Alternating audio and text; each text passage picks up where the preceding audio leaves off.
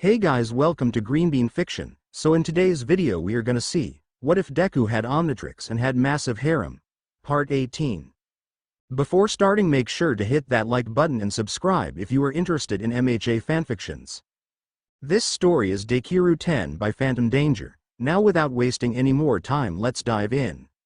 The restaurant fell silent, patrons stunned by Bakugo's sudden outburst. Then, murmurs spread like wildfire, with customers whispering among themselves. "What's gotten into explosive boy?" Setsuna asked, confusion etched on her face. "Shroom, he was really scary," Kaneko added, her voice trembling as she shook slightly. Aizawa swiftly excused himself, his expression hinting that he'd go after Bakugo. As he closed the door behind him, a heavy sigh escaped his lips. "Why does Bakugo always try to pick a fight with Dekiru?" Ochako asked, concern etched on her face. Kyoka turned to Izuku, noticing his shaken state. "Hey, Green, are you okay?" Izuku stuttered, his head bowed. "Why yeah, I'm okay." He quickly stood up, his expression hidden. Sorry, I need some air." Momo, Kyoka, Ochako, Itsuka, and Yui exchanged worried glances as Izuku stepped out. "Is he alright?" Ochako whispered, following him with the others. Outside, they found Izuku shaking, his eyes still cast downward. Yui approached him discreetly, gently lifting his chin to examine his face. To her surprise, Izuku's eyes shone wide with excitement, and a proud grin spread across his face. He clutched his chest. "Dekiru, are you okay? You seem happy," Ochako asked, tilting her head slightly, her brow furrowed with concern. Izuku's grin faltered, and he looked down, scratching the back of his head. Sorry, did I worry you guys?" Yui nodded solemnly, her eyes locked on Izuku's. "I was worried you'd fight Bakugo. He seems unhinged, and I don't like it when you two clash." Izuku's curiosity piqued, he leaned forward, his eyes narrowing. Why?" Yui's voice dropped to a whisper, her hands clasped together. "It feels like there's a lot of pain and resentment when you fight him. During the sports festival, you looked like you were in pain. Before, during, and after the fight." She paused, her gaze intense. "I don't like seeing you hurt." The group's eyes widened in surprise, Momo's hand flying to her mouth. "Yui." Izuku's voice trailed off, his eyes darting to the side. He shook his head, his bangs swaying. "And no, I'm not going to fight him." Izuku's shoulders relaxed, and a small smile returned to his lips. "I guess it was just nice standing up to him." The others exchanged skeptical glances, Itsuka raising an eyebrow. "Izuku, you always stand up to him, though," Yui pointed out, her head cocked to the side. Momo said, "Yeah, you haven't had a problem with that lately." "And no, not like that," Izuku said, chuckling as he gazed at his hands. It felt good telling him, no. He looked up, a reflective expression on his face. "Looking back, if I'm honest with myself, I was kind of a doormat." The others exchanged concerned glances. "Don't say that, Dekiru," Ochako urged. Kyoka nodded in agreement. "Yeah, don't put yourself down." Izuku shook his head. "It's true, though. I constantly tried to justify Bakugo's actions and kept my feelings about him bottled up." He paused, collecting his thoughts. "The old me would have probably followed him without question. I admired him, put him on a pedestal. His quirk was amazing, but I ignored, or didn't want to admit, the bad stuff about him." Izuku's eyes dropped, his voice softening. "Even at Ua, after the battle trial, I was going to cheer him up and explain that I wasn't hiding my quirk. I made excuses for his behavior. I still think he'll be an amazing hero, but I don't want to pretend like I own him any." The girls listened intently, their faces etched with concern. "But now, I feel like I'm not the same Deku from before," Izuku said, his voice filled with pride. "I feel like I'm actually changing."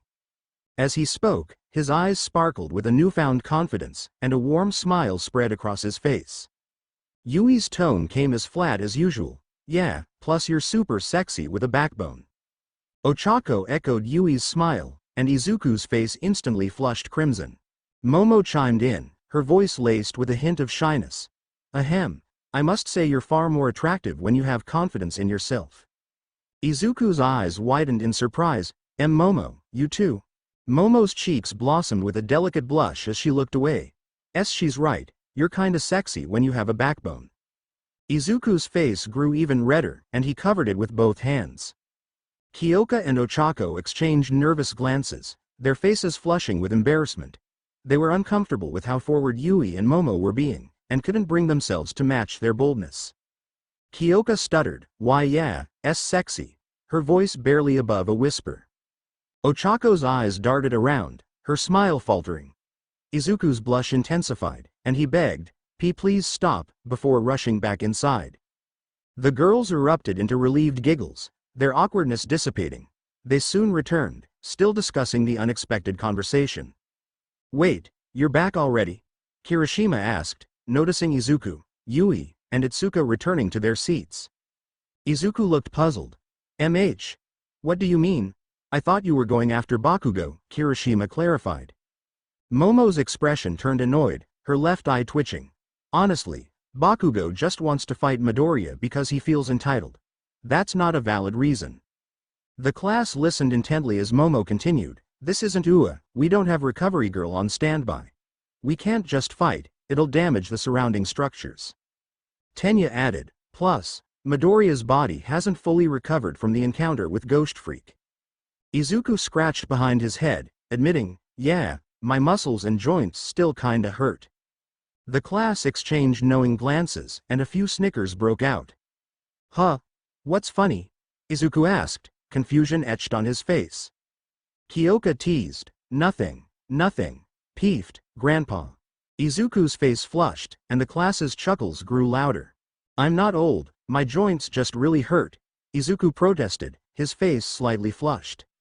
Setsuna teased, Grandpa's getting a little cranky." Izuku's blush deepened. Shut up," he said, laughing along with the others. Pony stifled her giggles and asked, "But seriously, what's Bakugo's problem anyway?" Zero replied, "He's been like this since the teachers benched him for 2 weeks." Kaminari added, "We were hoping you'd talk to him, Midoriya. You two are childhood friends, after all." Kirishima chimed in, "I tried talking to him, but he told me to fuck off. Mr. Aizawa went to talk to him, though." Setsuna asked, "What's his issue? I mean, I get being upset about being benched, but he acts like he's never been told no or expects special treatment." Izuku explained, "Well, because he hasn't. His flashy quirk made the teachers pretty lenient with him." Setsuna nodded thoughtfully. "I understand. People rarely told me I was wrong when I was younger. My parents had to knock some sense into me, especially during my rebellious phase." Izuku's curiosity was piqued. "Really?" Setsuna hesitated before sharing, "Yeah. I wasn't exactly the best student. That's why I'm at UA, to make up for past mistakes." Kaminari nodded in agreement. "I get it. With my quirk, people had trouble saying no to me. I think that's why some girls were into me." Momo added, "Most of my teachers rarely disagreed with me, but my parents kept me grounded during homeschooling. It was surreal when people started fawning over me." "Wait, you were homeschooled?" Kyoka asked, curiosity sparking in her voice. Momo nodded. "Yes, I was homeschooled during my elementary years. While I appreciate the personalized education, transitioning to middle school was a challenge." Ochako leaned in, interested. "Oh, really? How come?" Momo hesitated, her eyes fluttering closed before responding. "To be honest, my upbringing made me naive, gullible, even." Kyoka and Ochako exchanged knowing glances, sensing the vulnerability behind Momo's words. Momo continued, her voice tinged with introspection. "As a member of a high-class family, I was often targeted by those seeking to exploit our influence and wealth. Looking back, I realized they weren't genuine friends." Ochako and Kyoka's eyes welled up with tears, their faces filled with empathy. "Yao Momo!" they exclaimed in unison, embracing Momo tightly. Momo's surprise gave way to a warm smile as she hugged them back. Ochako whispered, "You know we're friends because of who you are, not your family's wealth." Kyoka added, "Yeah, pink cheeks, we don't care about your background. You're one of us." Momo's smile deepened, her eyes shining with gratitude. Izuku gave a small smile. Izuku took a bite of his beef, lost in thought. I guess no. Bakugo isn't the only one who received special treatment because of their quirk. He glanced at Momo, his mind wandering. I'm relieved none of them turned out as arrogant and egotistical as Bakugo, though. A new thought crossed his mind, making his cheeks flush. I hope Momo doesn't think I'm only friends with her because of her wealth or status. I want her to know I genuinely care for her as a person. She's amazing, so smart, and how she gushes over tea is so cute. Izuku's face grew hotter as he struggled to articulate his feelings. I mean, I like her. But as a friend, of course. No, wait, it's more than that. I guess. We've kissed twice, after all. His blush deepened, and he hastily covered his face with both hands. I mean, Momo Yaoyorozu. And I. We've shared moments, and I don't know what to make of it. Izuku's gaze shifted to Itsuka, who was enthusiastically chatting with Pony. His thoughts drifted, and his face ignited with a deep blush. Itsuka, too. We've shared moments. And kisses. The memory made him chuckle nervously. Hey. His expression transformed into one of blissful wonder. I've kissed two incredible girls, beautiful, strong, smart, and cute twice. Me. Izuku Midoriya. His heart raced at the thought. However, a wave of frustration and self-doubt washed over him. What's wrong with me? I shouldn't be kissing multiple girls. My friends will think I'm like Mineta, taking advantage of everyone's feelings. Disgust crept onto his face, but as he recalled both Momo's and Itsuka's confessions and kisses, his heart swelled. But, knowing they feel that way about me is nice. His cheeks retained their rosy hue as he scratched his cheek, lost in thought. The warm glow of the setting sun had faded, and the students of classes 1A and 1B gathered at the resort's sauna facility. With full bellies, they were eager to unwind. Man, I'm dying to relax my sore muscles, Mina Ishido said, stretching her arms. Tenya Iida reminded them, don't forget, we have a packed itinerary tomorrow. Make sure to get a good night's sleep and be up by 8:30 for the tour. Ishido playfully waved him off. Yeah, Mr. Stick in the Mud. Tenya pushed up his glasses, unfazed. All right, men, let's get change. Inside the changing room, Izuku began to undress, his gaze scanning the room. He caught sight of Shoto Todoroki and noticed the massive burn scar on his left side. Izuku looked down before memories of Ghost Freak possessing Todoroki crept in his mind. How the flames burned intently, he could still recall Todoroki flesh slowly burning. Shoto noticed Izuku's gaze and approached him. Don't blame yourself, he said. Huh? Izuku asked, confusion etched on his face. Shoto clarified, you have that look, like you're shouldering the responsibility. It's just a scar, don't worry about it. Izuku looked down, embarrassed and guilty. Why yeah, sorry. I know people usually don't like scars, and well. Eijiro Kirishima chimed in. Hey, don't feel bad. We've all got gnarly scars. He revealed his own scarred arms, which made Izuku's eyes widen. Glancing around, Izuku saw his classmates bearing similar scars. Ojiro's tail and arms had several, while Sato's arms displayed a few. Shoji stepped forward, his voice filled with conviction. Don't blame yourself for the scars we bear, Midoriya. See them as a bond we share, a reminder that we've faced the same struggles together. Izuku's eyes welled up with tears, but he shook off the emotion. Why yeah, he shouted. Tenya exclaimed, our scars are a testament to heroism. Kirishima echoed, only truly manly heroes have scars. The changing room erupted in laughter and agreement, the tension dissipating. Izuku with a mix of trepidation and caution at the Omnitrix. The scars of his friends quickly reminded him of the ordeal of Ghost Freak. I know the Omnitrix repaired or recalibrated so something like that wouldn't happen again, but it makes me a little worried about using the Omnitrix. What if another alien escapes and goes on a rampage? Izuku thought to himself, grabbing his towel and following the rest of the boys, most of the boys oblivious to Izuku's introspective. Tokiyami glanced at him, recognizing the look on his face before grabbing a towel. The sauna's warm mist enveloped the girls, wrapping them in a cocoon of relaxation. The air was thick with steam, infused with the soothing scents of lavender and eucalyptus. Najire's face glistened with perspiration as she leaned back, her eyes closed in bliss. Ah, this is heaven. Mina snuggled beside Toru, her expression serene. I know, right? This feels amazing. Setsuna settled in on the other end, her eyes drifting shut. Ochako gazed around the spacious sauna, surprised by its size. I've never been in a sauna this large before, it feels surreal. Pony, nestled in the misty steam, twitched her tail gently. I've never been in a sauna at all, but this is incredible. The girls' relaxed sighs and contented murmurs filled the air, their tension melting away in the warm, fragrant atmosphere. Kiniyoko let out a contented sigh. I feel like a mushroom releasing its spores. Shroom. Momo rested her chin on her finger, thoughtful. This sauna is comparable to the one back home. Ochako's eyes widened in awe. What is your life? Kyoka's voice barely escaped the misty steam. I never want to leave. The girls settled into a comfortable silence, enveloped by the soothing steam. Yanagi, sitting beside Nejire, noticed her scarred arms. Nejire-senpai, your scars. Yanagi's voice trailed off, concern etched on her face. Nejire turned, confusion written on her features, before gazing at her arms. Oh.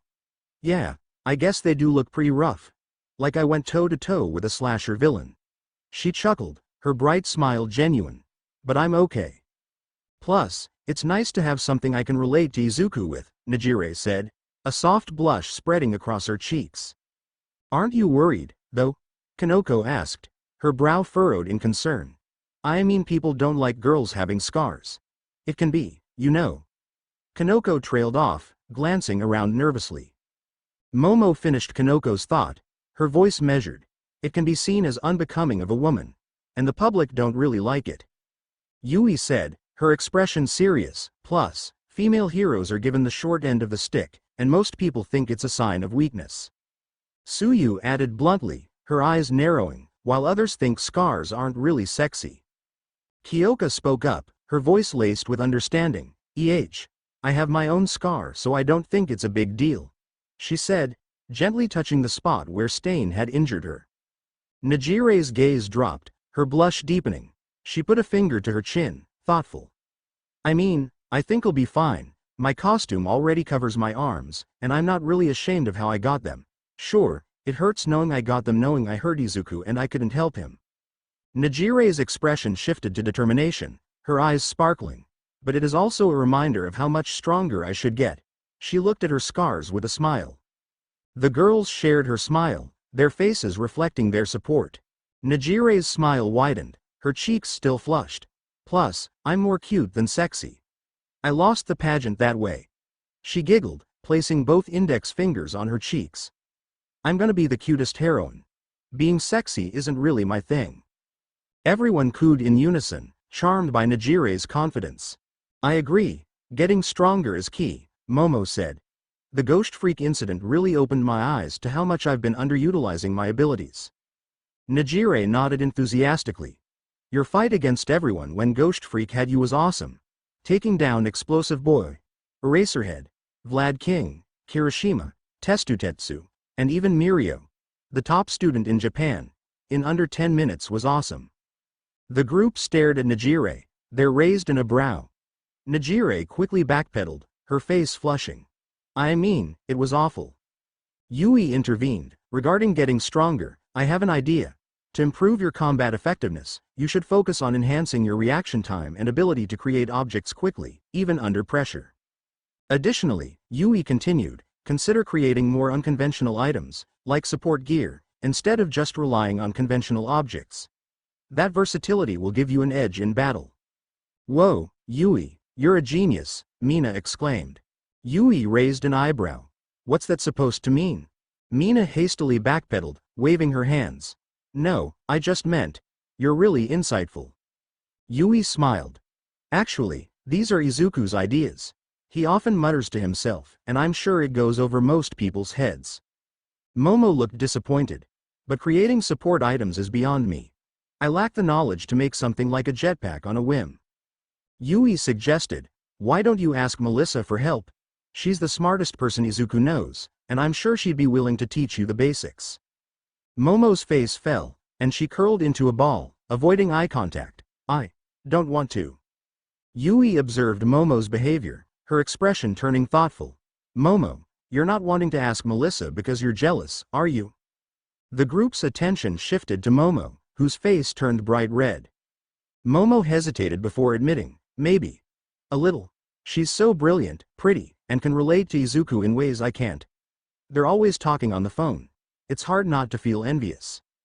Kyoka teased, Momo Yaoyorozu, jealous of someone intelligent? Who'd have thought? Momo's face grew even redder. Shut up. Yui pressed on, but you want to get stronger, right? Momo nodded. And Melissa's really smart, Yui continued. Momo nodded again. Then you'll ask Izuku for her number and ask for help? Yui asked. Momo grumbled, fine. Yes. After enjoying the sauna, everyone dressed in casual clothing, feeling refreshed and rejuvenated. That was incredibly relaxing, Ochako said, sporting a blissful smile. I completely agree, Itsuka replied. The heat really helped loosen my muscles. Suyu chimed in, and the herbal infusions were lovely. They smelled like lavender. She paused, adding, ribbit. The girls exited the changing rooms, joining the boys in the hallway. This week is starting off amazingly, Kaminari exclaimed. First, a 5-star course meal, and then an incredible sauna?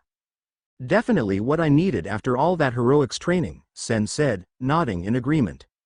I'm thinking of hitting the sauna again before bed, Sato added. Mina smiled. Looks like you boys had a great time. Kirishima chuckled. Yeah, it was super relaxing, in a totally manly way, of course.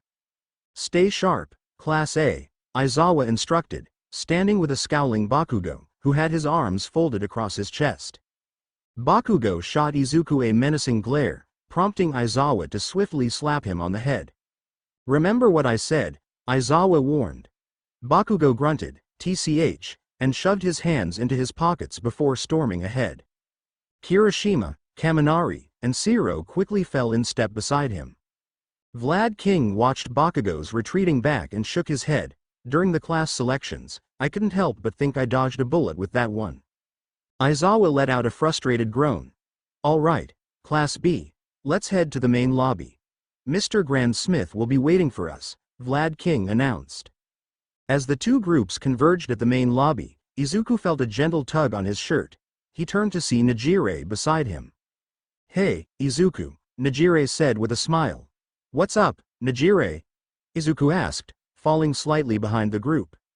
Why does that spiky blonde boy, Bakugo, seem to hate you so much? Nejire inquired, her curiosity evident. Izuku hesitated. Well, I'm not really sure, he just doesn't like me, I guess. And when I got my quirk, it only seemed to make things worse. Nejire pouted, folding her arms. That's no fun. If he gives you any more trouble, just call me. Thanks, but I can take care of myself, Izuku replied. Nejire playfully sent a series of light punches his way. Yeah, but I'm your senpai. You're supposed to come to me if someone's giving you problems. Just then, Mirio called out, Hey, you two are falling behind. Nejire and Izuku quickly caught up with the group, and together they arrived at the lobby where Donovan awaited. With a flair for drama, Donovan welcomed them. Welcome, everyone. I hope you thoroughly enjoyed our rejuvenating saunas. It was really relaxing, Ochako chimed in. Delighted, Donovan smiled. I'm thrilled you enjoyed yourselves. Now, follow me, and I'll show you around our fantastic facilities. Donovan gestured for the group to follow him. I'm sure you've all read the brochure, but trust me, it doesn't do justice to what we have here. First, let me introduce you to our crown jewel, the Aqua Oasis Water Park. Aqua Oasis was a breathtaking water park that seemed to transport visitors to a tropical paradise.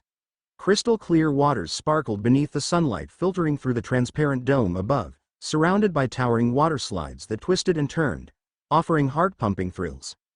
A lazy river wound its way through the park, providing a relaxing escape alongside a wave pool generating gentle swells perfect for swimmers of all skill levels. Private cabanas and lounge areas offered luxurious relaxation spots, while water features like geysers and fountains added visual drama. Exotic plants and flowers surrounded the park, completing the oasis atmosphere. Whoa! The group exclaimed in unison. Whoa! This water park is insane! Kaminari shouted, eyes wide with excitement. Ochako's eyes scanned the numerous attractions. So many rides. I don't know where to start. Izuku gazed up at the towering slides. It's so massive. I've never seen anything like it. Mineta chimed in with a mischievous grin. Hee, that's what she said. However, his amusement was short-lived, as Kyoka swiftly jabbed her jack-shaped weapon into his ear. Mineta shrieked, "Gah!" before collapsing to the ground, foaming at the mouth. Kyoka stepped over him, joining Izuku. Now, this is a water park. The massive water coaster is a must-try. Izuku nodded. Yeah, though the water slide looks really high, both terrifying and exciting. Donovan interrupted the awestruck moment. Come on, let's move along. We have more to see. The group quickly fell in step behind Donovan, eager to explore the rest of the facilities. The next stop left everyone awestruck. Welcome to Euphoria, our most popular entertainment complex, Donovan announced. From the second-floor balcony, they gazed out at the sprawling complex. As you can see, Euphoria features an impressive arcade, a game room with classic consoles, VR experiences, and our crown jewel, experimental laser tag, Donovan explained. Experimental? Izuku asked, intrigued. Donovan nodded. Yes, since quirk laws are restrictive in Japan, we designed this laser tag to accommodate quirk users. Test your skills on the battlefield. Izuku's eyes sparkled as he took in the 20,000 square feet laser tag room. Wow, that's huge, Momo breathed.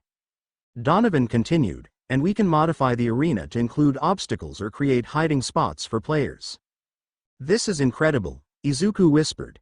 Designed to accommodate over 40 players, our laser tag is quirk-friendly, with reinforced materials and safety features ensuring maximum fun without damage, Donovan assured.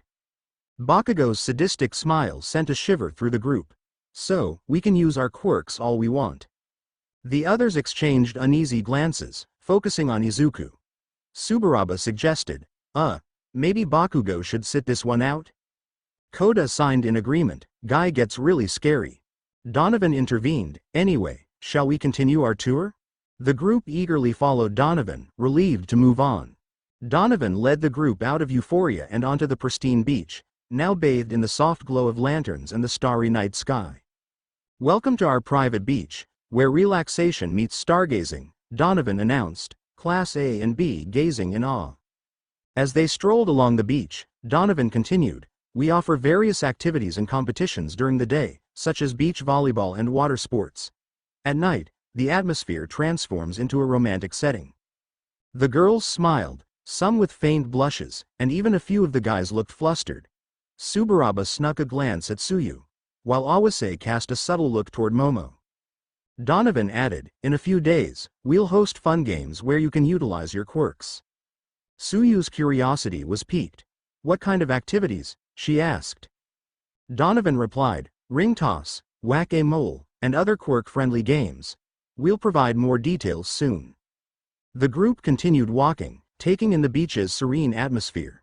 They followed Donovan to an elevator, which led to a vast, open airspace. Welcome to Skywalker, our premier flying facility, Donovan announced, gesturing to the aerial obstacles course and practice area. Before them stretched a sprawling, dome-enclosed sky, filled with winding tunnels of varying altitudes, suspended platforms and hoops, aerodynamic challenges like wind turbines and air pockets, and a designated free flight zone for unstructured practice. Najire's eyes sparkled. Amazing! Donovan beamed with pride. Here, those with flying abilities can soar freely, always have the high ground. Izuku and Todoroki chuckled at Donovan's dramatic flair. Ah, men of culture, I see, Donovan said with a smile. The Skywalker facility was designed to accommodate various flying styles, providing an unparalleled environment for quirk users to hone their skills. Donovan continued, now, one of our highest attractions is the flying competition, held within this very facility. The elevator doors opened, and the classes stepped out into the resort's luxurious lobby. Donovan smiled. That concludes the tour. I hope you enjoy your stay at our resort. The students responded in unison. Thank you, Midnight, the school's counselor, spoke up. Now, I assume you've all brought your swimsuits? Some girls exchanged sheepish glances, scratching their heads. Mina chuckled. I might have forgotten mine. Abara folded her arms, sending a stern glance at Mineta and Kaminari. I refuse to indulge in such immodesty. I won't feed certain people's lustful tendencies. Kyoka whispered, barely audible, I don't really have a swimsuit. Her inner thoughts echoed, plus, I've never felt confident in swimsuits, so I never bothered buying one. Other girls began sharing their situations. Toru mentioned, I have one, but I want a new one. Ochako added, me too. Mine's getting old. Itsuka chimed in, I've been eyeing that new swimwear shop in the resort. Someone stole my bikini, Yui announced, her tone flat as usual. Immediately, accusatory glares fell upon Mineta, who recoiled in alarm. And no, I didn't. I swear, he stammered. Yui's expression remained unchanged. Oh, it wasn't him. I think my mom said it was some of my middle school classmates. Izuku's confusion deepened. Really? Why would they steal your bikini? Yui shrugged, tapping her chin thoughtfully. I don't know. They also took some of my panties and bras. Izuku's eyes widened in shock. They did what? Mina's face flushed with indignation. Those creeps. Yui remained nonchalant.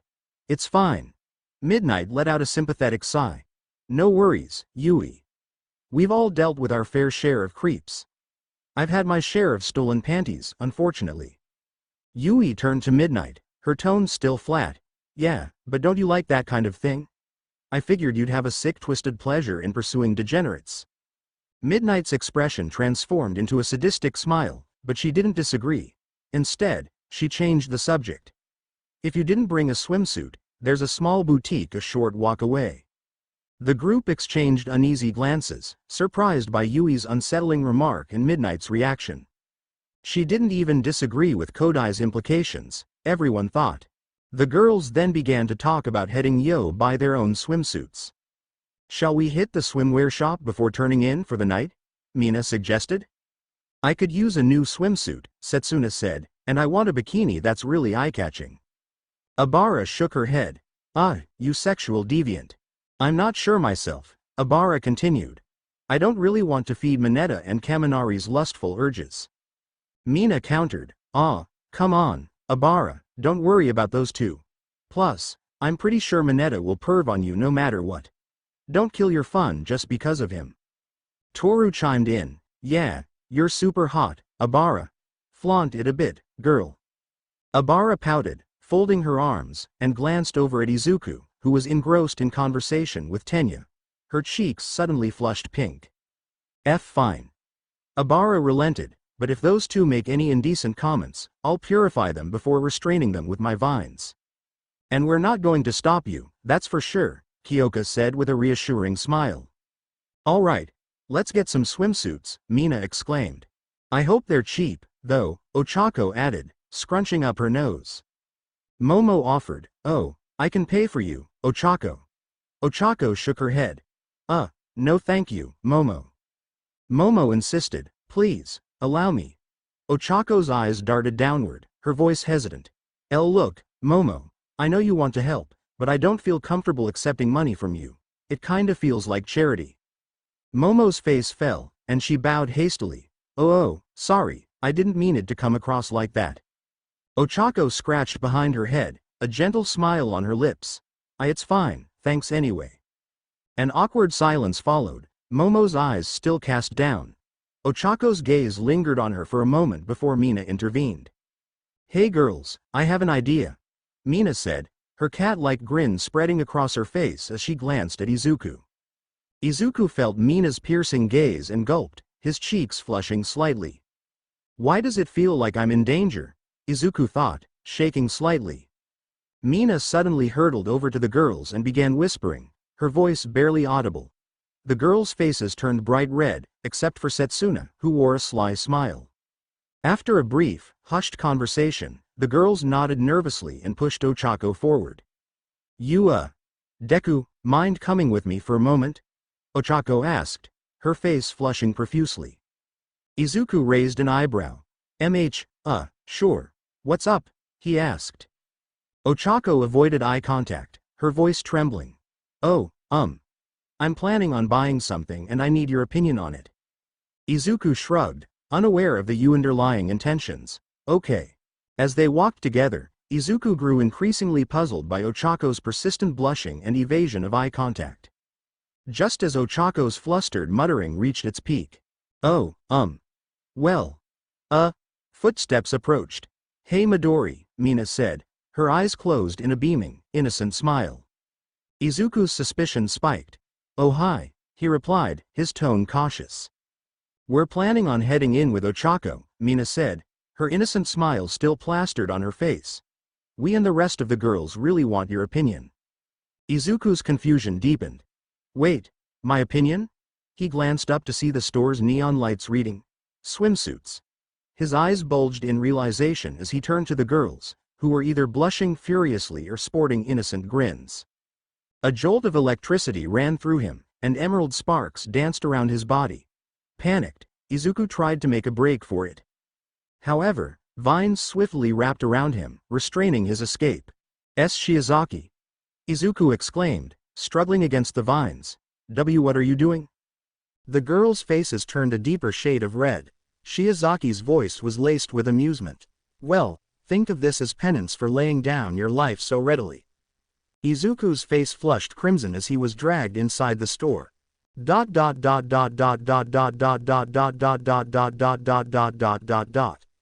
Breaking news. Heroic scandal rocks Kobayashi City. Here is the rewritten breaking news script. Erika Matsumoto, a woman with reddish-brown hair and brown eyes, stood confidently before a large screen displaying shocking images of Seijuku Gakuen Academy, now a magma-buried ruin. Her claw-like hands grasped the podium. Good evening, I'm Erika Matsumoto, and welcome to tonight's special report, she began. Tonight, we revisit the shocking scandal that has left Kobayashi City reeling. Weeks after the explosive expose, the nation remains stunned. Izuku Midoriya, also known as Dekiru 10, had been on an internship with Maruko, the number 7 ranked pro hero, and Ryoko, the number 10 ranked hero. Together, they uncovered the horrific truth behind Seijuku Gakuen Academy's walls. Erika gestured to the screen, where images displayed Izuku activating the Omnitrix at the UA Sports Festival, alongside photos of Maruko and Ryoko apprehending villains. The investigation revealed shocking evidence of systemic abuse, corruption, and cover-ups within the institution, Erika continued. The screen shifted to images of students with blurred faces, revealing only their bruises, scars, and suffering. These haunting images testify to the unimaginable pain and trauma endured by students with weaker quirks, Erika said, her voice somber. This scandal has raised disturbing questions about the integrity of our heroes, Erika continued. Pro-heroes tasked with protecting Kobayashi City, where Seijuku Gakuen Academy is located, were allegedly bribed to ignore the abuse. The screen cut to footage of protesters marching through Kobayashi City's streets, holding signs that read, "Fake heroes. Justice for Gakuen victims. Heroes in name only." Stain was right. One protester's chant stood out. "You're all just fake heroes." Erika's voiceover continued, the public's outrage has given credence to the hero killer's message. If heroes can be easily bribed to turn a blind eye to child abuse, torture, and exploitation, does our society need a complete overhaul? Citizens are taking action, targeting hero agencies within Kobayashi City. Vandalism and protests have become a daily occurrence, Erika reported. The screen displayed images of vandalized hero agencies, including a graffiti-covered facade reading, "Fake Heroes," in bold letters. Shattered windows of various pro-hero agencies and a defaced billboard with, "Stop being heroes," scrawled across it were also shown. Other images revealed spray-painted messages on agency doors, such as, "Protect kids, not your egos," and a burned-out hero agency office, with protesters chanting in the background. Erika's voiceover continued, some agencies have been forced to close temporarily due to damage and intimidation. Pro-heroes are facing backlash, with some being confronted by angry citizens. Protesters were seen harassing pro-heroes on the streets, shouting slogans and holding signs reading, "Accountability now" and "Heroes number more." Some have outright demanded they surrender their licenses and hang up their capes, Erika reported. The camera panned to a lone hero standing on a rooftop, watching the news unfold on a nearby screen. The hero's cape fluttered in the wind, a symbol of a profession now tarnished by scandal. He crushed his beer can in frustration, then hurled it over the rooftop edge. The building he stood on was a vandalized hero agency, its walls scarred by graffiti and shattered windows. The hero's sleek, dark blue and silver costumes seemed ironic amidst the destruction. Scale-like armor plating adorned his suit, and his cape featured a majestic dragon emblem. "Damn it, Guro, how could you get caught?" he shouted, his anger echoing across the rooftops. On a giant screen nearby, images of Izuku Midoriya fighting Todoroki in the sports festival flashed by. The hero's gaze fell upon the smiling faces of the two young heroes. "That little Ua brat ruined everything," he seethed. "My life savings, gone on lawyers. Now I'm barely tolerated as a hero. The media and public are breathing down my neck." He downed an entire beer in one gulp, then hurled the can at the ground. "I've lost everything. My money, dignity, the people's trust. I can't even get McDonald's to sponsor me." His voice cracked, desperation and rage mingling. The hero's eyes blazed with fury and despair, his dragon-emblazoned cape fluttering in the wind, a symbol of a fallen idol.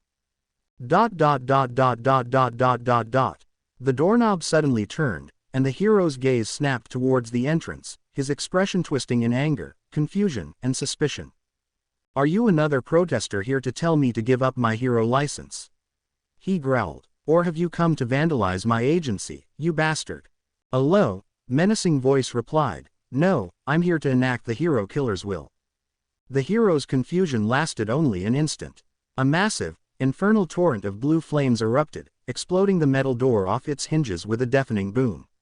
The blast sent the door flying across the rooftop, its steel surface warped and melted. The flames raged with unrelenting ferocity, their intense heat distorting the air. Waves of blistering warmth washed over the hero, forcing him to shield his face. The temperature soared, making the night air feel like a furnace.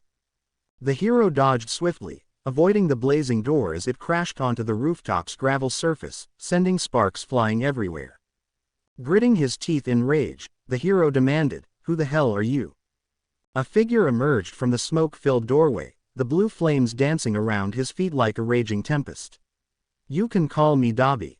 Dabi's tall, slender frame was imposing, his spiky black hair and piercing blue eyes a stark contrast to the gruesome scars covering his body.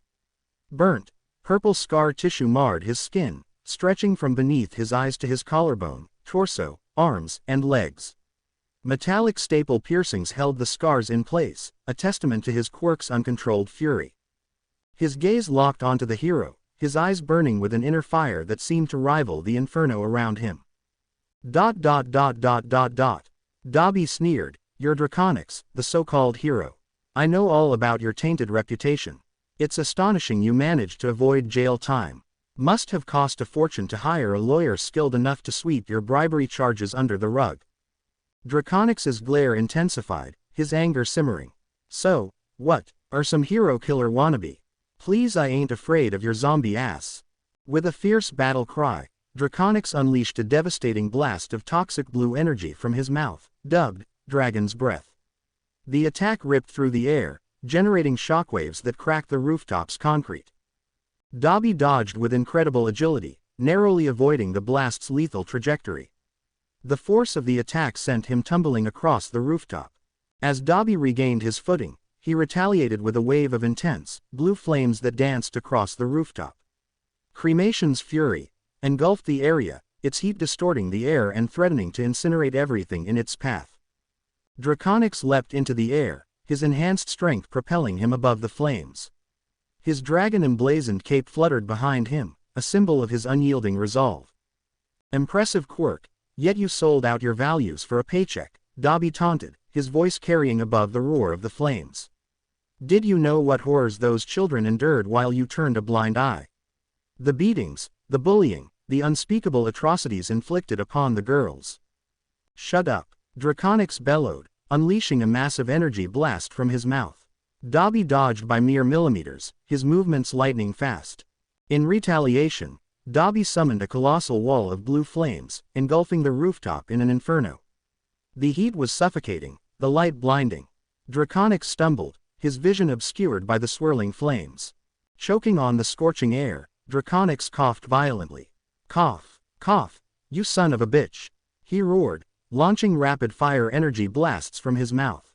Dabi reappeared behind him, unfazed by the barrage. "Meh, I think he's more of a bastard," he quipped, grasping Draconix's head with an iron grip. The hero's eyes widened in terror as Dabi's hand began to sear with intense heat. "And no, please don't. I'll pay. Why you're looking to do the hero killer's work? I got some pretty good dirt on a few pros." Draconix begged, his voice cracking. Dabi's expression twisted into a gruesome smile. "Wow, a hero begging for mercy while throwing your own heroes under the bus. Man, at least the others have killed didn't go out like such a coward." With a sadistic laugh, Dabi's hand erupted into blue flames, engulfing Draconix's head. The hero's screams were drowned out by the crackling inferno as his skin burned alive, charring and blistering. Draconix's body convulsed wildly, his limbs flailing in desperation. His eyes melted, their sockets charring black. The stench of burned flesh filled the air, a gruesome testament to Dabi's ruthless brutality. The flames consumed Draconix's face, erasing his features. His cries were reduced to anguished, gurgling sounds, his pleas for mercy silenced forever. Considering the number of bodies of incinerate, this should definitely catch the League's attention," Dabi said, cupping his chin as he burned Draconix alive.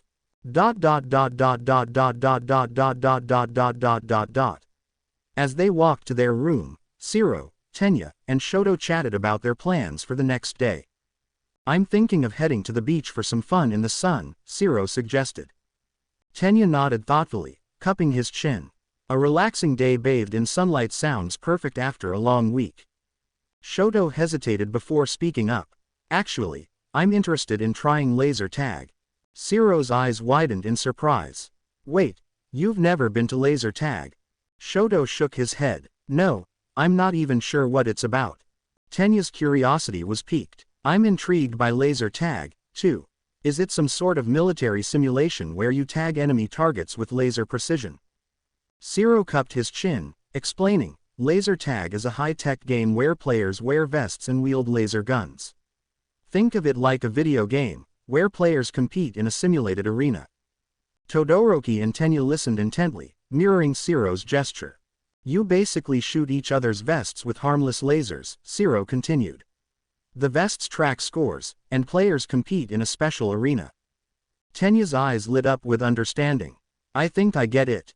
It's like paintball, but without the paint." Shiro nodded. "Exactly." Todoroki raised an eyebrow. "You know paintball, but not laser tag." Tenya's expression turned nostalgic. "My brother introduced me to paintball when I was younger. We played against his friend." "Really?" Tenya chuckled. "But his friend was nearly impossible to hit, crawling on all fours, sliding on the floor and walls. But Popstep took him down in the end," Tenya said gloomily. Wait, you met Popstep?" Shiro exclaimed, his voice filled with shock. Tenya held up a calming hand. "Why yeah, it was a charity event. Please keep it down. There are people sleeping." Shiro's apology was hasty. Right, sorry." As they approached their room, a commotion caught their attention. It sounded like someone was being dragged. "Honestly, Mina, you took it too far." Ochako's voice echoed from inside. Mina giggled mischievously. PFF'd. "Yeah, but you can't deny how adorable his flustered face was the whole time." Ochako's voice rose in exasperation. That's not the point. He's lost a lot of blood." The boys rushed over to find Izuku slung over Mina and Ochako's shoulders, his nose stuffed with tissues, his eyes rolled back, and his face beet red. Midoriya, what happened to him?" Tenya shouted, alarm etched on his face. Mina's expression turned guilty, her face flushing lilac. Well, we wanted his opinion on our swimsuits, and, well, by the time we were done, he ended up passing out from blood loss." "He passed out from overstimulation?" Todoroki asked. Essentially, yeah," Ochako said, scratching behind her head sheepishly. Izuku's limp form hung between the two girls, his blush deepening, despite his obvious state of distress. Shiro's gaze lingered on Izuku, his expression transforming into a mixture of shock and envy. "Wait, Midoriya saw all the girls in bikinis. This lucky bastard." Ochako smiled wearily. "Mind putting him to bed?" Tenya nodded, carefully lifting his unconscious friend. "I'll make sure he gets to sleep." As Tenya carried Izuku, The latter's slurred words sent Ciro's jealousy soaring. B bikinis. B boobs. L legs. B butts. Izuku mumbled. What did I do in a past life to deserve this? Izuku whispered, still dazed. Ciro grumbled under his breath, must have saved the world from some kind of demon lord. Tenya opened the door to their room and gently placed Izuku on his bed. The sunlit resort restaurant buzzed with lively chatter as Class 1A and B students gathered for breakfast. Izuku sat with Tenya, Todoroki, and Ciro, enjoying their morning meal together. Izuku savored his tamagoyaki, nodding in approval. This is so good. Todoroki slurped his cold soba noodles, his eyes closed in appreciation. Tenya sipped his orange juice, pairing it with a hearty beef stew. Ciro devoured his pancakes, syrup dripping from his fork. Nearby, Ochako shared a table with Tsuyu, Mina, and Toru. Ochako squealed with delight, biting into her fluffy pancakes. So good, her fruit bowl and juice accompanied her breakfast. Tsuyu nibbled on assorted breakfast pastries, croissants, danishes, and more. Mina chimed in, I know, right? This resort's breakfast is amazing. Her colorful plate reflected her love for vibrant food. Toru smiled quietly, enjoying her yogurt parfait. As they mingled, laughter and conversation filled the air, fostering a sense of camaraderie among the students. Kirishima's eyes widened in awe. Whoa, Tamaki, you're totally devouring that meal. Tamaki, surrounded by stacks of empty plates, felt the weight of everyone's gaze.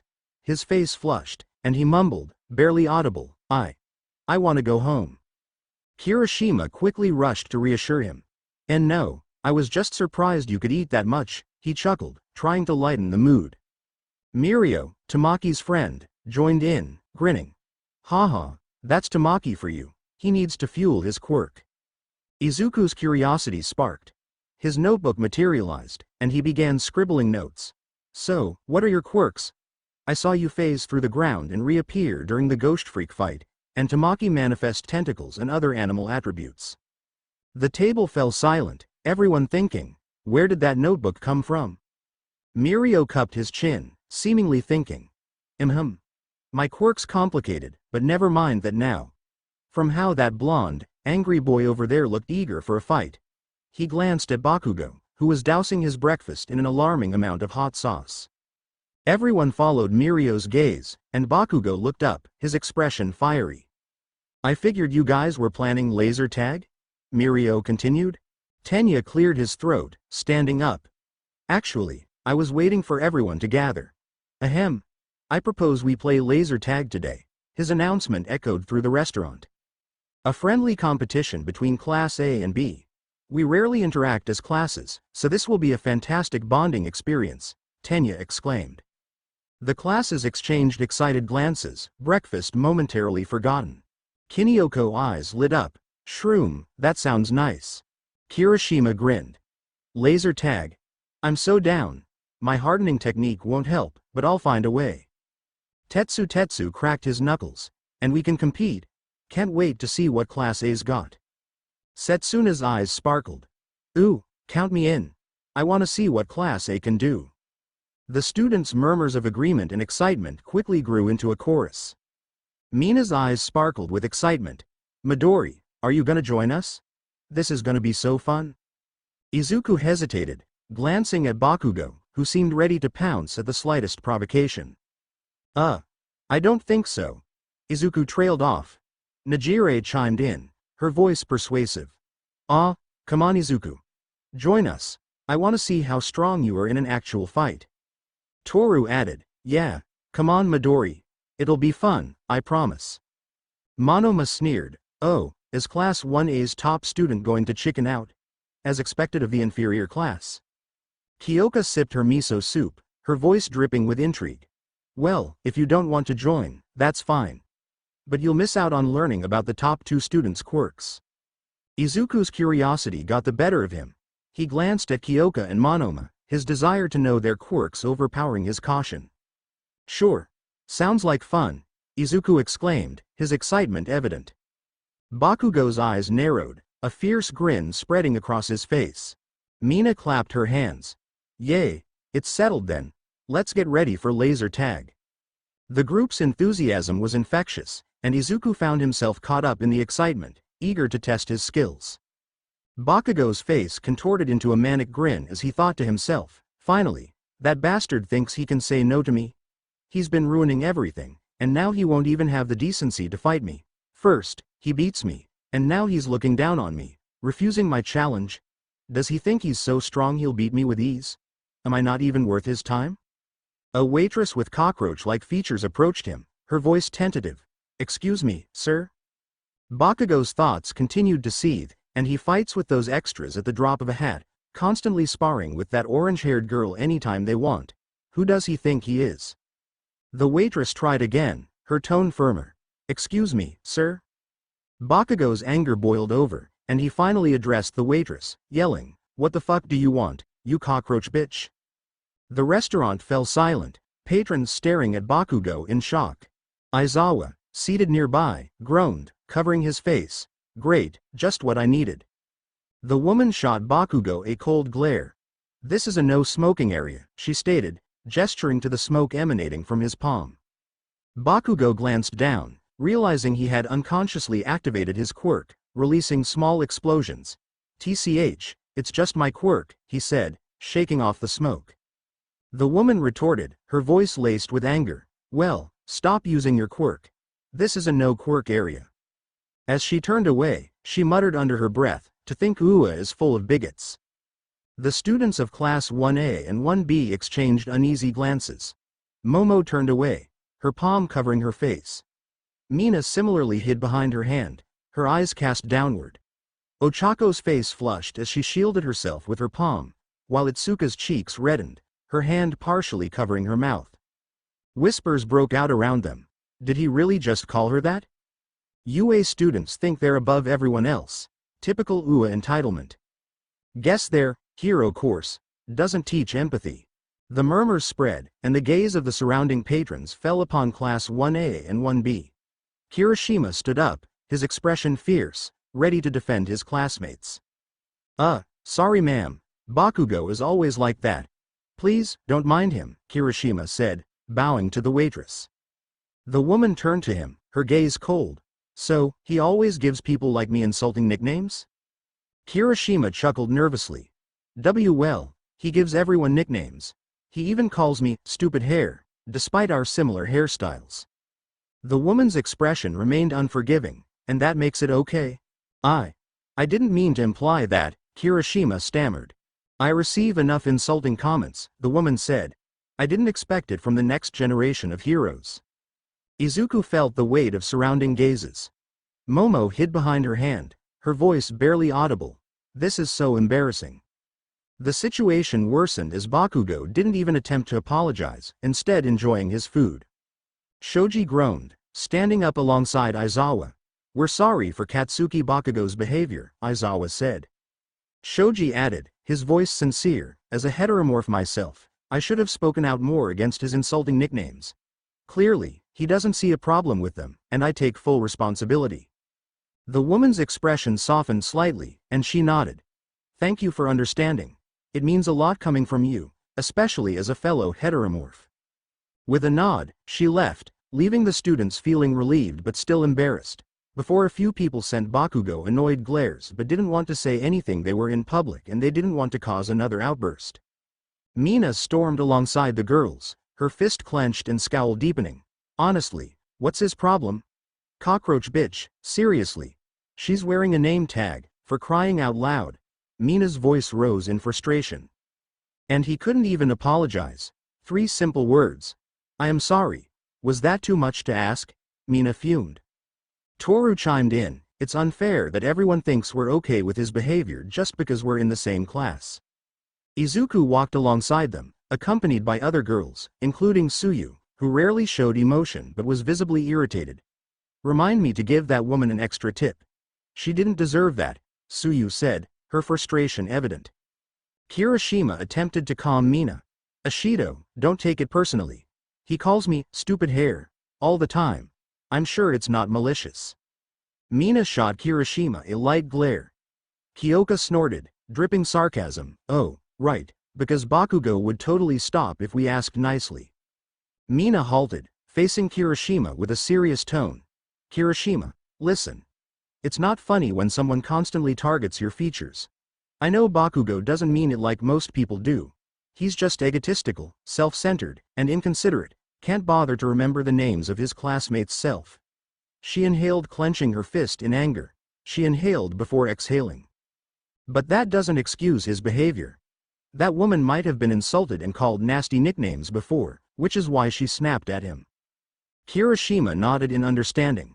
I don't like being called raccoon eyes. I don't like it when he calls Sue, frog face, or frog bitch. It's demeaning. Hell, I barely can stand it when he calls Midori Deku. It just rubs me the wrong way. Okay. I know he's your friend, but I don't like it, Mina said. Izuku looked down before seeing where the destination had been reached. Hey Mina, Izuku called out before gesturing to laser tag. How about you get your revenge in laser tag? I'm sure beating him will be the worst thing for him. Mina smiled. Sure, though after I'm done with him, I'll have to take you down. I mean you can try, but I'll end up beating you anyways. Izuku said, trying to show a little confidence and pride. Mina went agape before smirking. Oh, I can't let that comment slide. I'm so going to beat you. Izuku's face turned red. Go ahead, give it your best, won't change the outcome though. Izuku said. This made the girls giggle, seeing how the boy was trying to display some confidence.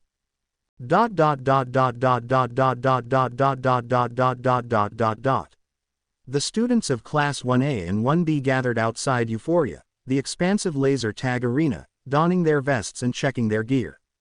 Aizawa, Midnight, and Vlad King stood by the entrance, observing the excited students. Zero raised an eyebrow. What are the teachers doing here? Kyoka chimed in. I thought you wouldn't be babysitting us. She air quoted the phrase, smirking. Vlad King chuckled. We're not here to babysit. Aizawa believes one of his students will emerge victorious. Aizawa's flat tone remained unchanged. That's correct. My students will prove their skills. Unlike some instructors, he glanced at Vlad King, I don't coddle my students. Midnight, standing silently until now, added, we're here to ensure the competition remains fair and safe. Vlad King smirked. I told him someone must have spiked his coffee, because I'm confident one of my students will emerge victorious. Unlike some instructors, I actually support my students instead of leaving them to their own devices. Monoma's eyes gleamed with excitement. Thank you, Vlad King. Class 1B will crush 1A. Utterly humiliate them. It'll be hilarious. We'll win so decisively, everyone will know we're the best. Aoyama struck a pose, his voice dripping with confidence. My flair, our panache, will leave you breathless. Allow me to demonstrate my savoir-faire, and you'll be left in awe. Midnight intervened, his voice firm. Enough, Aoyama, and Monoma, no excessive boasting. This is a friendly battle royal, not a tournament for bragging rights. Vlad King chuckled. Let's keep things civil, students. Remember, sportsmanship matters. Midnight continued. The competition will consist of 20 teams of 2. To determine your partner, please select a number from the boxes. Vlad King gestured to the boxes, and the students began to draw numbers. As explained, if you draw the same number, that person will be your teammate for the duration of the game, Midnight clarified. Izuku drew his number and announced, 16. Toru's face lit up. I got 16 too. We're partners, Izuku. Others grumbled in annoyance at their own matchups. Midnight outlined the remaining rules. This battle royal will eliminate players after 3 hits. Once you're out, you cannot rejoin. Mina exclaimed, ah, cool. Midnight concluded, there are 2 ways to win. Be the last team standing or retrieve the Golden Grail. Mirio dramatically unveiled the Golden Grail, while Najire made enthusiastic holy sounds. The classes exchanged amused glances, sweating at the over-the-top presentation. Midnight cautioned, obviously, Bakugo, no excessive force. He gestured toward the spiky-haired student, who grumbled and turned away. You'll have free rein to use your quirks as freely as possible, Midnight continued. Everyone quickly get excited in finding their teammates. Midnight whispered in a hushed tone. Aizawa and Midnight exchanged concerned glances. Do you really think it's a good idea to let him fight? Midnight asked, her voice low. Bakugo's had it out for Midoriya since day one. Maybe we should pull him out and let him cool off. Midnight said. Aizawa gave a sigh. Yeah, but that'll only anger him, Aizawa replied. I've already warned him. If he steps out of line, his trip will be cut short. Besides, I trust Midoriya to handle himself as pretty clever. Aizawa's gaze swept the room, settling on the Class 1A and B students. They need to experience fighting the Big Three. The room buzzed with anticipation. Amajiki stood isolated, avoiding eye contact. Najire's eyes sparkled as she admired the Golden Grail. Mirio stretched, eager to begin. Bakugo's anger simmered just below the surface, while Izuku focused intently, ready to face the challenges ahead. The air was charged with tension as the students prepared for the battle royal. Vlad King announced, the Big Three will serve as guards, protecting those lucky enough to be among the few standing. Plus, we're all eager to gauge the class's overall strength. Mirio glanced at Izuku, who was intently aiming his laser gun, recalling their battle against Ghost Freak. Mirio thought to himself, smiling slightly, he's incredibly powerful, versatile, and a quick thinker, reminiscent of Sir Night-Eye. But I need to test him myself. Bakugo scowled at the Big Three, his voice dripping with disdain. Big Three, more like the big joke. I'll dethrone you and become the sole Big One. Najire and Mirio maintained their carefree smiles, unfazed by Bakugo's bold declaration. Hey, if we manage to take down one of you, do we get to claim your spot as part of the Big Three? Kirishima asked, his eyes sparkling with determination. Mirio stroked his chin thoughtfully. Actually, yes, if you can beat us, you'll earn the right to join the Big Three. Izuku's expression turned cautious. Guys, I don't know if that's a good idea. Najire's being trained by Yukio, and that's no small deal. We shouldn't underestimate them. He cocked his laser gun, the green glow illuminating his face. Plus, we didn't see their full strength during the possessed incident. They might be holding back, and things got too chaotic to gauge their true power. Despite his reservations, Izuku's eyes shone with excitement. But I'd be lying if I said I wasn't hyped. This is going to be intense. The other students grinned, their faces set with determination. Bakugo scoffed, TCH, and powered up his laser tag gun, the LED lights flashing red. Alright, let's get this battle started. Form up, teams, Aizawa said. Monoma flashed a mischievous grin. Hold on, let's make this more interesting. Izuku's curiosity piqued. What have you got in mind, Monoma? Whoever tags the treasure first gets their entire class priority access to the hot springs and sauna, Monoma announced, adjusting his laser tag vest. Itsuka raised an eyebrow. But some teams have mixed classes, Class A and B students together. Monoma shrugged nonchalantly. That's what makes it exciting. The first person to tag the treasure wins, just make sure your teammate doesn't beat you to it. The students exchanged eager glances, the stakes now higher. They checked their laser tag gear, ensuring everything was functioning properly. 1. Yui Kodai and Reiko Yanagi. 2. Momo Yayorozu and Itsuka Kendo. 3. Shoto Todoroki and Honda 04, Minoru Mineta and Denki Kaminari. 5. Katsuki Bakugo and Ejiru Kirishima 6. Yuga Aoyama and Hiraiyu Ren. 7. Koji Koda and Kojira Bando 8. Abara Shiozaki and Mezzo Shoji. 9. Nato Monoma and Kosei Subaraba 10. Kyoka Jiru and Setsuna Tokage. 11. Manga Fukudashi and Shitai Karioro 12. Masahiro Ojiro and Fumikage Tokiyami. 13. Mina Ishido and Pony Tsunotori 14. Rikido Sato and Kanoko Komori. 15. Nirengeki Shoda and Juzo Honanuki 16. Izuku Midoriya and Toru Hagakuri. 17. Tagaru Kamakiri and Testutetsu. 18. Ochako Uraraka and Suyu Asui. 19. Tenya Iida and Jiroda Shishida. 20. Yosetsu Awase and Sen Kaibra. As Class 1A and B proceeded through the dark hallway to the battle arena, Shiro whispered to Mineta and Kaminari, "Guys, I've got some intel." Mineta and Kaminari turned, intrigued, their laser guns at the ready. Tsuburaba walked alongside, curiosity etched on his face. "What's up?" Mineta asked. "Yesterday, Midoriya showed up at my room with a bloody nose and barely conscious," Shiro revealed. Kaminari shrugged. "Not exactly breaking news, dude." Shiro's grin hinted at more. "The interesting part is how he got that way. The girls dragged him to give his opinion on swimsuits." Mineta, Kaminari, and Tsuburaba's eyes widened in unison. "No way. He saw all the girls in." Kaminari trailed off, drooling. A murderous gaze settled on Izuku, who chatted obliviously with Toru. Midoriya, Mineta, Kaminari, and Tsuburaba shouted in unison. Izuku turned, meeting the trio's livid faces. "You bastard," Mineta exclaimed. "You saw all the girls in bikinis and didn't say a word?" Kaminari's eyes blazed. "Which one looked best? Spill the details, racks, ass, and skin." Tsuburaba's usually calm demeanor gave way to excitement. "We need to know, Midoriya." Izuku's eyes darted between the trio, sensing impending doom. Izuku's eyes widened as memories of the girls in bikinis flooded back, and his nose suddenly gushed blood like a geyser. He frantically covered his nose with his hand, while Momo swiftly handed him tissues. "I have no idea what you're talking about," Izuku stammered, blood flowing freely. Mineta, Kaminari, and Tsuburaba erupted in unison. "You bastard. You're gushing blood like a waterfall. Your innocent brain can't handle the memories."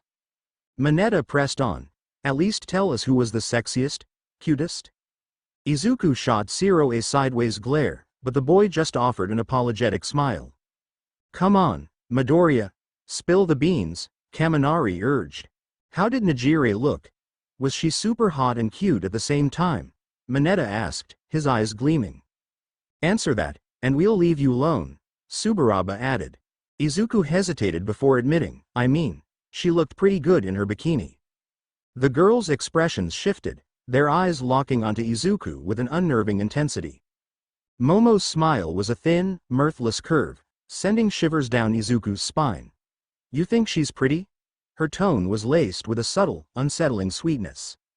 Izuku's gaze swept the room, meeting the girl's strained, sugary smile. The smile sent shivers down his spine, and he began to sweat nervously. Seeking support, Izuku turned to his male classmates, but they had wisely distanced themselves from the ordeal. "Well, you all look pretty," Izuku stammered, attempting to placate the girls. Momo's frustrated expression deepened, and she let out a disapproving HMPH before walking away. Kyoka and Mina raised skeptical eyebrows, unconvinced by Izuku's response. They turned their backs on him and departed. Yui's mask of frustration slipped, revealing her disappointment. She spun on her heel and quickened her pace, leaving Izuku bewildered. The rest of the girls, equally unsatisfied, followed suit. Toru remained, arms folded, tapping her foot impatiently. Her raised eyebrow conveyed her annoyance. Did I say something wrong?" Izuku asked, confusion etched on his face. Toru's face flushed as she turned her head away, mirroring Momo's earlier response. HMPH. Izuku sighed, "Aw, man." He trailed after Toru, who kept her head turned from him. Just then, Class 1A and 1B gathered before the steel garage door adorned with neon stripes, ready to begin their laser tag game. On the garage door, a message read, "Don't have Stormtrooper aim." Shoto raised an eyebrow. Why the Star Wars references? He wondered aloud. Actually, how old is he? Shoto pondered, curious about Donovan's age, considering Star Wars was an ancient relic of the past. Just then, Donovan's booming voice echoed through the area. "Welcome, Class 1A and 1B. Donovan continued, "Recently, there's been a surge in young students like yourselves aiming for the hero course. Though this arena is designed for thrill seekers, students not pursuing the hero course are welcome to join." Izuku's thoughts drifted to his friends back in Aldrea, all striving to enroll in the hero course. "I wonder if they made it in," he murmured to himself. Donovan's next words captivated Izuku's attention. "The arena's landscape will shift instantly, thanks to Validus Tech's cutting-edge nanotech adaptability. Izuku's eyes widened, his heart racing. His cheeks flushed rosy red as he gazed at the monitor. V Validus? Izuku whispered, his voice barely audible. Kyoka noticed Izuku's rapid heartbeat and turned to him with a perplexed expression. Donovan's voice continued, currently, we have 3 terrains. The first, the urban jungle. A monitor flickered to life, displaying a bird's-eye view of the urban jungle's labyrinthine alleys and abandoned skyscrapers. Whoa, cool. The classes exclaimed in unison, eyes shimmering with excitement. Koji's gaze locked onto the market alleyways. Perfect for close-range fighters like me. Tenya nodded thoughtfully, stroking his chin. The city square is ideal for long-range quirk users. Donovan announced, next up, we have Forest Frenzy. The terrain transformed into a densely foliaged forest, mesmerizing the students. Amazing, Momo whispered.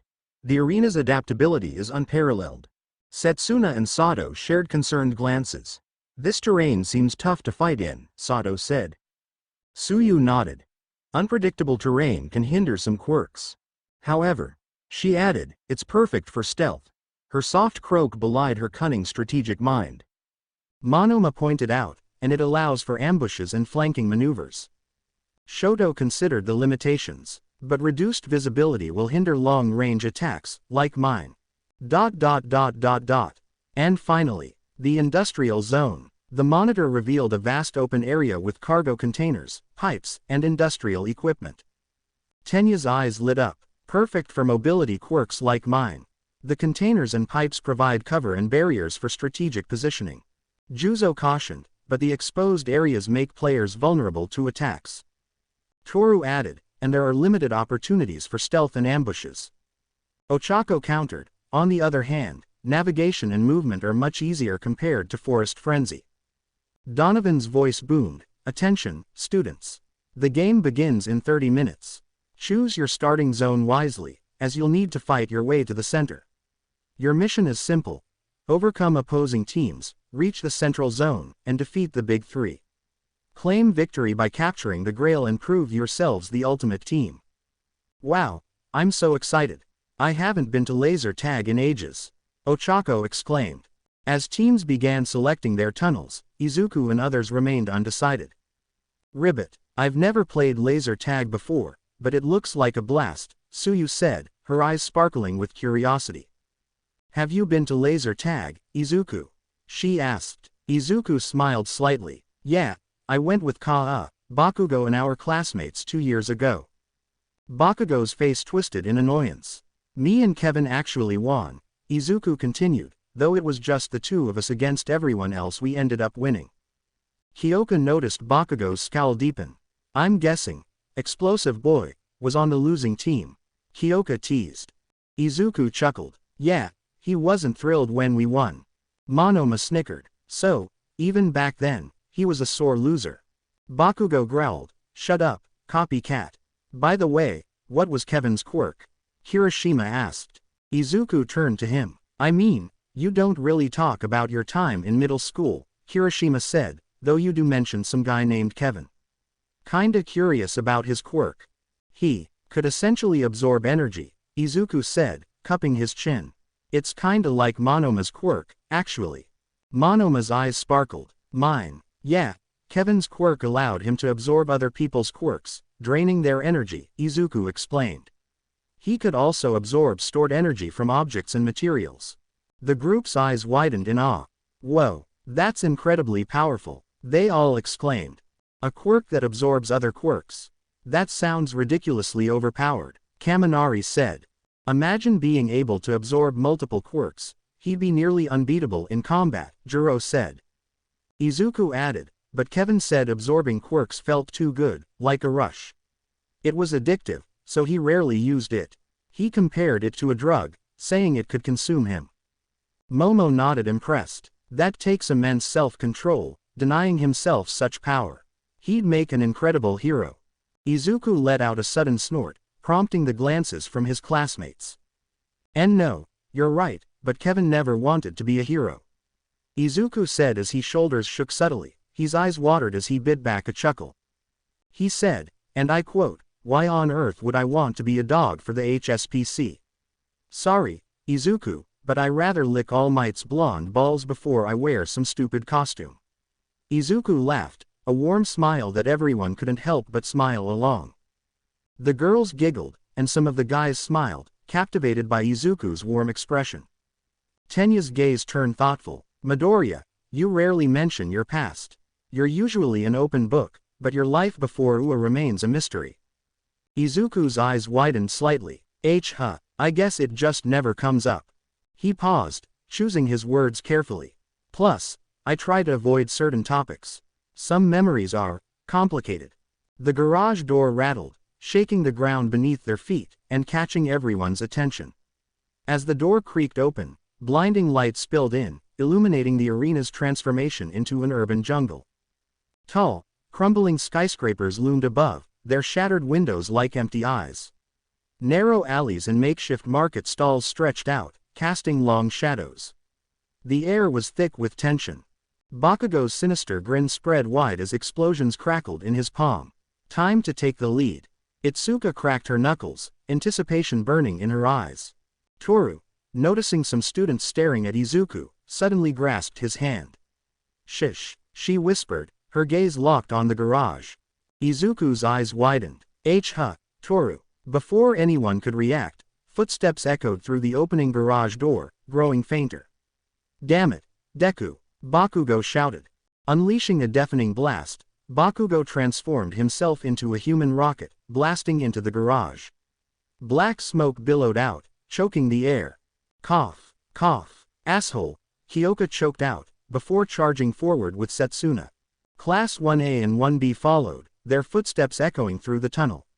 As they emerged into the urban jungle, the sounds of their classmates grew fainter. The students scattered, disappearing into the maze-like alleys. Footsteps faded, replaced by the eerie silence of the abandoned city. "Are they gone?" Toru asked, her voice barely above a whisper, as they reappeared behind a crumbling brick wall. Izuku nodded, his eyes scanning their surroundings. "Yeah, I think so." The wall, obscured by overgrown vines and shattered signs, provided the perfect hiding spot. Izuku looked at Toru, curious. "Okay, why did we go invisible and hide here?" Toru grinned mischievously. "I thought we could scout which teams entered and which direction they headed. And with your quirk, Izuku, we've got an advantage." Izuku's cheeks flushed at the compliment. I mean, that's a bit of an exaggeration." Toru's expression turned serious. "That's just your self-doubt talking, Izuku." She pulled out a small tracking device. "They gave us these trackers to monitor our opponents' movements, but they don't reveal identities. The arena's massive, so this will help us pick off opponents strategically," the girl explained. "I think I have an idea how we can win," Toru said as she looked at the monitor. Izuku could see the girl had some form of plan and he smiled. "I'm all ears." Their eyes locked, and for a moment, the air was charged with anticipation. Then, Toru's face suddenly flushed pink, her cheeks warming with a soft glow. Her lashes fluttered downward, veiling her eyes. Toru, you're blushing," Izuku said, surprised. "Midori, you're still holding my hand," Toru whispered, her voice barely audible. Izuku's gaze dropped to their intertwined hands, his fingers instinctively tightening around hers. He began to release her hand, but Toru quickly clasped it again. "Don't let go," she pleaded, her eyes darting up to meet his. "For my plan to work, we need to stay in contact." Their hands lingered together, charged with a newfound awareness. Toru's thumb brushed against Izuku's, sending a shiver down his spine. Izuku's heart skipped a beat as he met Toru's gaze. Game announcement. Laser tag showdown. Capture the Grail. Game duration: 2 hours. Gameplay rules: each player starts with 3 lives. Win conditions: 1. Capture the Grail and hold it for 3 minutes. 2. The Big Three eliminate all remaining opponents. Objective: accumulate the most points. Scoring: capture the Grail, 100 points. Each life taken, 10 points. Defeating a Big Three member, 50 points.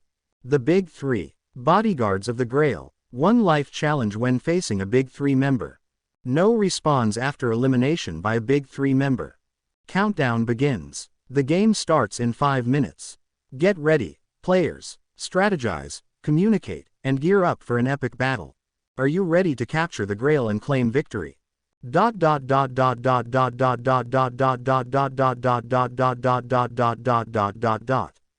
Everyone had been scattered throughout the urban jungle.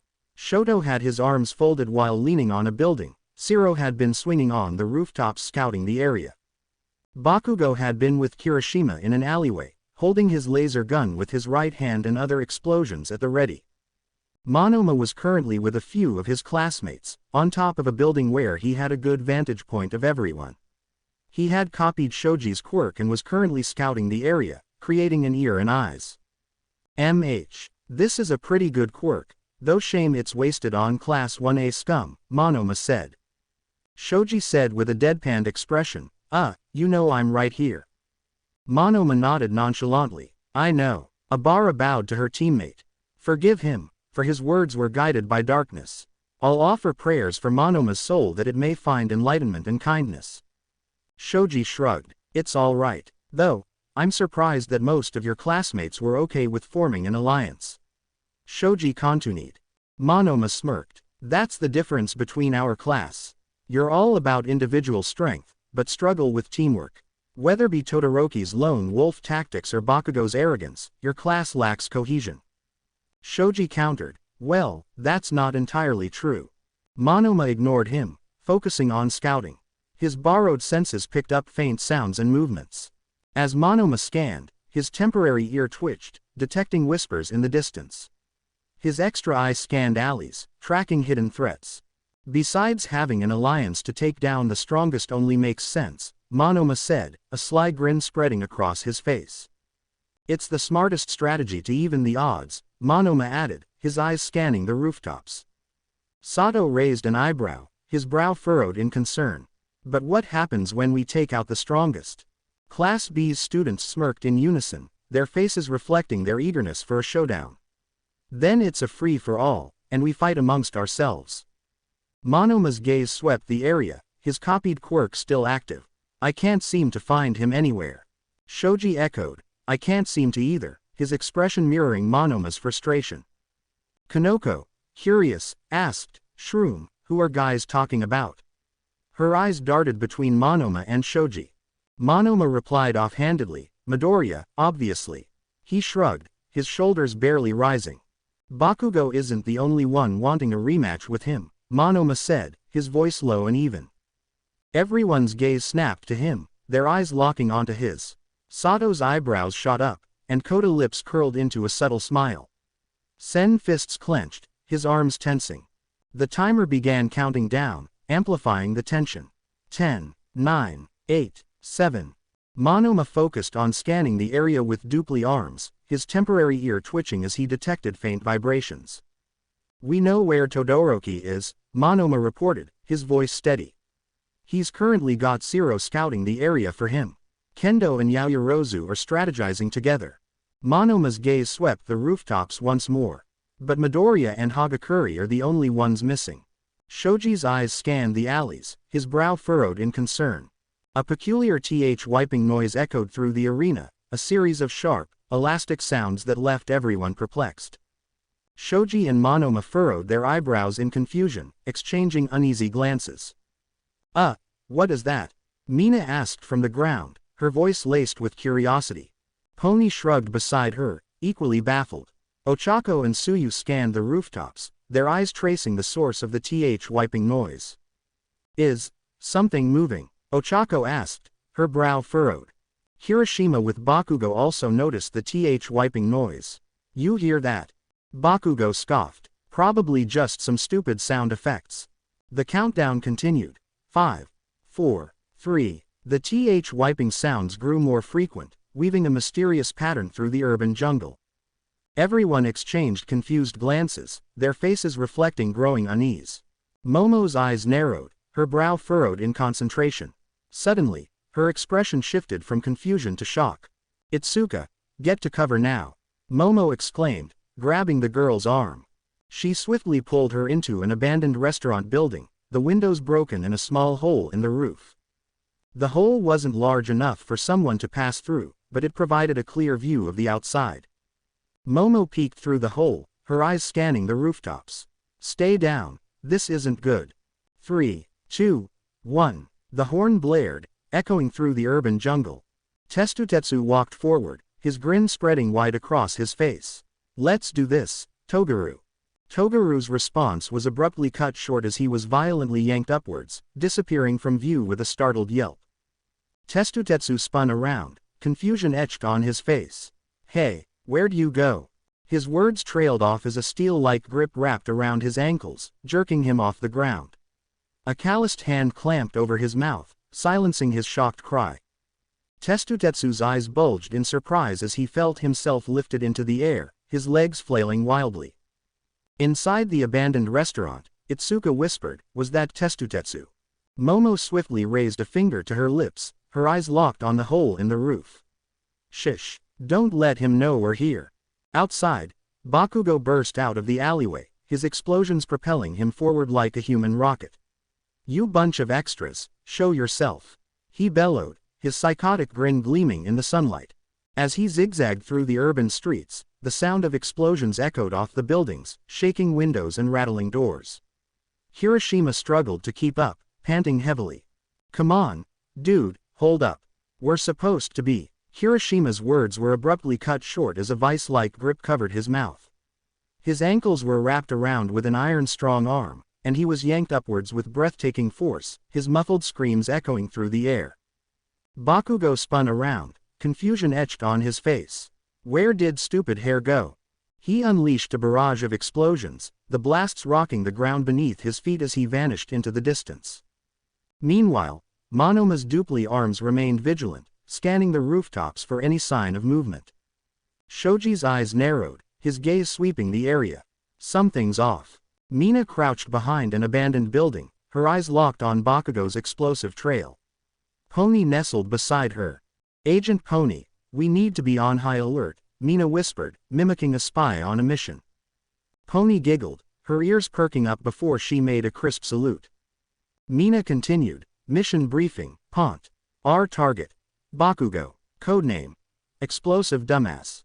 She kept her eye on Bakugo, aiming her laser gun as he exploded through the area, searching for Deku. Yes, ma'am, I'll take out explosive dumbass. Pony exclaimed. Though, shouldn't we worry about Kirishima?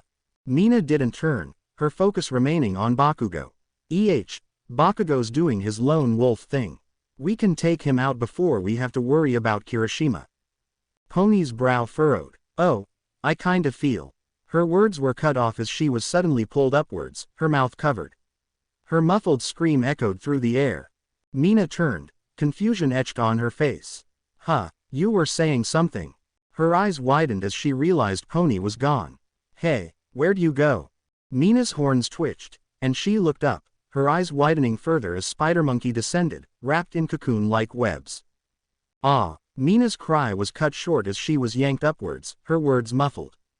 MMPH. She struggled to speak. Inside the abandoned restaurant, Momo scanned the area with binoculars.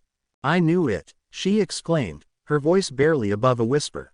Momo's eyes narrowed, her gaze fixed intently on the chaos outside.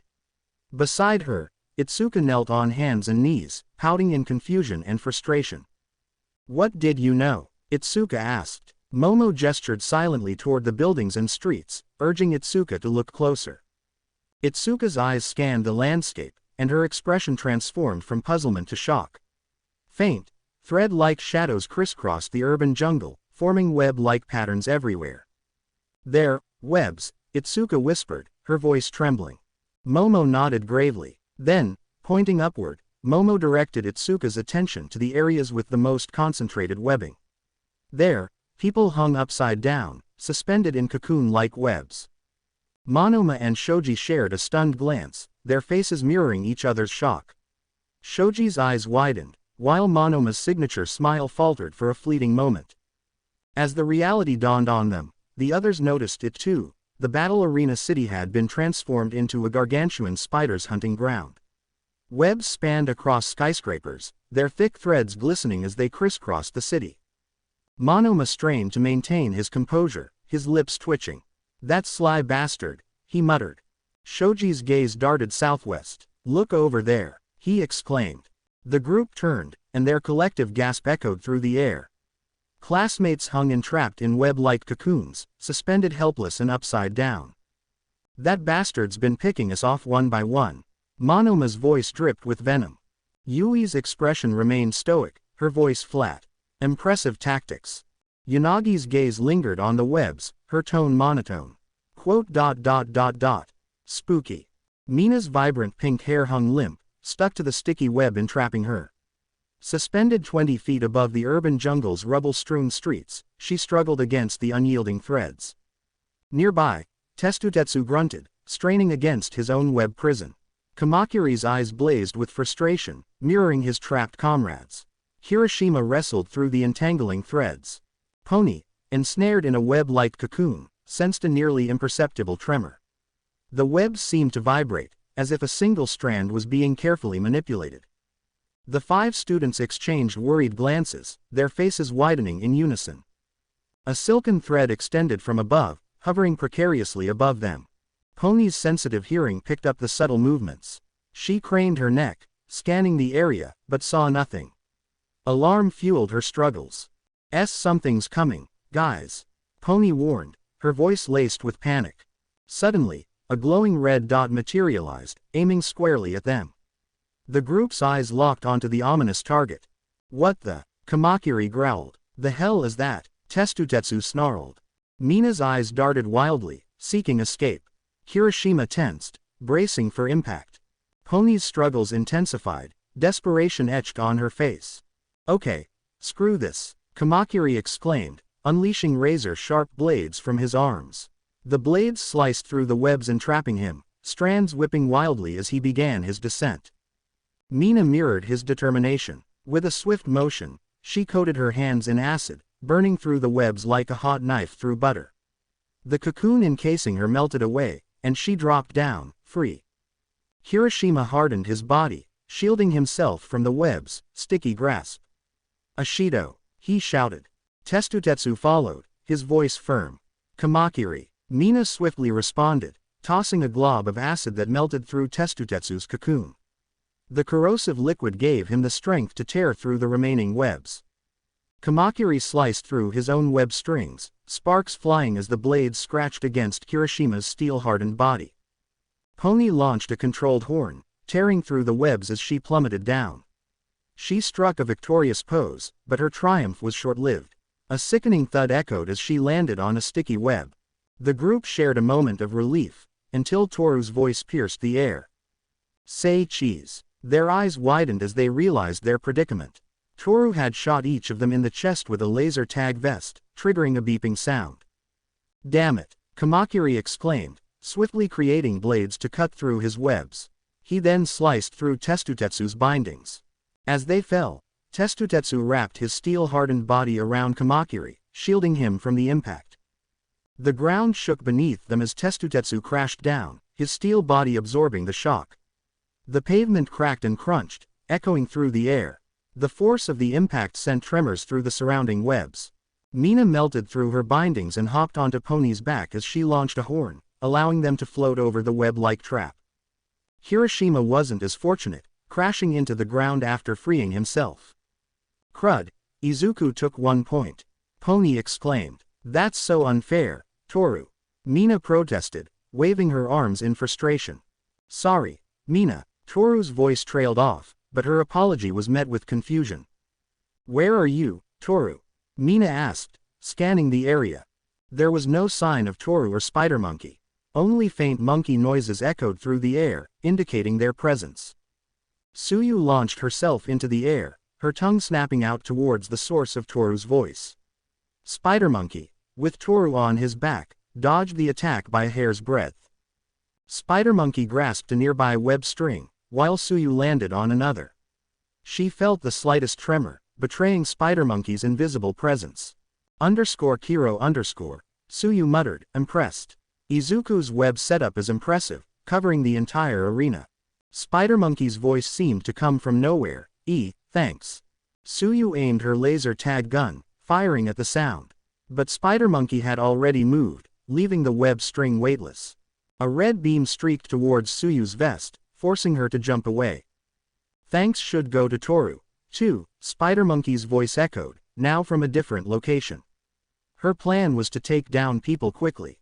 Tsuyu's instincts screamed warning as something hurtled towards her. She backflipped away, narrowly avoiding the attack. With lightning-fast reflexes, Tsuyu launched her tongue, searching for a target. It wrapped around an arm. "Caught ya," Tsuyu exclaimed, her grip tightening around Spider Monkey's invisible arm. "Ochako NWOH," Tsuyu said. "Midoriya, look up," Toru warned. Spider Monkey glanced up to see Ochako aiming her gun at them. She fired, but only grazed his shoulder.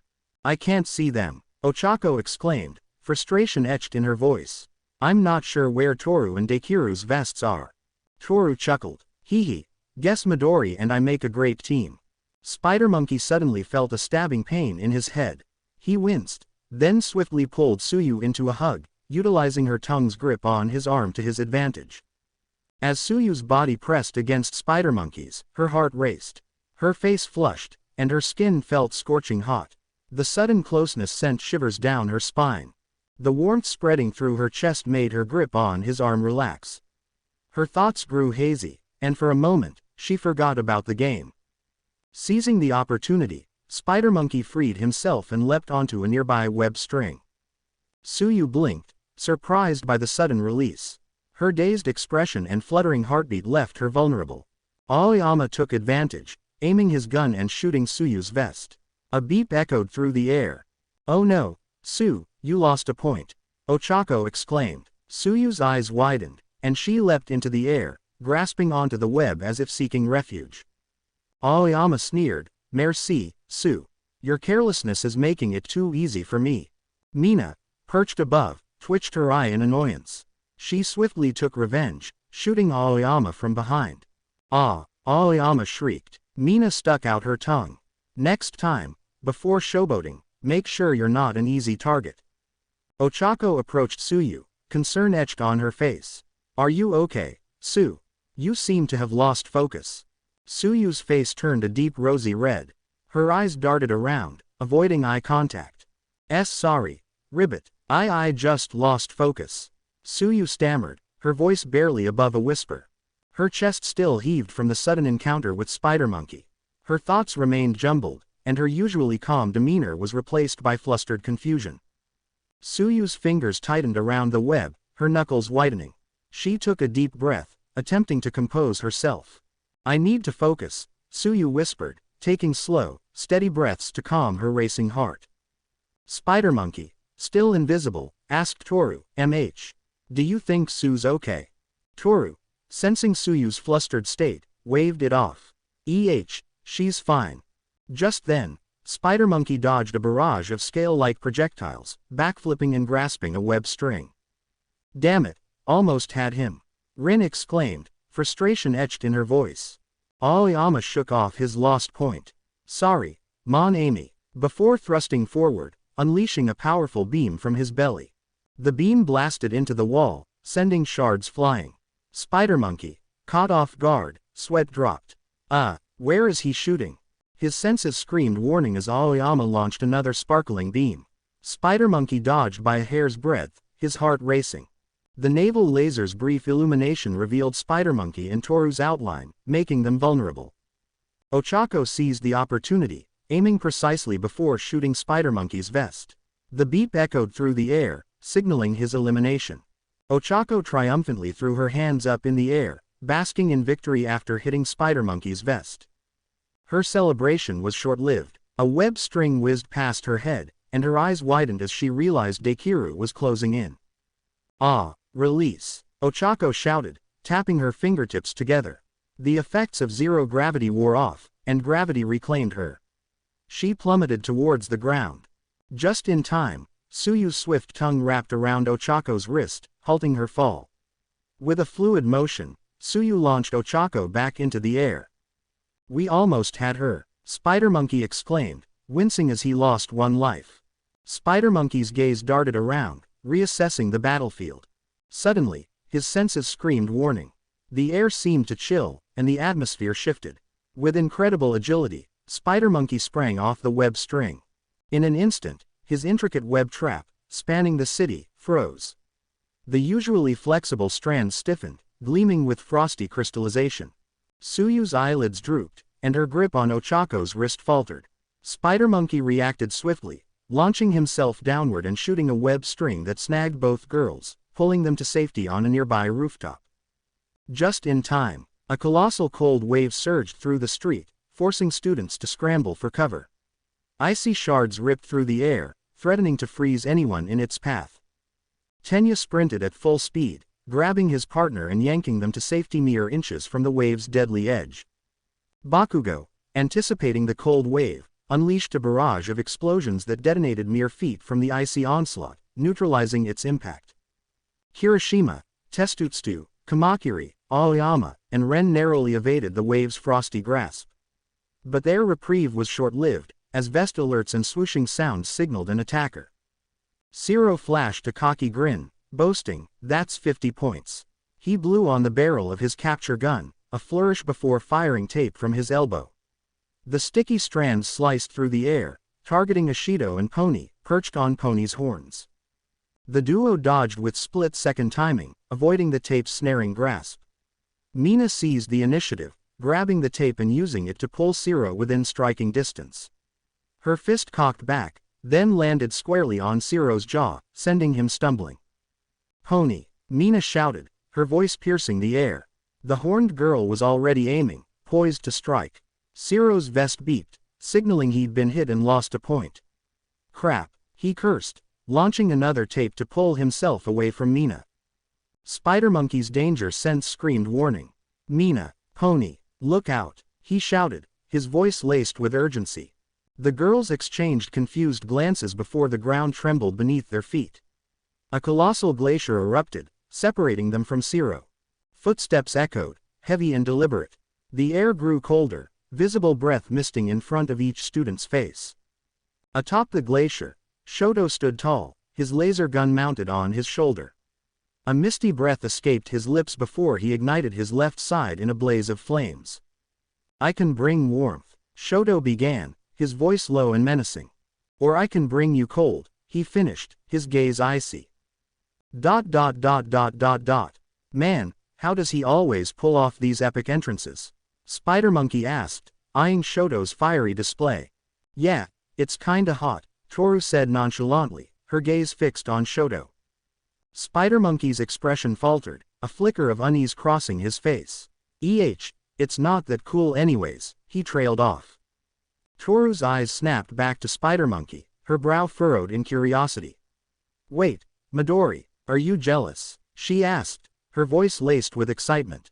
Spider Monkey's face flushed. "And no, of course not. I just don't get why that's considered hot. He's just being himself, after all, and that's whatever I guess." Toru's heart skipped a beat as she processed Spider Monkey's reaction. She couldn't believe it. The boy she had a massive crush on was actually jealous. Her chest fluttered with excitement, her pulse racing at the thought. Toru's face lit up with a soft blush, her eyes sparkling with delight. "You are, aren't you? You're totally jealous," she exclaimed, her voice barely above a whisper. Spider Monkey's denial came swiftly. "And no, I'm not." Just then, a wave of flames erupted from Todoroki's direction, illuminating Spider Monkey and Toru's figures. Shoto's gaze locked onto them, his eyes narrowing. "Toru, I don't mean to sound harsh, but we should keep quiet so we aren't targeted," Spider Monkey whispered urgently, his cheeks flushing. Toru nodded, her eyes sparkling with mischief. "All right." She leaned in, her lips brushing against Spider Monkey's cheek in a gentle kiss. "Don't worry, you're still hotter." Spider Monkey's face turned beet red. "I mean, yeah, obviously heat blast is physically at a higher temperature than." Toru cut him off, laughing. "Don't bring logic into this, silly." Spider Monkey sprang into action, launching a web string toward Todoroki. The sticky thread struck true, adhering to the teen's chest. With a swift tug, Spider Monkey pulled himself toward Todoroki. Todoroki grasped the web string, his icy powers freezing it solid. But Spider Monkey was relentless. He burst into view, fist cocked back, and landed a solid punch on Todoroki's jaw. Todoroki retaliated, igniting his left side in a blaze of flames.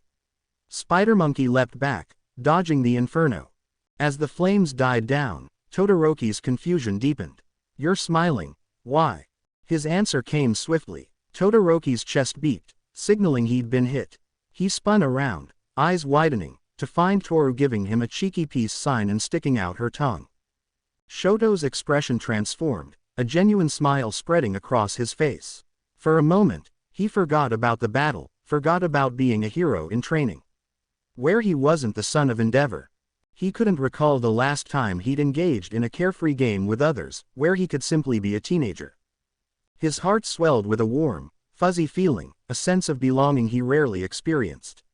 In this moment, surrounded by classmates who didn't judge him, Shoto felt normal. The smile lingered, a rare sight on his typically stoic face, as he refocused on the game. "Hey Midori," Mina shouted. Mina leapt off Pony's horn, her feet secreting a trail of corrosive acid as she slid across the icy surface with incredible speed. Her gaze locked onto Spider Monkey, vengeance burning in her eyes. "This is for shooting me," Mina shouted, aiming her gun at Spider Monkey's vest. Spider Monkey reacted swiftly, firing a web from his tail that stuck to Mina's arm. With a sharp tug, he yanked the gun from her grasp. Mina's eyes widened in surprise, but she recovered instantly. Her feet secreted more acid, propelling her forward at breakneck speeds. Todoroki, lost in thought, remained oblivious to the approaching danger. Mina seized the opportunity, snatching his gun and training it on Spider Monkey. She squeezed the trigger, but Spider Monkey dodged with incredible agility. Mina fired repeatedly, trying to hit his vest, but Spider Monkey evaded each shot. Undeterred, Mina hurled a glob of acid that Spider Monkey barely dodged. A second glob followed, striking his gun and sending it sizzling and burning. Spider Monkey swiftly discarded the damaged weapon. Mina closed the distance, her movements a blur. She pinned Spider Monkey, her gun pressed against his chest. Mina's eyes sparkled with mischief as she leaned in, her gun pressed against Spider Monkey's chest. "Having you pinned under me like this is kinda a bit of a turn on," she whispered, her voice husky. Spider Monkey's face flushed deep crimson, but before Mina could pull the trigger, an invisible force kicked her squarely in the chest. Mina stumbled back, gasping. Suddenly, Toru materialized beside Spider Monkey, her expression deadpan. "Can you please refrain from making sexual innuendos toward Izuku?" Toru asked, her tone flat. Spider Monkey scrambled to his feet, still blushing. "Yeah, I'm fine," he assured Toru. Just then, the sound of explosions and footsteps echoed through the air. The trio turned to see their classmates scaling the ice glacier, chaos erupting as they clashed. Bakugo's explosions rocked the ice, sending shards flying. Hiroshima's hardening enhanced fists crushed the glacier's edge, creating handholds for others to climb. Spider Monkey's eyes widened before he swiftly touched the Omnitrix's dial. In a flash of green light, he transformed back into Izuku. Izuku's fingers flew across the Omnitrix's interface, his mind racing. "Come on, I need something good," he muttered, desperation creeping into his voice. The Omnitrix's dial spun, clicking through various alien forms before landing on Heatblast. "Time to turn up the heat," Izuku whispered, poised to activate the transformation. Just as his fingers were about to slam down, his danger sense screamed warning. Ren's razor-sharp scales hurtled toward him, barely missing as Izuku dodged to the side. A navy blue laser beam whizzed past his ear, singeing the air. Izuku's heart skipped a beat before he slammed down on the Omnitrix. A burst of green energy engulfed him, and he transformed into Swampfire. "Swampfire! Swampfire!" shouted. Swampfire slammed his hands onto the icy ground, cracking the surface with a resounding impact. Vines erupted from the fissures, ripping through the ice like titanic whips. They wrapped around the students, entwining them in thick, unyielding coils. "Toru, now!" Swampfire bellowed, his flames dancing with intensity. Toru nodded, already taking aim. "On it!" she shouted, her invisible force kicking into high gear. The trapped students struggled to break free. Shoto summoned a wave of icy fury, encasing the vines in frost before shattering them with a mighty blow. Kamakiri's body burst forth with razor-sharp blades, slicing through the vines like scissors through paper. Mina's acid secretions intensified, burning through the bindings with a hiss. Shishida unleashed a beastly roar, his enhanced strength propelling him forward as he shattered the vines like twigs. But not everyone was so fortunate. Tenya, still trapped, strained against the unyielding vines. "Damn it," Toru muttered, swiftly targeting those who couldn't free themselves. Her invisible force delivered precise, debilitating strikes. Tenya grunted, his vest flashing as Toru's attack registered.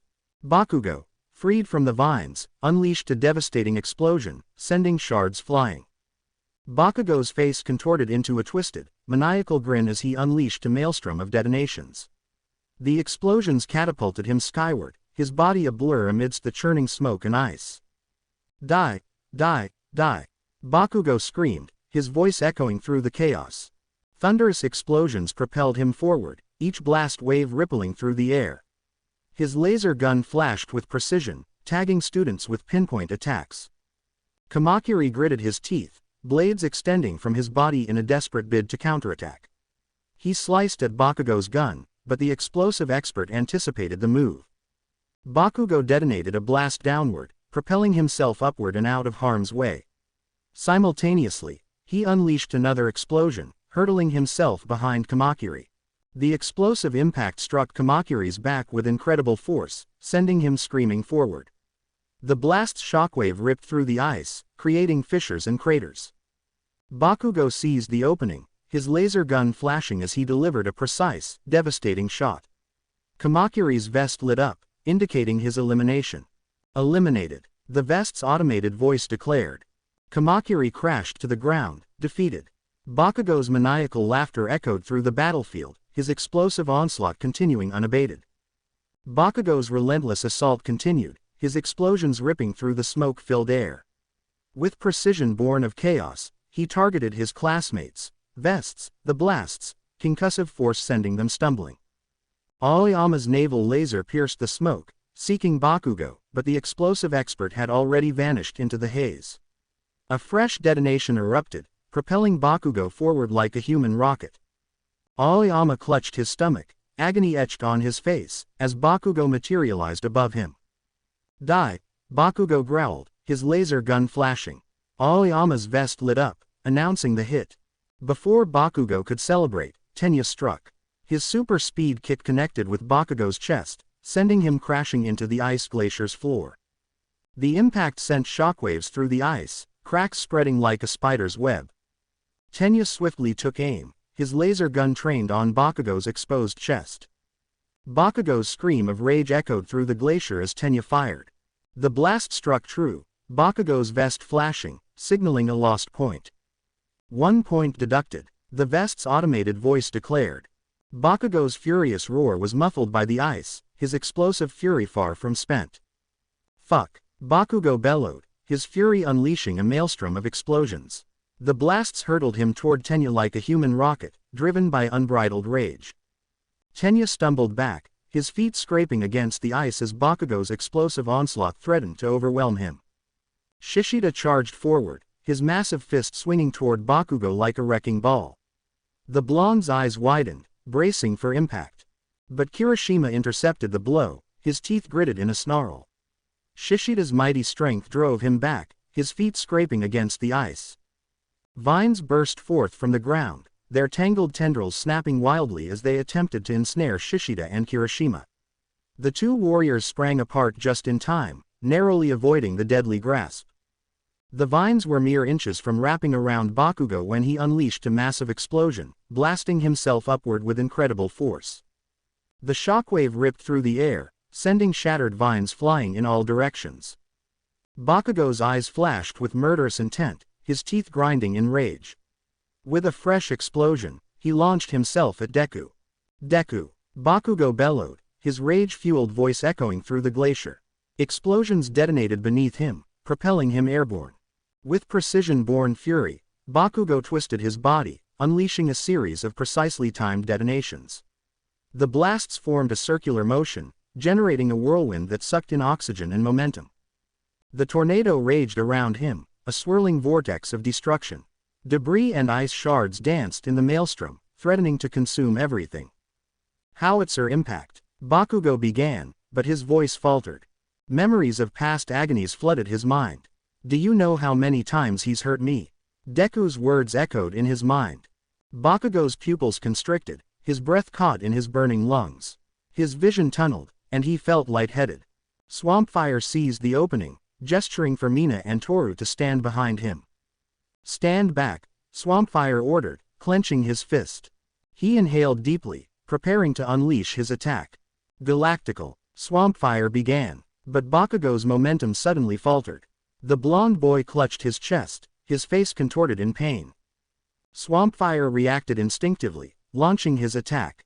Dragonoid, he roared. Flames erupted from his mouth, morphing into a dragon's shape. The beast's jaws unhinged, unleashing a wave of orange flames. Bakugo exploded sideways, avoiding the inferno by mere inches. His hair singed, he crashed onto a nearby rooftop. The force of the impact sent shockwaves through the ice. Bakugo struggled to rise, his chest heaving with ragged breaths. That was a bit anticlimactic, Mina said, her voice laced with disappointment. Yeah, Swampfire replied, his gaze drifting to Bakugo, who stood afar, his hand trembling as he struggled to breathe. Bakugo's eyes locked onto Swampfire, a murderous glare burning within. But his expression faltered, replaced by a haunted look, as an image of Izuku's battered form seared into his mind. Leaning against the lockers, middle school uniform torn, burn marks scarring his body, blood trickling down his face. You have no idea what he's done. Izuku's voice echoed through his mind, fueling Bakugo's rage. With a snarl, Bakugo gritted his teeth and unleashed an explosion, propelling himself upward like a rocket. I'll show you, he bellowed, his body a blur as he hurtled toward Swampfire. Uh-oh, he's up, Swampfire exclaimed, his eyes widening as Bakugo closed in at incredible speeds, his unhinged expression radiating an unsettling intensity. Just as Bakugo was about to collide with Swampfire, an orange blur sliced between them, striking the ice with incredible force. The glacier shuddered, cracks spider webbing outward as the ice fragmented. The air reverberated with the shockwave, cold shards flying everywhere. Bakugo halted his assault mere inches from Swampfire, his explosion fizzling. The glacier's surface began to disintegrate, fissures deepening. Swampfire seized the moment, grabbing Mina and Toru. Flames erupted from his palm, and with a burst of propulsion, they blasted off upward, the girls clinging tightly. Panic spread as the others scrambled to escape the crumbling ice. Shards shattered, crashing into the abyss below. Through the swirling mist, red beeps pierced the air, signaling someone had been hit. The glacier's remnants succumbed to gravity, collapsing into the depths, its thunderous roar echoing. Swampfire's eyes widened as he surveyed the aftermath, his gaze falling upon the numerous vests flashing red, signaling eliminated players. Tsuyu and Uraraka's faces mirrored his shock, their eyes locked onto their own vests, the beeps echoing through the air. Swampfire's attention shifted to the scoreboard, and his jaw dropped. Momo's team had skyrocketed to the top, boasting an astonishing 90 points. Whoa, he breathed, his voice barely audible. A faint blush crept onto his cheeks as he glanced down at Itsuka, her orange ponytail whipping around as she clenched her fist in triumph. Swampfire's gaze lingered, his eyes crinkling at the corners. From afar, he spotted Momo, her makeshift laser gun at the ready. The muzzle's unique design caught his attention. Present Mike's booming voice echoed through the arena, and with the Itsuka Kendo and Momo Yaoyorozu rocketed themselves to first place. The declaration sent shockwaves through the remaining teams. Confusion etched on their faces as Present Mike continued, a few teams have been completely eliminated from the game. Now let's change things up. The air shimmered, a million tiny sparks dancing across the urban jungle's surface. Steel and concrete began to dissolve, replaced by a swirling mist. The mist coalesced, taking shape as towering trees with trunks like pillars and leaves that shimmered like emeralds. Metallic sheens flickered, fragmenting into tiny, glittering particles that reassembled into vines and branches. The ground transformed, softening into lush moss and humus. The forest frenzy had awakened, its vibrant landscape enveloping the remaining teams. The air pulsed with new life, the scent of blooming flowers and ozone hanging heavy. Swampfire's eyes sparkled with excitement as he took in the new environment. His gaze drifted back to Momo and Itsuka, and for a fleeting moment, his expression softened. Mina's brow furrowed in annoyance.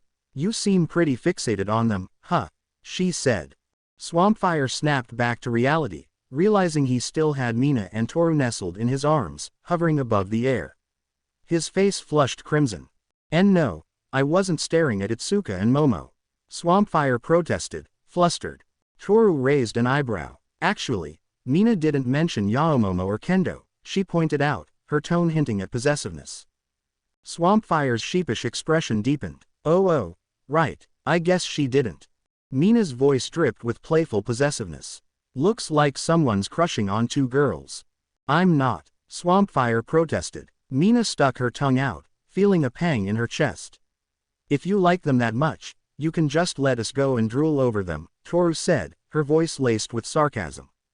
"No way, I'm not letting go," Swampfire replied, his grip tightening. Toru's face flushed crimson, while Mina's turned a soft lilac. Midori," Mina stuttered, "why you can't say stuff like that, it's going to get me flustered." Toru hid behind her hands, her face still red. Do you mean it?" Mina asked, her voice barely above a whisper. "Yeah, of course," Swampfire said. "We're 20 feet in the air, I'm not going to let you go." "Oh, they said in unison. Mina and Toru exchanged a glance before realizing they were still clinging to Swampfire, who maintained their altitude with a steady stream of fire. "Put me down," both girls said, the head down while the hair was down like curtain. "Huh, put us down," Mina and Toru shouted in unison. Swampfire hastily complied, flying down to a nearby hill with trees, where Ochako and Tsuyu sat together. Tsuyu was peacefully asleep on Ochako's lap. As Swampfire released Mina and Toru, they turned on their heels and approached Ochako and Tsuyu. "Please don't shoot, my team is in hibernation mode," Ochako pleaded, her eyes wide with puppy dog-like innocence. Mina chuckled. "Relax, we won't attack. Plus, Pony just got eliminated, so I'm flying solo now." Swampfire joined the group, conjuring vines that he set ablaze, casting a warm orange glow over the area. Tsuyu stirred awake, her voice groggy. "Ribbit." She opened her eyes, spotted the makeshift fire, and snuggled closer to the warmth. "Ribbit, thanks, Izuku," she croaked, yawning. "No problem," Swampfire said with a smirk before gazing down. "A few teams were eliminated, so they're giving us a brief break for those taken out to leave the battlefield." Ochako nodded. "Yeah, but I'm honestly amazed by the technology.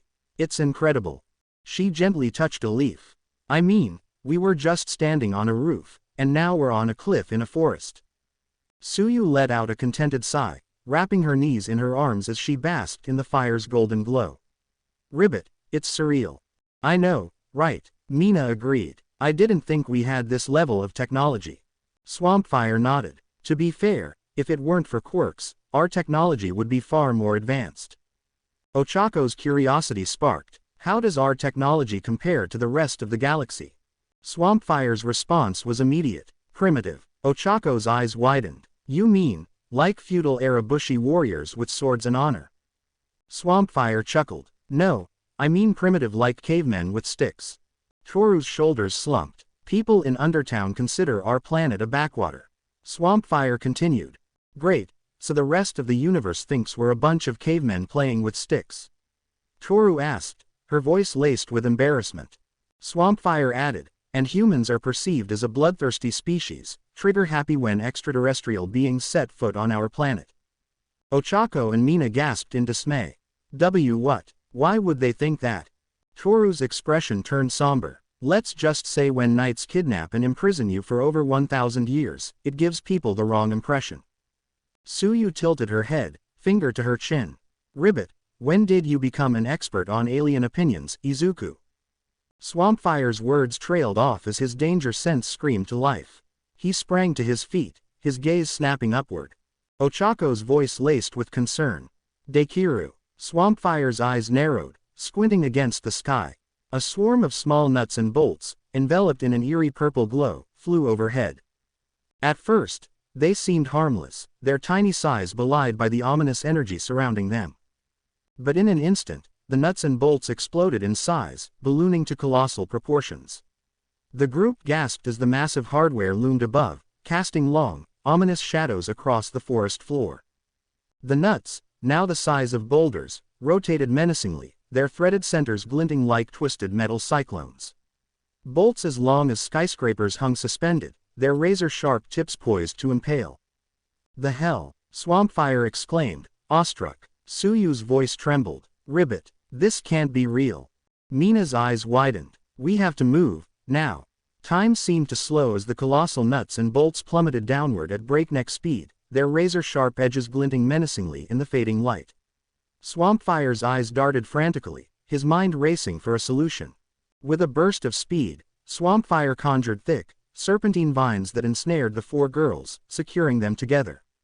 The vines wrapped tightly, their tendrils digging into the earth.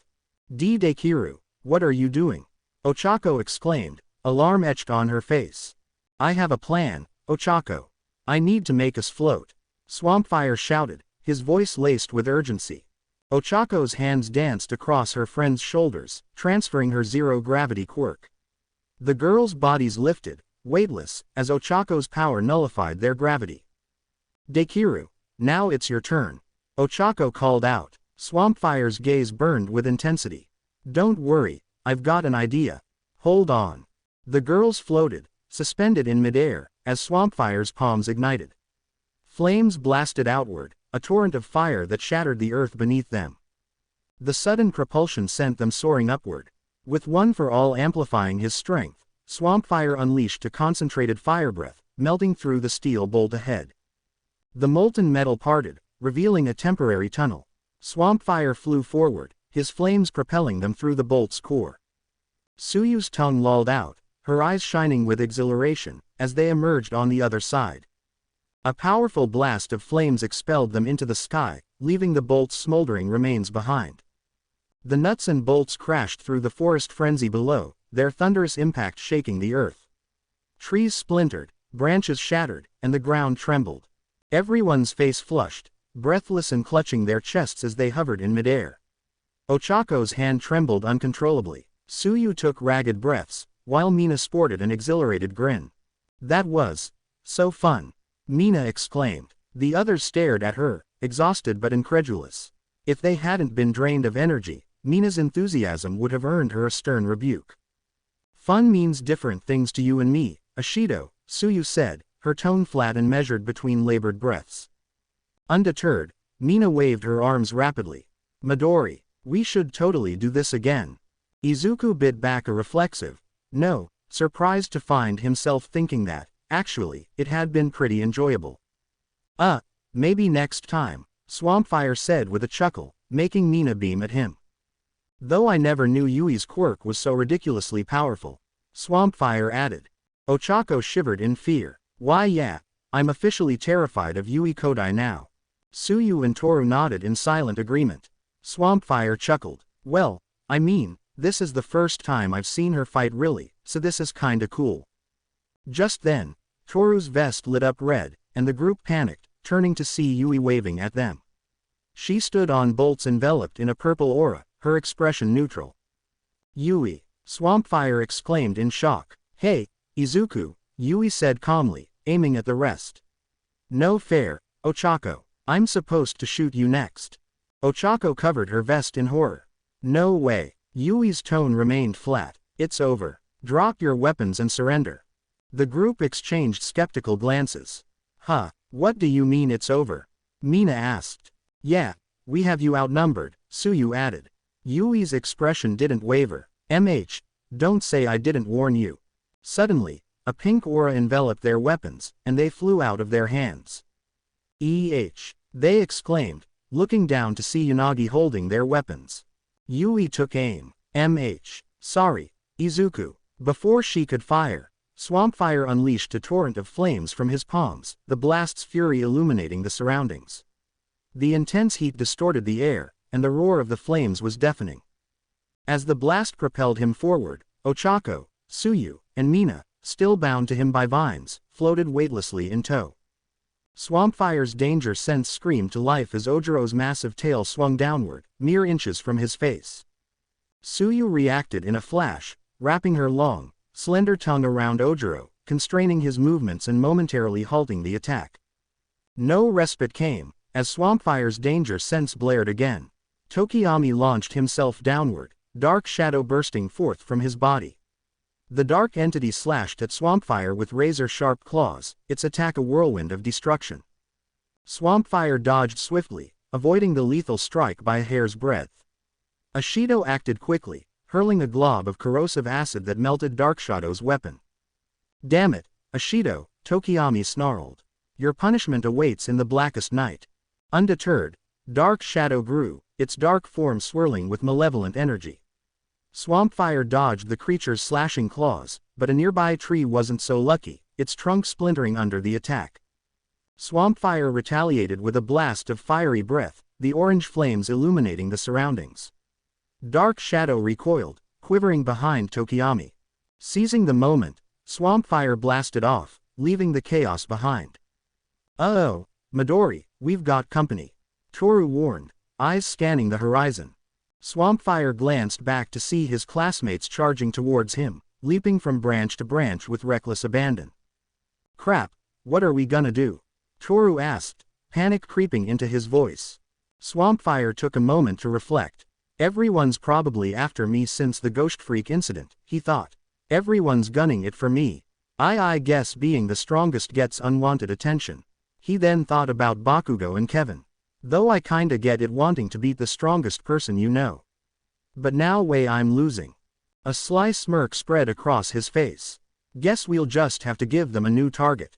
With a burst of confidence, Swampfire's flames surged outward, intensifying their fiery aura. Mirio Tagata, alongside the other two members of the Big Three, stood near the Grail, their attention drawn to Tamaki, who sat on the floor. "Hey Tamaki," Mirio said, concern etched on his face. "What's going on? Why are you on the floor?" Tamaki looked up, his eyes distant. "Just thinking about life." Mirio nodded, but before he could respond, an explosion ripped through the wall, sending debris flying everywhere. The sound was deafening, and the smoke cloud engulfed the area. Toru coughed violently, stumbling out of the cloud. "Cough. Seriously. Cough. Midori." Swampfire's voice trembled. Sorry." Najire's eyes sparkled as she recognized Izuku's voice. The group's attention shifted to the approaching footsteps and subsequent explosions, signaling the arrival of their classmates. Bakugo burst forth, explosions crackling in his palm. Mirio began stretching, his eyes gleaming with anticipation. "Finally, I get to see what this year's hero course can do," Mirio said, his grin widening. Bakugo snorted. "Oh, I nearly forgot that you big joke." But before he could finish, Mirio vanished, leaving behind only his clothes. His danger sense screaming to life, Swampfire's eyes widened as a fist hurtled toward Bakugo, delivering a crushing uppercut that sent him soaring into the air. The group gasped, stunned by the sudden display of power. Bakugo used an explosion to halt his ascent, but Mirio had already vanished again. Frantically scanning his surroundings, Bakugo's eyes locked onto Mirio behind him. With lightning-fast speed, Mirio's fist descended, sending Bakugo crashing back down. The blonde boy countered with an explosion, propelling himself upward. As Bakugo unleashed another explosion toward Mirio's face, Mirio calmly remarked, "You went for the face, huh?" Bakugo's eyes widened in horror as Mirio emerged unscathed. Seizing the opportunity, Mirio grabbed Bakugo's arm and hurled him violently back down. The ground shook beneath the impact. Tamaki tossed Mirio a laser gun, which he caught with ease. "Thanks, Tamaki," Mirio said, aiming the gun at Bakugo's vest and eliminating him from the fight. Bakugo stood frozen, shock etched on his face, before Mirio turned to face the rest of the class. The group exchanged nervous glances, their faces set with determination. Everyone knew they were in for the fight of their lives. "He took down Bakugo," Mina whispered, awe-stricken. "Why yeah, so easily," Ochako stammered, her eyes wide with wonder. Mirio's gaze swept across the group, his presence commanding attention. The shock of Bakugo's defeat still lingered. Suddenly, Mirio's clothes began to phase through his body, disappearing from view. The group's jaws dropped. "Ah!" Kyoka and Abara shrieked in unison, their faces crimson as they covered their eyes. Lord have mercy, I shouldn't be seeing this until my wedding night. Abara wailed, mortified. The rest of the class stared, shocked and embarrassed, as Mirio stood before them, unclothed. Itsuka, attempting to compose herself, unleashed a colossal fist, enlarged to monstrous proportions. The air rippled with the force of her blow, aimed directly at Mirio. But when she struck, her attack met only empty air, the shockwave crashing into the ground with a deafening boom. "Wait, he's gone," Tenya exclaimed. Before anyone could react, Mirio popped up behind them, his speed breathtaking. His fist connected with Tokiyami's gut with a crushing impact, sending the boy crashing to the ground with a loud thud. With a blur of movement, Mirio vanished into the ground, only to reappear beneath Kaminari and Mineta. His rapid-fire punches rained down upon them, each strike landing with precision and force. The sound of pounding flesh echoed through the air. Setsuna took to the sky, splitting her body into multiple segments.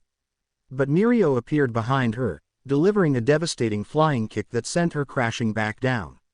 The ground shook beneath the impact, and Setsuna's reassembled form stumbled backward, wincing in pain. Najire, meanwhile, targeted students from afar, swiftly aiming and firing at their vests.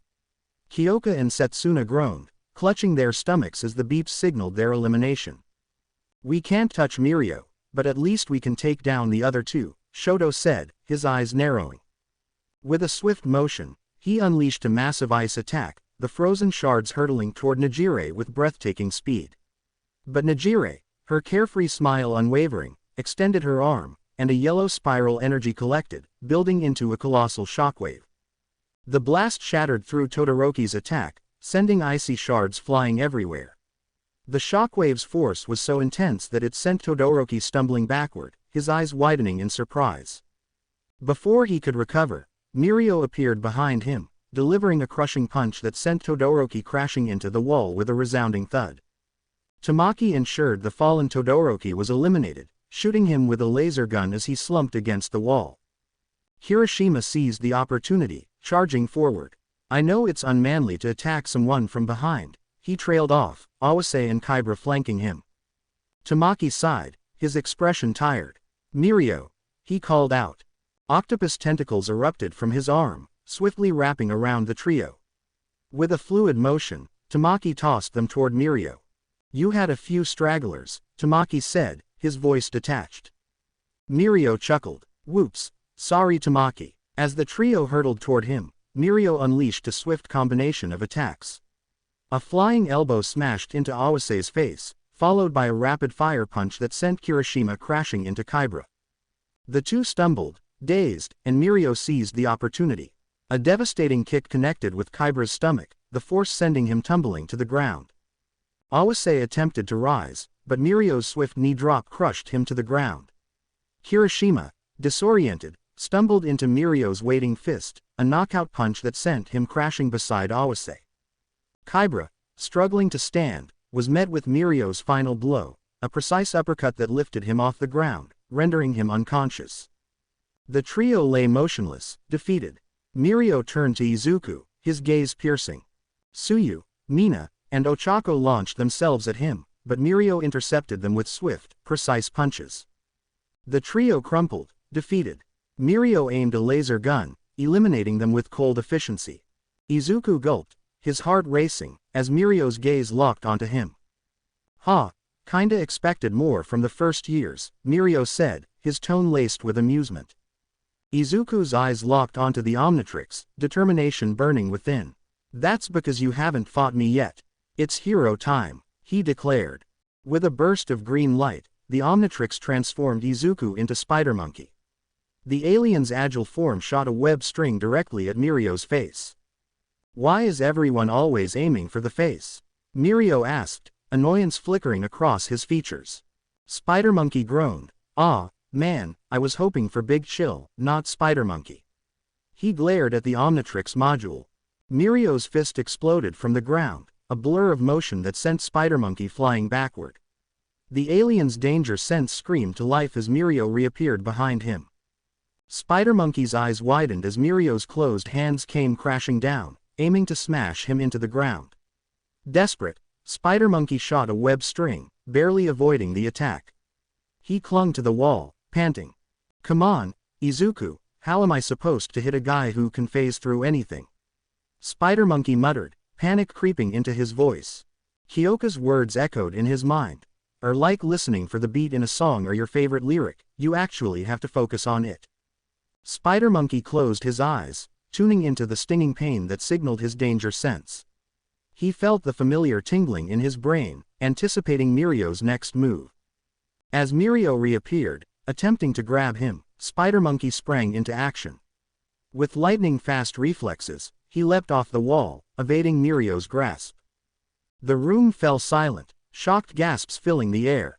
Even Tamaki and Nejire exchanged surprised glances. Spider Monkey shot a web at the wall, pulling himself toward Mirio before unleashing a powerful punch. Mirio vanished, but Spider Monkey's danger sense alerted him to the impending attack from behind. With lightning-fast reflexes, Spider Monkey sent a kick crashing through the space where Mirio's head would have been, had he not phased through it. Spider Monkey then backflipped off the wall, avoiding Mirio's counterpunch. Interestingly, Spider Monkey's danger sense didn't trigger for Mirio's initial punch, allowing him to let it pass harmlessly through his body. However, when Mirio switched to his other fist, Spider Monkey's danger sense screamed to life. Spider Monkey caught Mirio's second fist, the sound of their collision echoing through the room. The force of the impact sent shockwaves through the air, stunning Tamaki and Nejire. Mirio's eyes widened in surprise before a sly smirk spread across his face. Spider Monkey mirrored his expression. But in an instant, Mirio's trapped fist phased through Spider Monkey's grasp, and he dropped to the ground. You know, Sir seems really interested in you, Mirio said, his tone laced with intrigue. Spider Monkey's eyes widened as he hung upside down from a web string. Sir, wait, do you mean Sir Night-Eye? He exclaimed, shock etched on his face.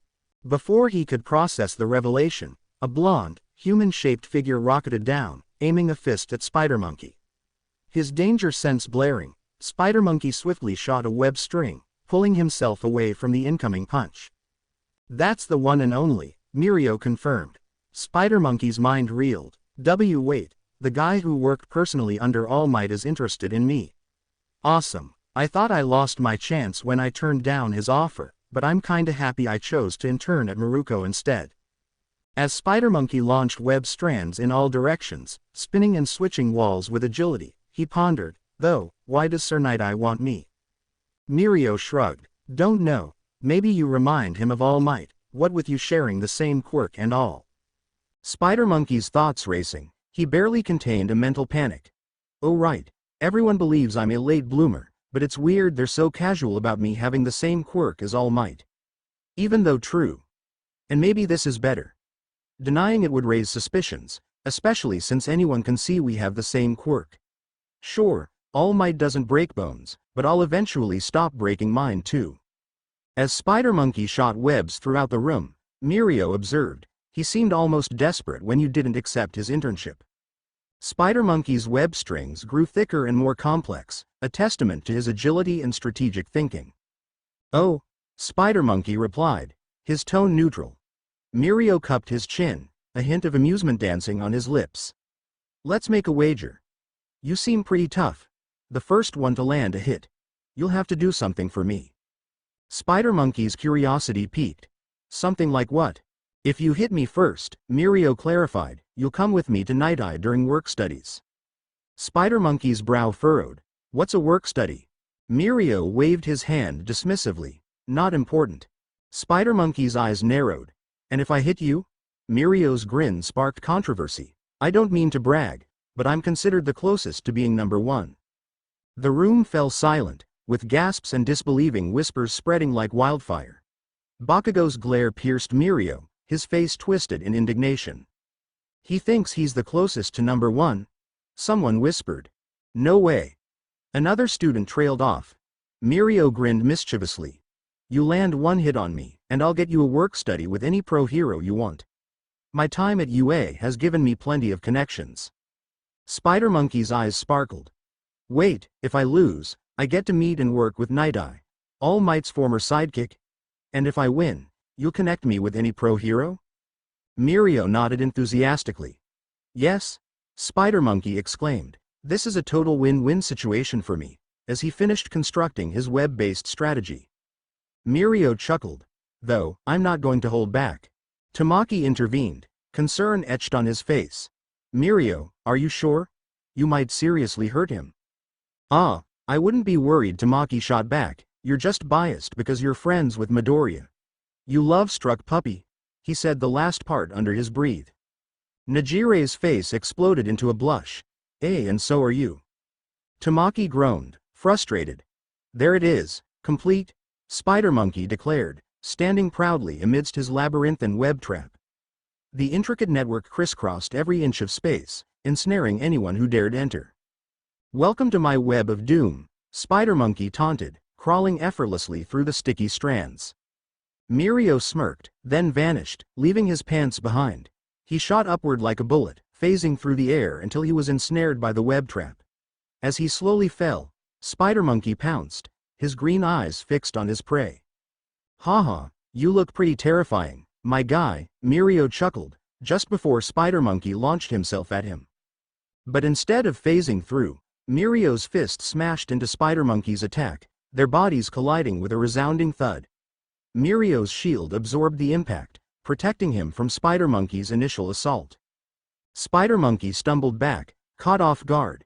Mirio thrust forward, sending Spider Monkey flying into the webs. The alien's momentum halted as he stuck to the strands. Realizing he was trapped, Mirio focused his permeation quirk, beginning to phase through the webs. He descended through the ground, then shot back up, reorienting himself behind Spider Monkey. With a swift jab, Mirio aimed for Spider Monkey's exposed back. Spider Monkey caught the fist, but Mirio's permeation allowed him to pass through the grip. Spider Monkey prepared for the next attack, but Mirio's fist suddenly phased through his head. Mirio contorted his body, delivering a powerful uppercut that sent Spider Monkey soaring into the ceiling. The web trap shook, strands vibrating from the force of the blow. Here's the rewritten scene. Spider Monkey swiftly grasped Mirio's fist with his lower arms, applying a crushing grip that made Mirio wince in pain. But Mirio's permeation quirk allowed him to phase through the grip, and he fell through the ground. He should pop up. Spider Monkey muttered, focusing his danger sense.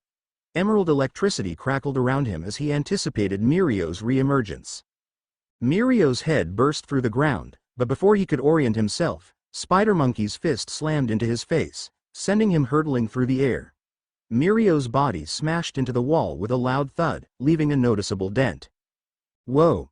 Mirio rubbed his chin, wiping away a trickle of blood. Undeterred, he smirked and charged forward. With a powerful flying knee kick, Mirio soared through the air, aiming for Spider Monkey's head. The alien attempted to dodge, but Mirio's kick connected, sending Spider Monkey flying backward.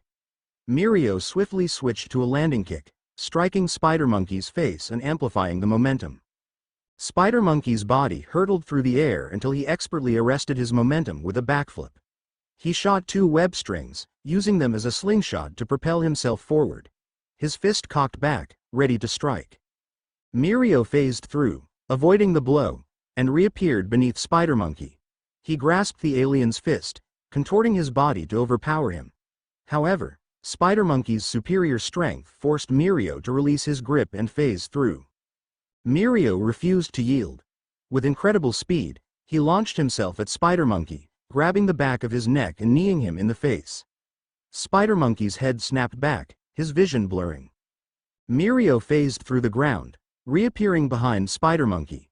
He seized the alien's tail and unleashed a powerful punch, making Spider Monkey wince. You're clearly stronger, Midoriya, Spider Monkey admitted, but fighting stronger foes is part of the job. Mirio phased through, momentarily disappearing. He reappeared behind Spider Monkey, clapping his hands violently between the alien's head. The shockwave from the clap sent Spider Monkey stumbling forward. Spider Monkey's balance teetered precariously as he stumbled, his thoughts racing but struggling to form coherent thoughts.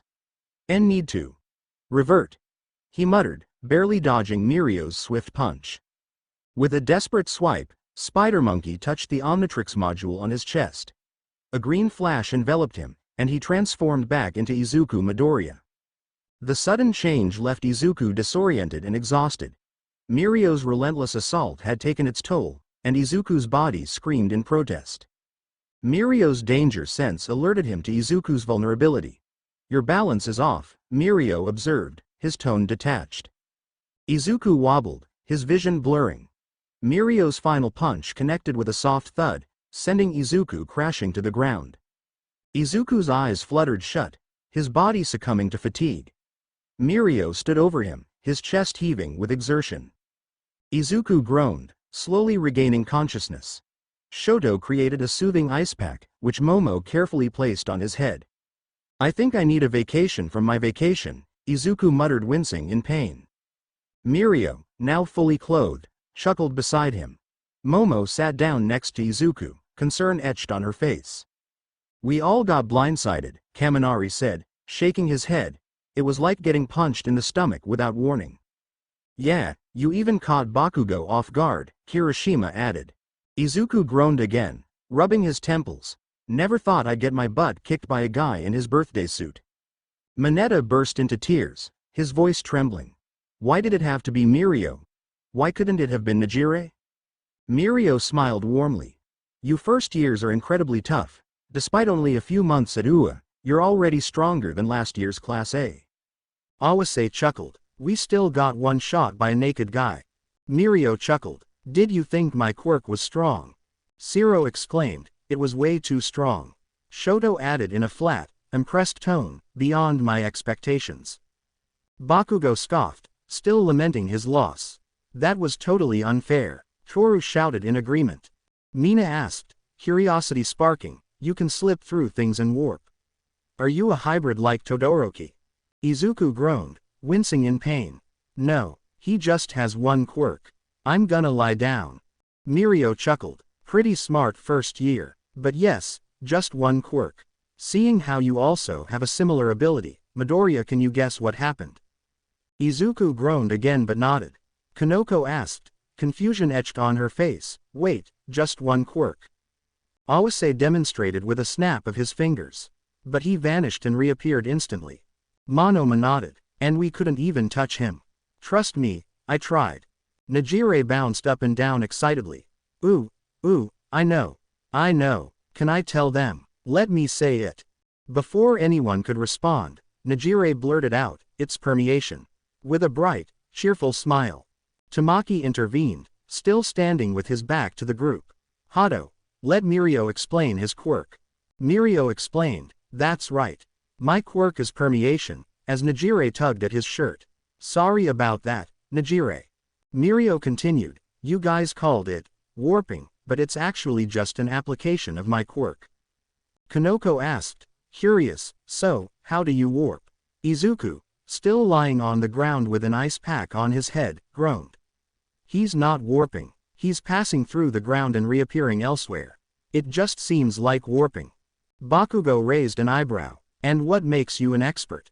Izuku winced in pain, his voice strained. "Because I can phase through objects too, idiot." Bakugo's face reddened, his anger boiling over.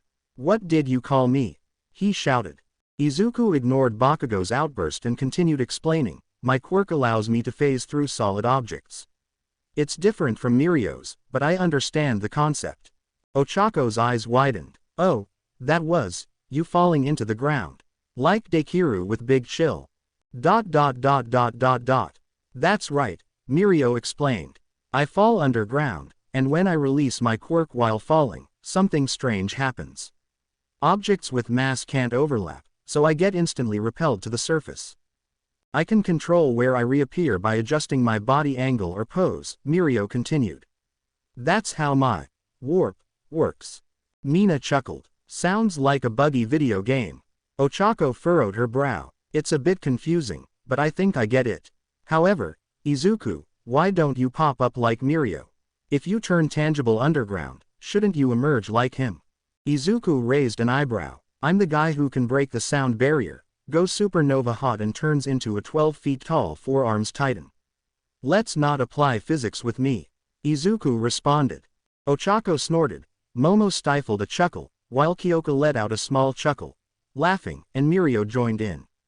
"You're pretty funny, Izuku," Mirio said, grinning. "Sir is definitely going to like you." Suyu stated, "Your quirk allows you to avoid attacks and move instantly." "That's a strong quirk." The others nodded in agreement. "No wonder he's considered one of UA's best," Ojiro said. However, Mirio shook his head. "I didn't make my quirk strong, it's actually quite flawed." The group exchanged confused glances. Mirio explained, "When my quirk is active, my lungs can't take in oxygen. Even if I breathe, the air passes right through. Vibrations bypass my eardrums, and light passes through my retinas." The student's eyes widened in shock. "I phase through everything," Mirio clarified. "That means I feel nothing. I just mimic having mass. Does that make sense?" Gasps filled the air as the reality of Mirio's quirk sunk in. "To move through a wall, I have to activate everything but one leg, then release and shift to the other leg, and land on it.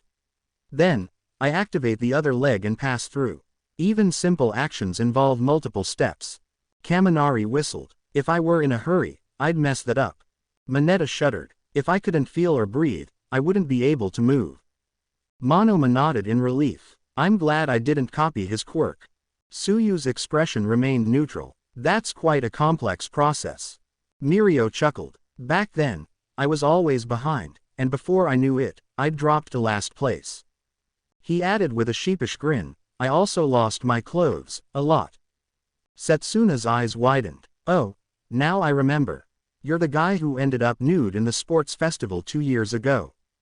Mirio laughed. "Yeah, that's my claim to fame. But to reach the top with this quirk, I couldn't stay stagnant." The students leaned in, intrigued.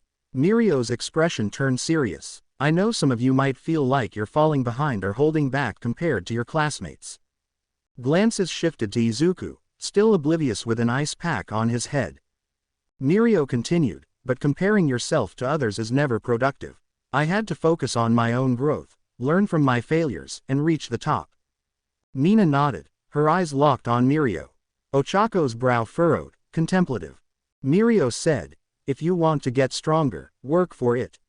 Maximize your quirk's potential." Kaminari and Mineta exchanged motivated glances. "Don't let one failure discourage you," Mirio advised. "I failed repeatedly in my first year. It was pathetic, honestly." Suyu's expression remained neutral, but her eyes sparkled with interest. Mirio smiled. "Yet, I'm grateful for those losses. They helped me grow more than my successes." Monoma's eyes widened, surprised. Mirio concluded, "When you fall, dust yourself off and keep pushing forward." The class erupted into applause. "He even gives speeches like a pro," Ojiro said. Just then, the sound of clapping and footsteps approached. Vlad King, Aizawa, Midnight, and Donovan joined the group. "Absolutely splendid," Donovan exclaimed. "That was a taste of what the Big Three can do." Midnight said, "Hope you all took a valuable lesson from this." Aizawa nodded. Mirio Tagata is arguably the closest to being number 1, including pros. Siro chimed in, "He took down most of us, even the top students from each class, in an instant." Bakugo growled, prompting Sato to add, "Yeah, even Midoriya got beaten." However, Itsuka countered, but he didn't get one tapped and managed a solid hit. Izuku gazed at the Omnitrix, thinking, "If I could transform from alien to alien, I'm positive I could have won that fight." He set aside the ice pack. Donovan announced, "Now, for the prizes." The classes erupted in unison, "Prizes." Donovan smiled. "Of course. For first place, Momo Yaoyorozu and Itsuka Kendo, you fine ladies deserve this magnificent prize." He revealed a gigantic plushie, nearly half their size. The dragon-like creature had black scales, bat-like wings, and tail fin-like wings. Its green-yellow eyes sparkled. Setsuna gasped, starry-eyed. "Whoa, Night Fury." Donovan continued, "And for second place." He handed Izuku and Toru a smaller, yet still cuddly, version of the plushie. Toru squealed, enamored with its adorableness. Izuku smiled, delighted by the prize and Toru's beaming smile. Time skip. As Class 1A and 1B headed to grab some food, They walked towards a restaurant, with some students breaking off to explore other dining options. I thought we were on vacation, but today felt like another heroics lesson, Kaminari complained. Mineta suddenly sported a lecherous grin. And I was so close to trapping Yaoyorozu. Momo cut him off with a disgusted, before turning her attention to Izuku. He stood nearby, fiddling with the Omnitrix, his face etched with frustration. Izuku, you seem spaced out. Everything okay? Suyu asked. You look like Kaminari in ectoplasm class, Kyoka teased. Izuku groaned, annoyed. If I could transform alien to alien, I would have won. He continued tweaking the Omnitrix, his frustration evident. If I could transform without transforming back then I could have turned into Big Chill and Best Mirio, or maybe Diamond Head he wouldn't have been able to hurt me. Izuku said. Kirishima placed a reassuring hand on Izuku's shoulder. Hey, don't be too hard on yourself. Compared to the rest of us, you actually landed a hit. Kirishima's shoulders slumped, and his voice dropped to a whisper. I, on the other hand, was down 2 points within the first 10 minutes. And then Mirio took me down without even breaking a sweat. Bakugo carried our team, while I was dead weight. Tamaki, walking ahead, halted and glanced back at Kirishima. Their eyes met, and Tamaki's expression reflected a quiet understanding, as if acknowledging the struggles they shared. Just then, Mirio called out, Yo, Tamaki. Let's go. I'm starving. Tamaki nodded. Right, before turning to follow Mirio. Mina approached Kirishima with a reassuring smile. Hey, don't be too hard on yourself. Yeah, dude, you're being way too self-critical, ease up. Kaminari chimed in. Shiro nodded in agreement. Hey, man, everyone has off days. But Kirishima shook his head, frustration etched on his face. You don't get it, I'm falling behind compared to everyone. Tetsutsu snorted, TCH. Self-criticizing like that is unmanly. He grinned mischievously. What you need is a massive confidence boost, food coma style. Before Kirishima could protest, Tetsutsu grabbed him and they took off. Mina watched them go, concern lingering. I hope Kirishima's alright. Just then, the Omnitrix's twisting dial caught her attention. Damn it, Izuku exclaimed, frustration etched on his face. Mina's face flickered from concern to a sly grin. Mina slung her arm over his shoulder. Come on, Midori, relax and let's get some food. Maybe Kirishima isn't the one who needs a food coma. Izuku groaned, still fiddling with the Omnitrix. I'm stuck transforming back to my base self every time I need to switch aliens. It's time-consuming and impractical. Ease up Midori, you'll burn yourself out at this rate. Mina said. Yeah, learning to take a break now and then won't kill ya. Itsuka said. Izuku's voice dropped to a whisper. Yeah, but, his thoughts drifted to Mirio's skills and the lurking threat of Vilgax. The sheer idea of facing someone who All Might didn't believe he could match up against was honestly terrifying. I need to get stronger, Izuku said, his eyes locked onto the Omnitrix, determination burning within. If I could transform alien to alien, I could perform the Omni Smash. Ochako's curiosity was piqued. Omni Smash, it's a super move, Izuku said. Ochako was going to ask to elaborate before Itsuka chimed in. I get where you're coming from. Itsuka explained. Ghost Freak could transform without touching the dial. It was impressive, and the result was honestly terrifying. Itsuka said. Izuku's gaze remained fixed on the Omnitrix, self-doubt creeping in. I'm still a novice when it comes to the Omnitrix. I barely know anything about it. Suyu sensed his uncertainty and spoke up. How did you learn to transform back to normal, Izuku? I actually got help from Itsuka, Izuku replied. Her transformation-type quirk and expertise at the dojo were invaluable. That's one reason I joined. Itsuka advised, when you first learned to transform, you drew from a simple transformation-type quirk. Consider studying more versatile quirks for inspiration.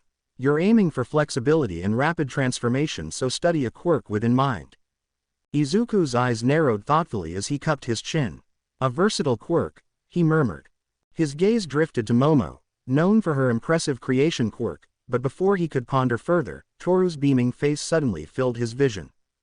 Honestly, I think transforming alien to alien wasn't necessary, Toru said, beaming at Izuku. We made an amazing team just the way we were. Izuku's face warmed with a blush. We had a solid plan and took down several teams, Toru continued. Sure, we didn't get first place, but we were incredible. Izuku's eyes sparkled as he smiled. Yeah, we made a great team. Toru's expression turned gentle. So promise me you'll relax and not stress about that Omnitrix, okay? As the group began walking, Izuku's thoughts drifted back to Toru's confession. His heart skipped a beat, and his face flushed anew. Emboldened, Izuku reached out and discreetly grabbed Toru's arm, his eyes locked on hers. Toru's smile faltered for a moment, replaced by a hint of surprise. What's up? She asked, her voice softer. Izuku stuttered, his face burning. Hi. He couldn't meet her gaze, staring at his feet instead. Sorry for bringing this up, Izuku said, his face crimson, but when Ghost Freak had me, or when I was about to sacrifice myself. You said something. Toru's face mirrored Izuku's blush as she flicked between visible and invisible, the memory rushing back. You said, Izuku struggled to speak, his voice barely above a whisper. That you love me. Toru's legs twisted behind her, arms knotting as her heart raced. You only said that so I wouldn't give up my body, right? Izuku ventured, uncertainty etched on his face. Before he could continue, Toru leaned in, tilting her face upward. Her lips brushed against his cheek in a gentle caress, sending time into a standstill. The sweet scent of coconut wafted through Izuku's senses as Toru's soft breath danced across his skin. The world around them melted away, leaving only the two of them, suspended in this tender moment. Toru pulled back, her eyes locking onto Izuku's. A soft blush colored her cheeks. If you really want to know, she said, her voice barely above a whisper, there's going to be fireworks. We can meet up, and... Her words trailed off, leaving Izuku's curiosity piqued. Before he could respond, Toru spun on her heels. Bye, she called out, already sprinting away. Izuku stared blankly, his mind reeling. Then, like a delayed reaction, comprehension struck. His face erupted into a deep blush. He muttered, stunned. Izuku's face erupted into a deep red blush, his heart racing as a whirlwind of possibilities flooded his mind. Wait, why did she kiss me? She wants me to meet her during the festival's fireworks show. Panic surged through him as his heart pounded and his stomach twisted in knots. He cupped his chin, trying to rationalize everything. Okay, Izuku, let's break this down. Toru confessed. I think. Then she kissed me on the cheek and said to meet her during the festival. So that can only mean one thing. His face grew even hotter, steam practically rising from his head. Just then, Ochako rounded the corner, her eyes sparkling with curiosity. Hey, Dekiru, what's up? She asked, noticing his flustered expression. His stammering only made things worse, each word tangled in his throat. You look really red. Did something happen? Ochako stepped closer, concern mingling with a hint of anxiety in her voice. It's nothing, really, he blurted out, his voice cracking and only deepening his embarrassment. Before she could ask anything else, he suddenly bolted away, heart racing. Wait, Dekiru, Ochako called, but he was already too far ahead. She looked down, her mind swirling with confusion. What's going on with him? Why did he run off like that?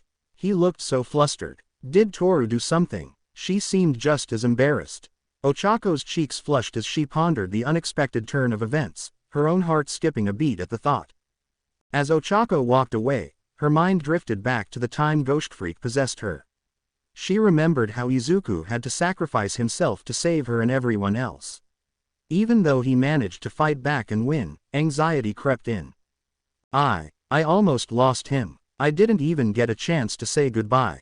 I could have lost him. Tears threatened to spill from the corners of her eyes. I promised myself I would suppress these feelings. Ignore the pounding in my chest. Graduate from UA, sign with a good agency, become a pro, and provide for my family. Her thoughts lingered on Izuku, the boy who filled her mind. But now, I still want to do all that, yet I can't stop thinking about him. I know she closed her eyes, her cheeks burning, unable to finish the thought. I want to help him. He's always helping others, and I want to tell him how I feel. Ochako reflected, the weight of her emotions heavy in her heart. Izuku retreated back to his resort room and plopped down on his bed, letting out a heavy sigh. He turned onto his side, then onto his back, restless as memories flooded in. I love you, idiot. Past Toru had blurted out just as he was marching toward Ghost Freak. His face turned bright red.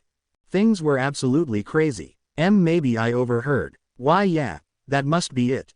He shook his head vigorously, trying to dispel the thought. But, he paused, turning onto his other side, recalling how he really got to know Toru when he saved her from being trampled during the media frenzy.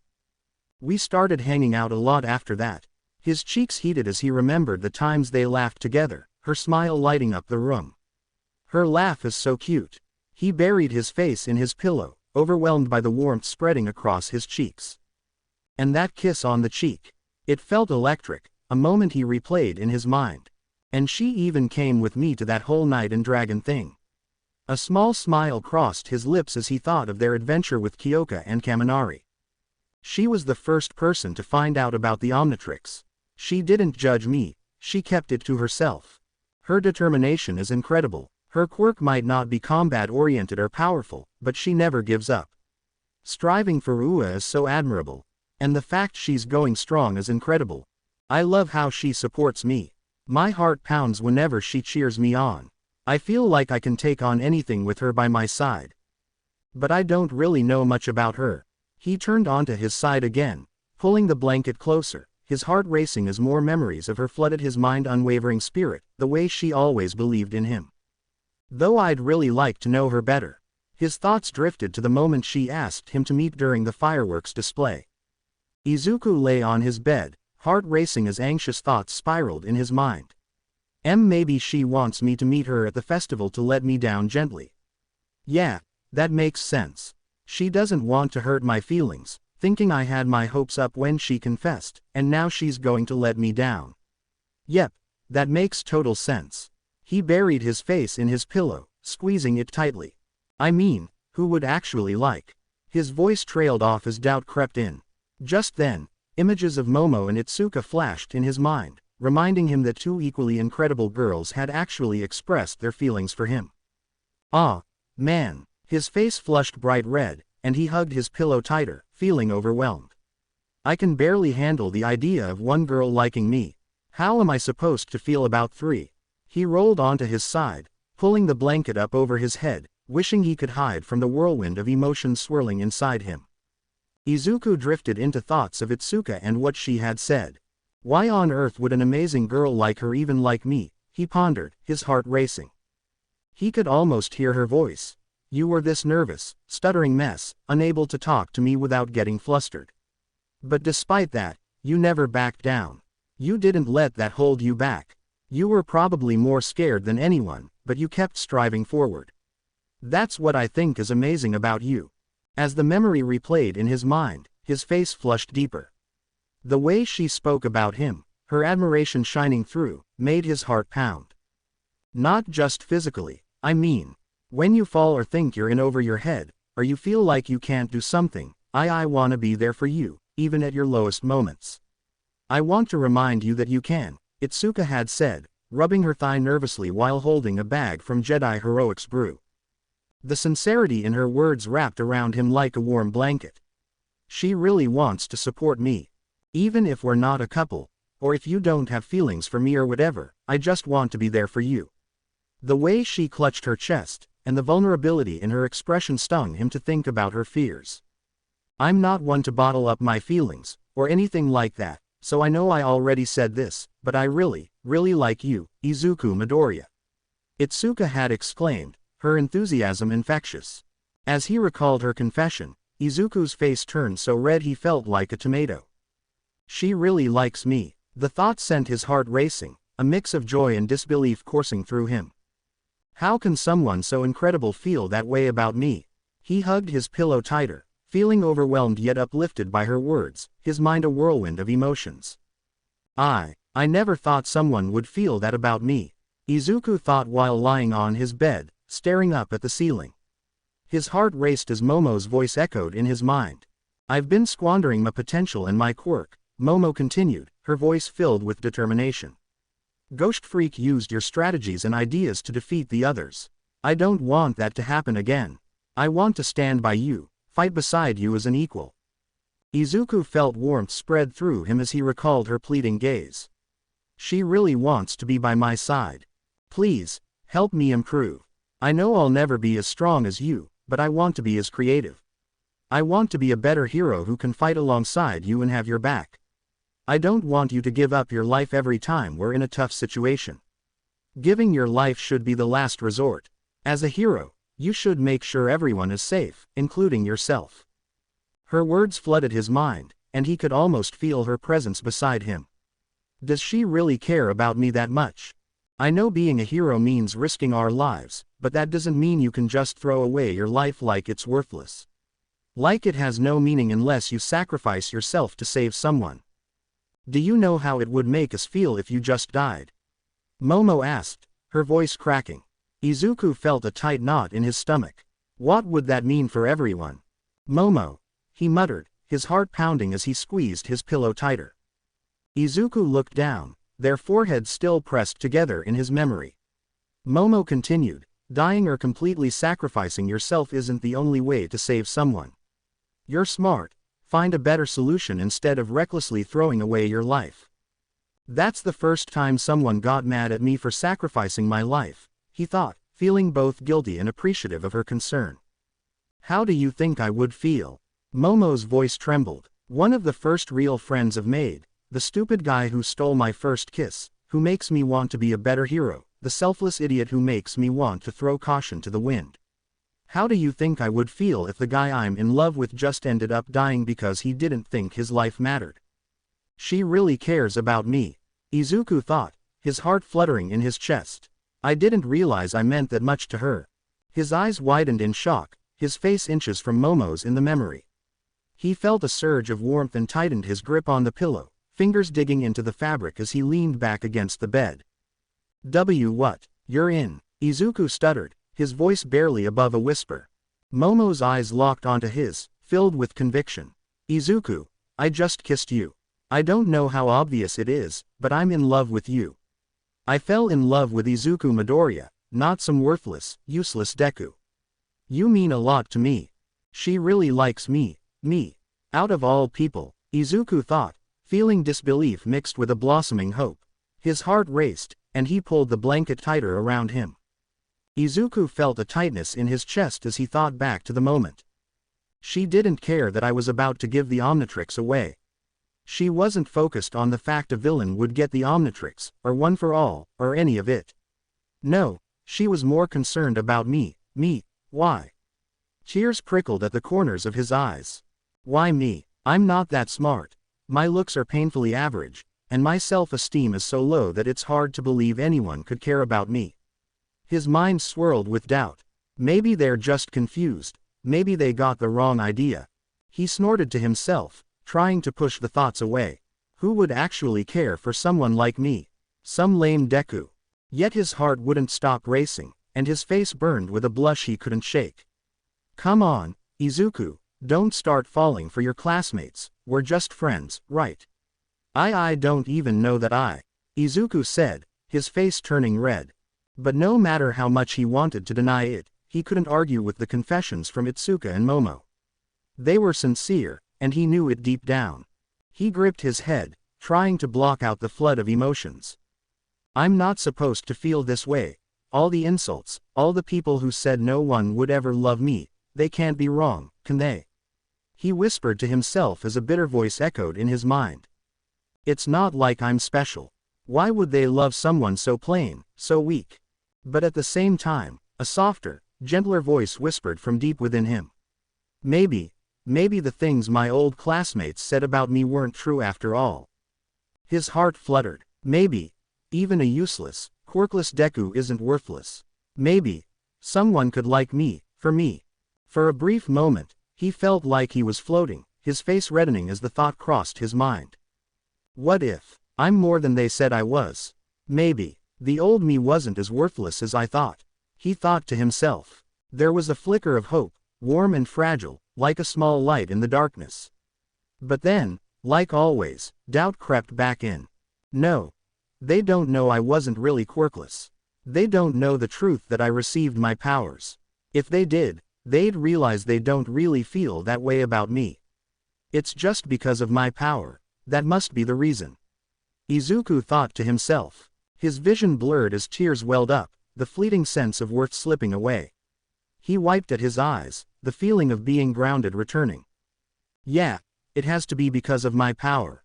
He whispered to himself. Yeah, without the Omnitrix and One for All, I'm just the useless Deku. No girl would actually fall for him, Izuku thought, his eyes closed as he leaned his head back against the wall. As his thoughts wandered, the familiar faces of his classmates flashed in his mind. Suyu's rare, soft smile made his heart skip a beat, her quiet presence somehow always calming him. Then Yui, whose rare expressions held a depth he admired, and thinking of her made his chest tighten. Ochako's warm brown eyes came next, accompanied by that bright, comforting smile of hers that always seemed to chase his worries away. He could feel his cheeks heat up at the memory of her laugh, the way it made him feel lighter, like maybe everything would be okay. Then there was Itsuka, strong, fierce Itsuka. The memory of their sparring sessions made his face burn. Her fiery determination, the way she pushed him to be better, left him feeling breathless every time. She was incredible. Momo's gentle, elegant smile entered his thoughts, and his heart pounded. Her kindness, her intelligence, the way she always looked out for others, he couldn't help but admire her. Every time she was near, he felt both in awe and unworthy of her attention. Toru's and Mina's playful teasing echoed in his mind, their optimism and energy infectious, bringing a grin to his face even now. Toru's invisibility somehow made her more bold and carefree, while Mina's bright personality lit up every room she was in. They made his heart flutter in ways he didn't fully understand. Then there was Setsuna, her nerdy love for dinosaurs never failed to make him smile. It was one of the things that made her unique, and that quirkiness stirred something in him. Kyoka came next, the way she'd twirl her jacks when she was nervous or thinking hard. He found it cute, and the memory made his stomach do a little flip. Despite feeling self-conscious, Izuku couldn't help but smile. All these incredible girls, they made him feel things he hadn't allowed himself to consider. And for just a moment, that floating feeling returned, as if his heart was lighter, lifted by the thought that maybe, just maybe, he wasn't as worthless as he believed. But before he could dwell on it, his eyes shot open, a chill running through him. Floating above him was a woman fair-skinned and beautiful, with a small mole below her bottom lip, just off to the right. Her sharp, intelligent eyes reminded him of Momo, and her dark, straight hair fell to her shoulders, with a clump of bangs resting above her forehead. She had a curvaceous, well-built figure, her presence commanding yet comforting. Nana Shimura, Izuku stammered, barely able to believe his eyes. The bustling streets of Kobayashi City were filled with a growing crowd, voices rising in protest as they waved signs and banners. The sound of chants echoed through the city square, a mixture of frustration and anger filling the air. In the midst of the scene, a news crew stood poised, capturing the chaotic atmosphere. The camera zoomed in on a sharp-eyed reporter, her expression tense as she raised the microphone to her lips, her voice carrying over the noise. This is Erika Matsumoto, reporting live from Kobayashi City, where protests against the Kyosei Hero Agency have reached a boiling point.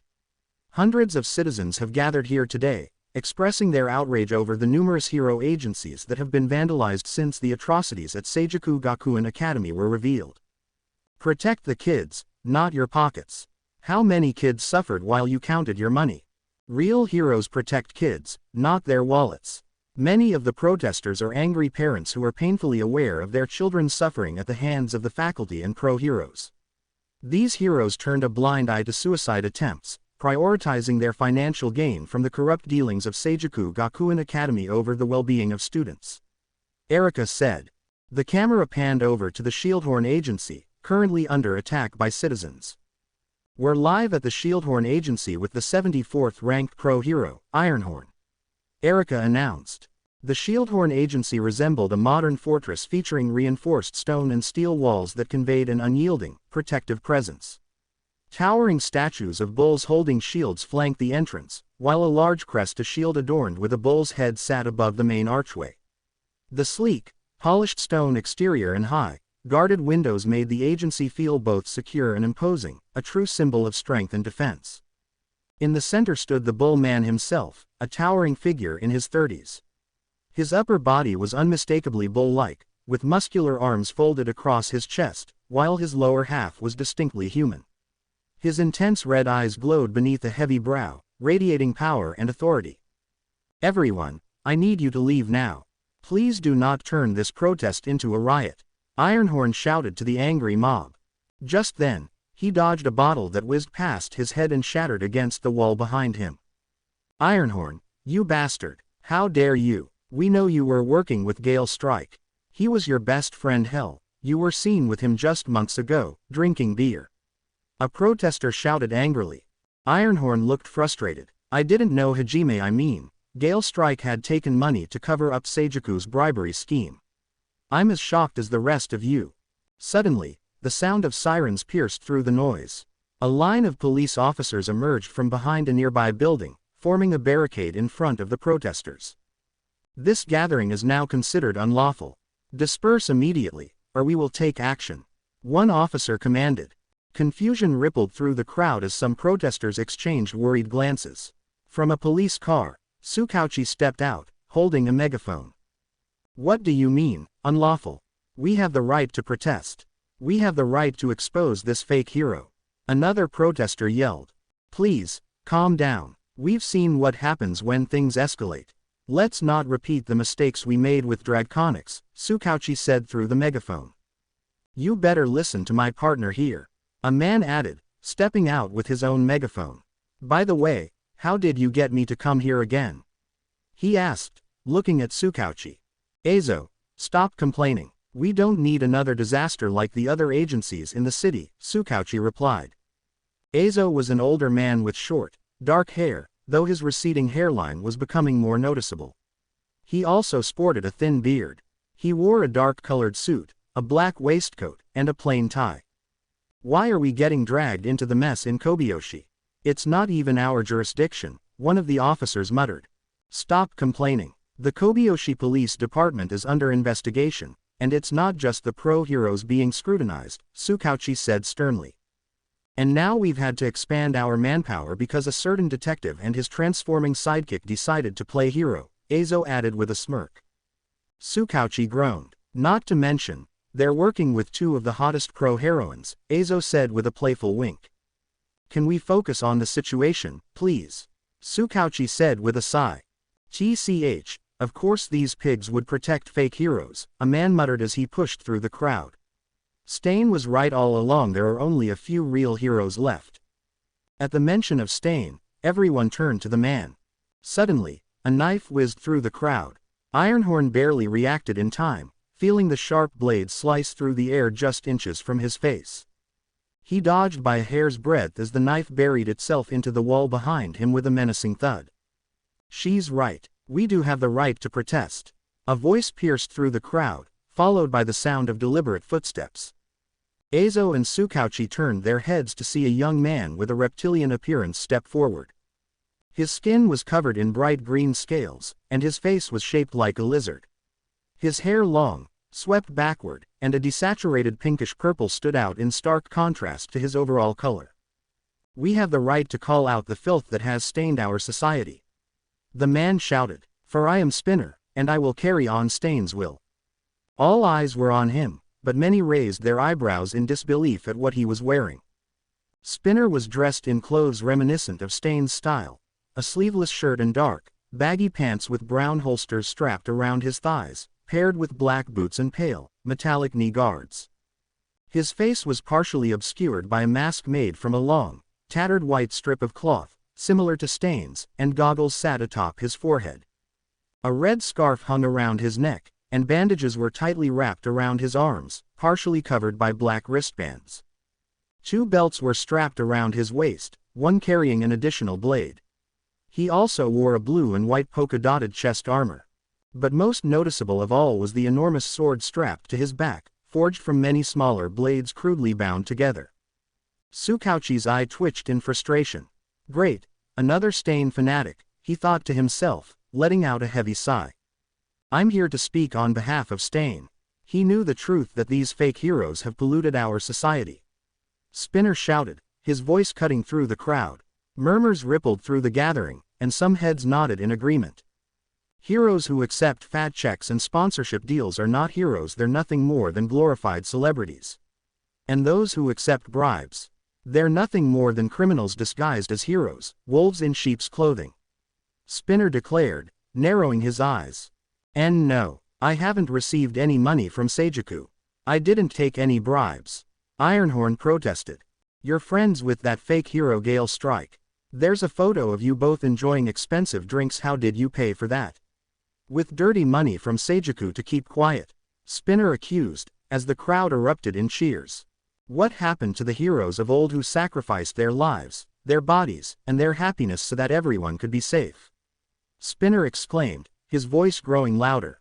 Now, our society is filled with so-called heroes who let the atrocities at Seijuku slide, just to line their own damn pockets. Spinner continued, as more heads nodded in agreement, fists beginning to rise in the air. Any hero who accepts payment isn't a real hero. They're nothing but money-hungry bastards.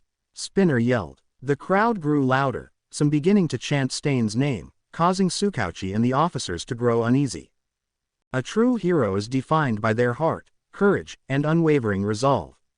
They don't accept compensation of any kind, whether it be fame or money.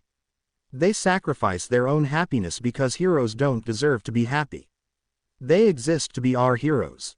Spinner shouted, his voice full of conviction. This false hero agency thrives on greed, not justice.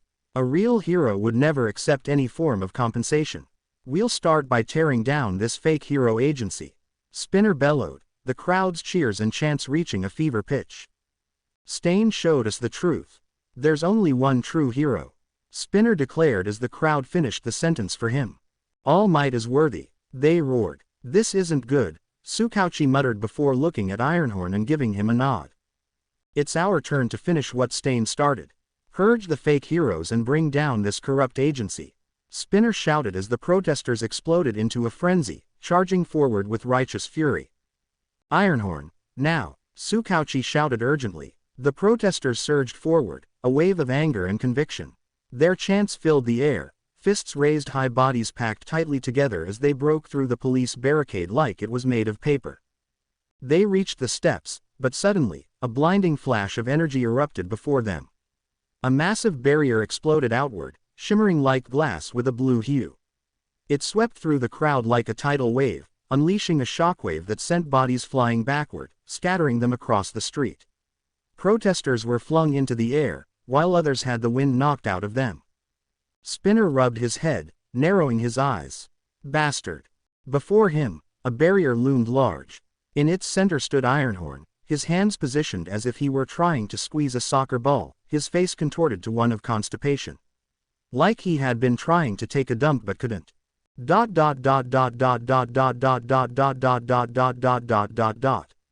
Pro hero. Ironhorn. Real name. Kenjiro Saito. Quirk. Aegis Barrier. Allows him to generate powerful shield barriers that can generate powerful shockwaves.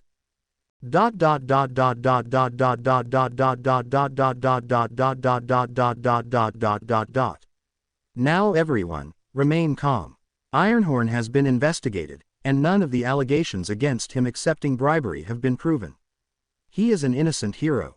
Please disperse now, Tsukauchi announced firmly. Murmurs spread through the crowd, their eyes filled with suspicion as they glared at the hero. Spinner scoffed. You claim these fake heroes are innocent, yet you haven't proven that Ironhorn hasn't taken bribes, have you? He taunted, his voice rising.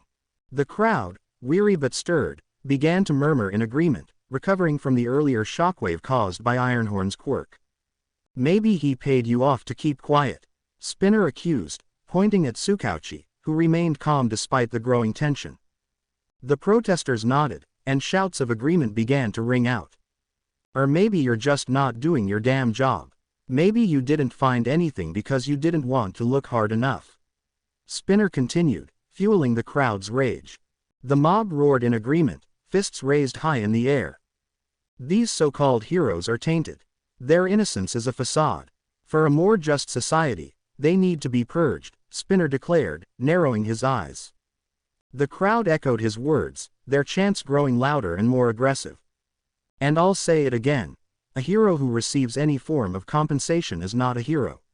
Those who accept money are nothing but government-paid thugs. Spinner's voice boomed as the mob erupted into full-blown fury. Then All Might is not a real hero. Tsukauchi shouted through his megaphone, cutting through the chaos. Silence fell over the crowd instantly. How dare you? Spinner stammered, his voice shaking.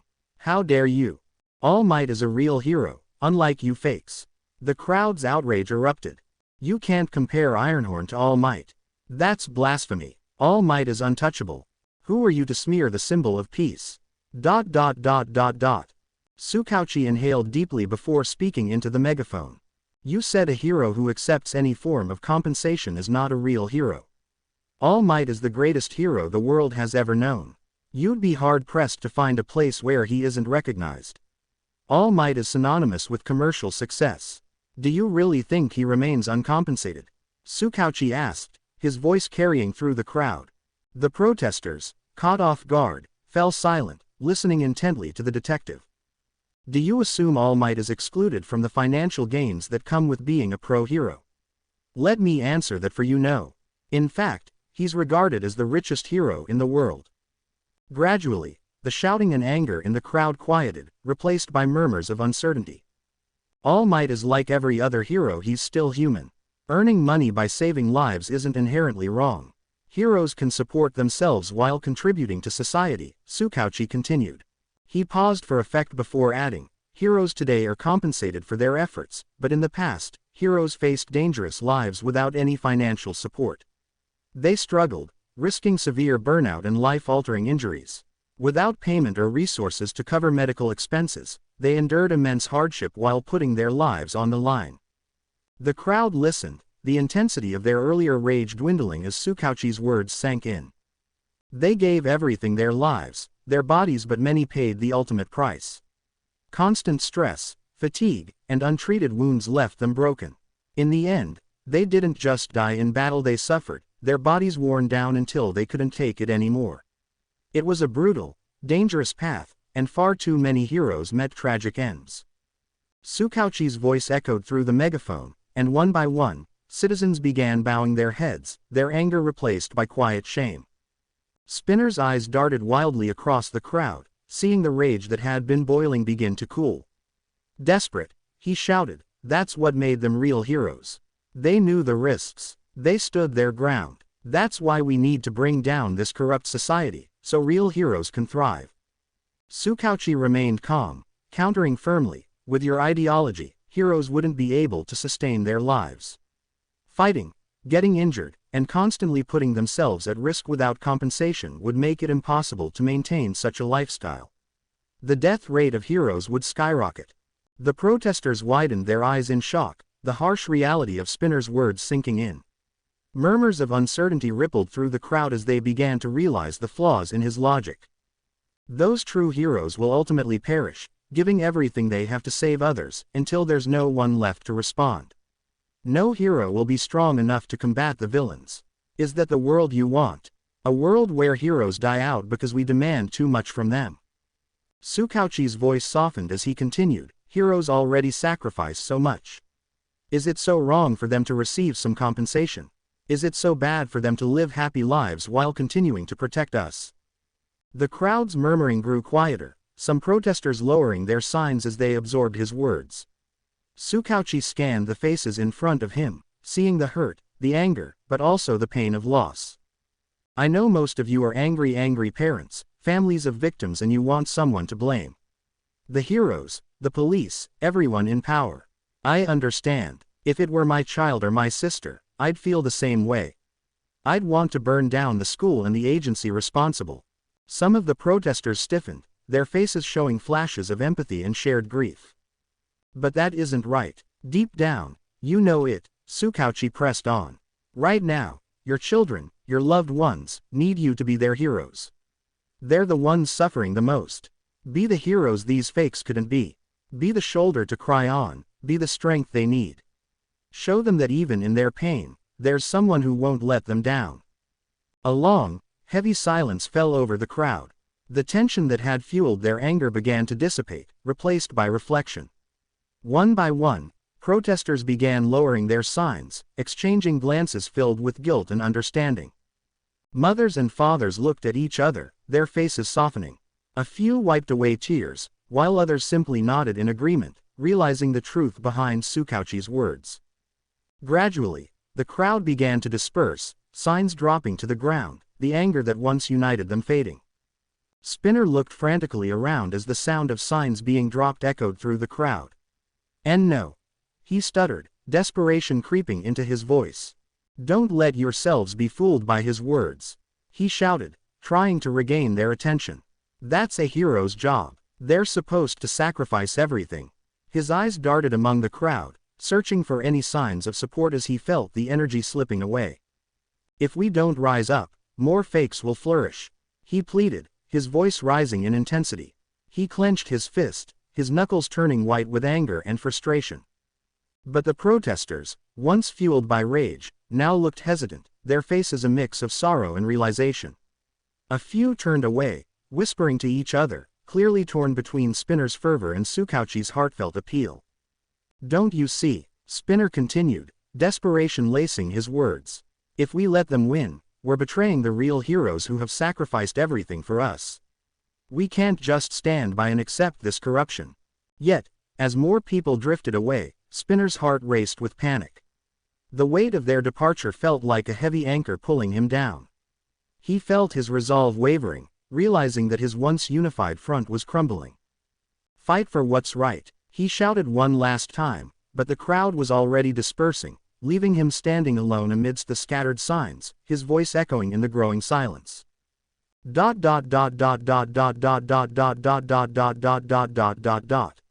And Nana Shimura, Izuku stammered, his voice trembling with disbelief as he stared at the apparition before him. Nana Shimura's ghostly figure floated in front of him, bathed in a soft, purple glow. Her arms were crossed, her eyes as stern yet warm as he remembered. She gave him a small, reassuring smile before her form dissolved into mist, fading away. What just happened?" Izuku muttered, rubbing his eyes furiously as if to clear them. "Am I hallucinating? Sleep deprivation kicking in again?" He pinched the bridge of his nose, eyes blinking rapidly as he tried to process what he'd just seen. Then, like a bolt of lightning, panic surged through him. "Gah!" Izuku screamed, grabbing his head. "That was Nana Shimura, right? I wasn't imagining it. Am I going to get float now? Wait, do I already have it? Oh no, how do I explain this to everyone? I suck at lying, and All Might isn't here.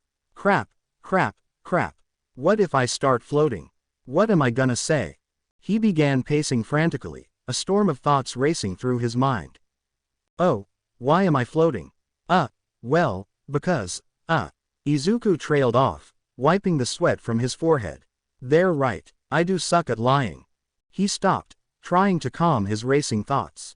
"Okay, Izuku, think this through. Maybe I'm just imagining things. Maybe I don't have float yet," he muttered under his breath, cupping his mouth as he pondered. "I should probably ask All Might. He'll know what to do." Even though he never had to deal with multiple quirks, he did manage to keep one for all a secret his entire life.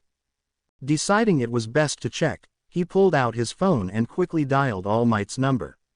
As the phone rang, All Might was in the middle of a fierce battle with a hulking, six-armed humanoid.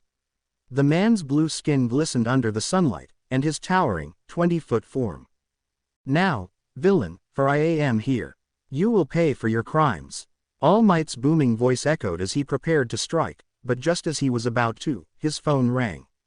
With a puzzled look, he paused mid-stance. "A phone call is here.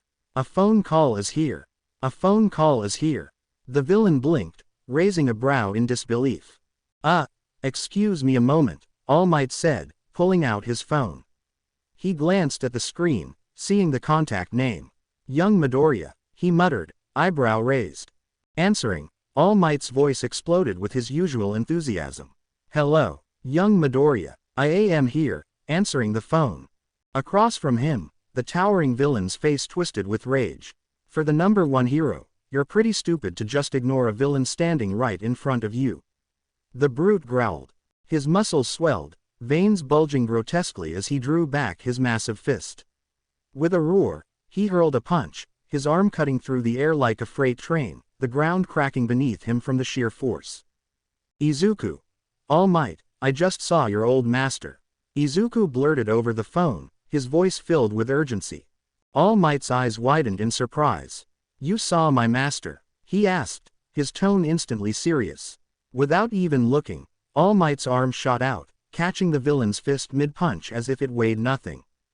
The impact rippled out with a deafening crack, but All Might remained unmoved, holding the villain's massive fist like it was a toy. Are you sure, young Midoriya? All Might asked, his tone calm despite the chaos. Izuku. Yeah, I'm pretty sure. I mean, she looked exactly like the photos. I'd say I'm 90% sure. All Might cupped his chin thoughtfully, still holding the villain's fist effortlessly. This could be troubling. Give me a moment. The villain, infuriated, roared again, launching another punch with his other arm. The air around them vibrated with the sheer power of the blow. But before it could connect, All Might turned his attention back to the fight, his face hardening. Houston howl. All Might roared, gathering the raw power of One for All into his lungs and throat.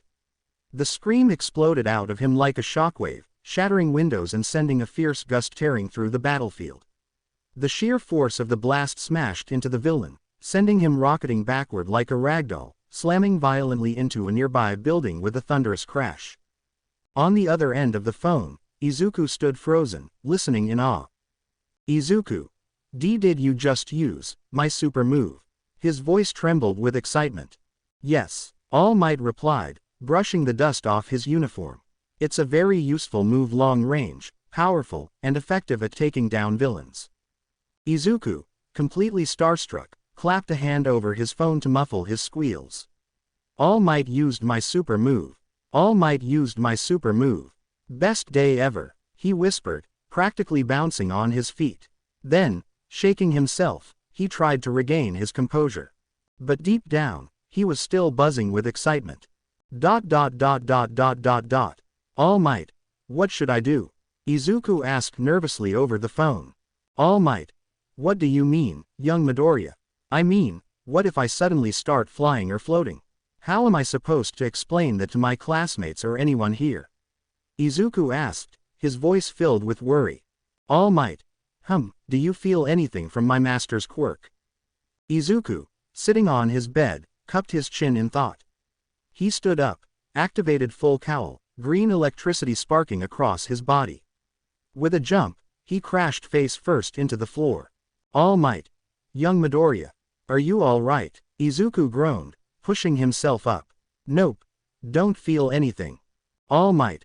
I see. Let's take a step back. What were you thinking about before my master's spirit appeared?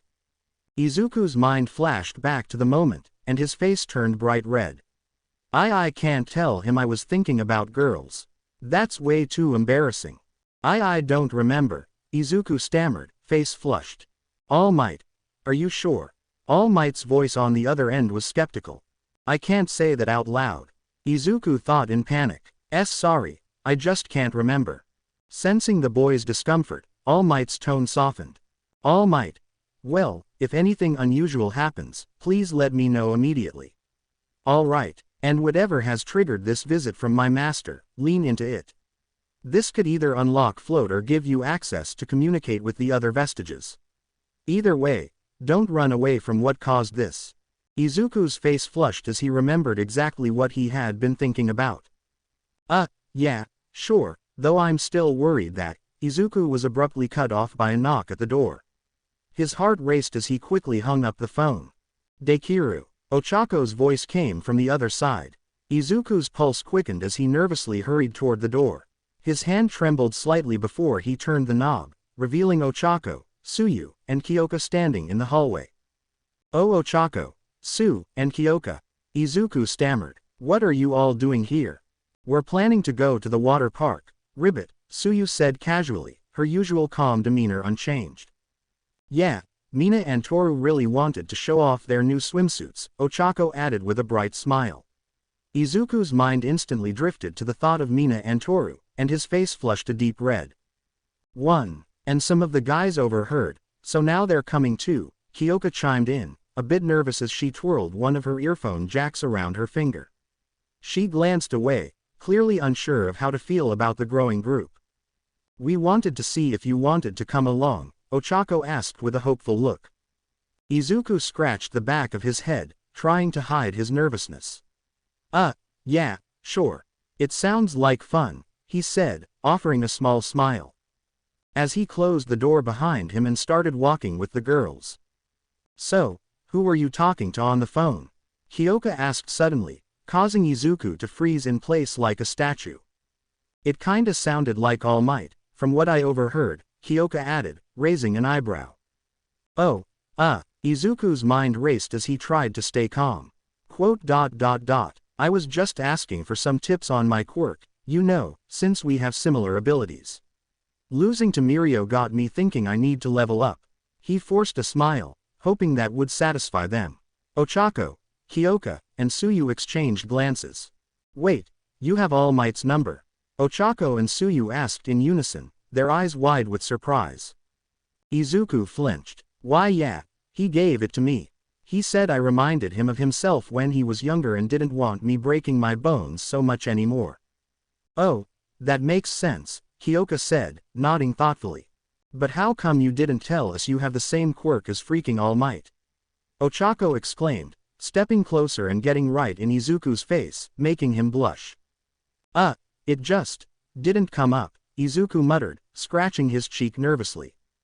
Ribbit, for someone who idolizes All Might as much as you, I figured you'd be bragging about it, Tsuyu said plainly. Even if the backlash breaks your bones. I didn't want to brag, Izuku explained, rubbing the back of his neck. Plus, having the same quirk as All Might would draw a lot of unwanted attention. That makes sense, Ochako said. But you should have seen Bakugo's face when All Might said you had the same quirk. He looked like he was about to blow a fuse. Tsuyu nodded. It also explains what Bakugo meant by calling you a quirkless loser on our first day. Kyoka clenched her fists, her expression darkening, as if she were ready to punch someone. Oh, yeah, Ochako suddenly said, imitating Bakugo with surprising accuracy. That quirkless loser could never get a better score than me. I didn't take it seriously at the time, Tsuyu added bluntly. Because he seemed unhinged and a little crazy. Everything about him was a red flag. Her dry tone made Izuku stifle a chuckle. The group shared a laugh at that, their tension easing as they continued chatting. As they reached the entrance of the water park, Tsuyu gently grabbed Izuku's arm. We'll catch up later. I just want to talk to Izuku alone for a bit, Ribbit, Tsuyu said, her voice slightly shaky. Oh, cool, see you around, Dekiru. Ochako replied, giving Izuku a friendly wave. See ya, Green. We're gonna change, Kyoka added with a casual smile. As the two girls left, Tsuyu turned to Izuku, glancing down at her feet, her hands fidgeting with the hem of her shirt. They hadn't talked one-on-one in a while, and the air felt heavy with awkwardness. Izu. They both spoke at the same time, their eyes widening in surprise as they blushed deeply. Tsuyu quickly cleared her throat, her cheeks still pink. Izuku, I was wondering if you'd like to have a late-night swim at the beach. She asked, her voice soft and uncertain, her gaze darting to the side as she anxiously tucked a strand of hair behind her ear. Oh, I don't mind, Izuku replied, his heart racing. Tsuyu's face flushed even deeper, and she bowed her head slightly, clearly flustered, before turning to leave. Be there by 20:30. Tsuyu called over her shoulder, her voice wavering slightly as she hurried away, her cheeks still tinged with red. The scene opens in a vast indoor water park, with sunlight streaming through the high glass panels above. Colorful water slides twist and turn, families splash in various pools, and palm trees enhance the tropical atmosphere. Near the changing rooms, the boys of Class 1A and B, clad in swimming trunks, exchanged shy glances. Kaminari, Mineta, and Saburaba stood by the pool, grinning as Mineta drooled, his mouth agape. They watched girls in bikinis walk by, who quickened their pace, clearly uncomfortable under the boys' gaze. "What's taking them so long?" Mineta complained. "Indeed. Their delay is quite unbecoming. It reflects poorly on UA. Students of UA should always be punctual," Tenya said, adjusting his glasses. Todoroki shrugged. "They're probably just caught up in their usual routine. From my experience with my sister, it's better not to rush them." He shivered slightly. Izuku nodded in agreement. "My mom is kind of the same way. When I tried to hurry her, it was terrifying," he said, shuddering at the memory. Suddenly, Mineta's expression shifted from passive to one of perverted intent as he noticed something. He scampered over to Todoroki, his eyes glinting with a sick desire. Todoroki glanced at Midoriya, who shook his head side to side. Then he turned back to Mineta. "No, are you saying you don't have a sister, or you just won't introduce me to her?" Mineta pressed. Todoroki paused, considering his answer. "Yes. ... Oh, Midori." Mina's voice rang out as the girls in their bikinis walked down the steps, making the boys' eyes bulge. Izuku's face immediately turned red, and he quickly looked away. Mina wore a blue bathing suit adorned with flounces on the top and bottom, and she made a beeline for Izuku, much to some of the boys' dismay. "I can't wait to get into the water," Toru exclaimed, wearing a white swimsuit and 2 wristbands. "Though some of the rides look kind of scary," Kyoka said, her face flushed as she walked in the middle of the group. She was in a yellow bikini and tried to cover herself with one hand. "Come on, Kyoka, you don't have to be shy," Momo said, placing a comforting hand on her shoulder. Momo wore a simple red 2-piece bikini that left little to the imagination, something Izuku had mentioned when she picked it out, but seeing how flustered it made him, she decided to wear it anyway. "Easy for you to say. Every guy is practically drooling over you and your assets." Kyoka shot back, her cheeks burning. Momo glanced around and noticed the boys staring at her with lecherous looks, some even drooling. Momo blushed, letting out a sigh. "Fair enough, Ribbit, though it might also be because of the sports festival that everyone is looking at us," Suyu chimed in, standing next to Ochako. Suyu wore a bathing suit with green vertical stripes. Ochako, in a 2-piece bathing suit with a green and orange pattern and a piece of cloth tied around her waist, looked around nervously. She caught snippets of murmurs and whispers from nearby. "Hey, isn't that Momo Yaoyorozu from the sports festival?" "Why yeah, and Ochako Uraraka, oh man, they're both super hot." I guess you're right," Ochako said, blushing slightly from the attention. "And that's Kyoka Jiro, right? She faced Todoroki at the sports festival. Oh man, she looks really cute in that bikini. Think she's single." Hearing this, Kyoka blushed even more and quickened her pace. Mina leaned in and whispered in her ear, "Told you you were hot." "Shut up," Kyoka muttered, her face flushed with embarrassment. She sighed, trying to calm down. "Though, I kinda get it. We're sort of like celebrities. Seeing us in bikinis is probably surreal for them," she added. The boys of Class A, except for Todoroki, Tenya, and Tokiyami, all had reddened faces as they tried, with little success, not to ogle at the girls. "Hey, boys," Mina called out with a wave as she made her way over. Her eyes briefly met Izuku's, and she gave him a small, playful smile, her lilac blush deepening. "So, what were you looking at?" she asked, batting her eyes flirtatiously. Izuku felt a surge of panic. He had tried not to stare, tried to keep his focus, but his eyes had wandered. He found himself captivated by Mina's vibrant pink skin, the way the swimsuit hugged her body. His gaze drifted to Suyu's cute, frog-like face, paired with a surprisingly athletic build that her swimsuit accentuated. Kyoka's toned legs and hips had caught his eye too, along with the way her swimsuit framed her figure. Then there was Ochako. Her whole body seemed radiant, her soft curves highlighted by the bikini. And Momo. Izuku gulped. Her bikini barely contained her ample chest, leaving him red-faced and flustered. "No, I checked out the girls. I checked out my friends. What am I turning into, Mineta?" His thoughts spiraled. "Yeah, they're kinda sexy, and Ochako's bikini really shows off her curves. And Suyu's makes her even cuter. And Mina's pink skin is so striking. Toru's swimsuit is amazing, and I bet she'd look even hotter if she wasn't invisible. And Momo's. Boobs. Izuku's thoughts screeched to a halt as his face turned a deep shade of crimson. He quickly looked away from Mina, his heart racing with embarrassment. "Ha, weren't you? You were totally checking us out, weren't you?" Mina accused, her face flushed a deep lilac as she crossed her arms, a teasing grin on her lips. Izuku's face burned bright red. "And no, I was just, checking out the pool. It's really cool, you know, the slides and stuff," he stammered, scratching the back of his head nervously. Mina smirked, stepping closer.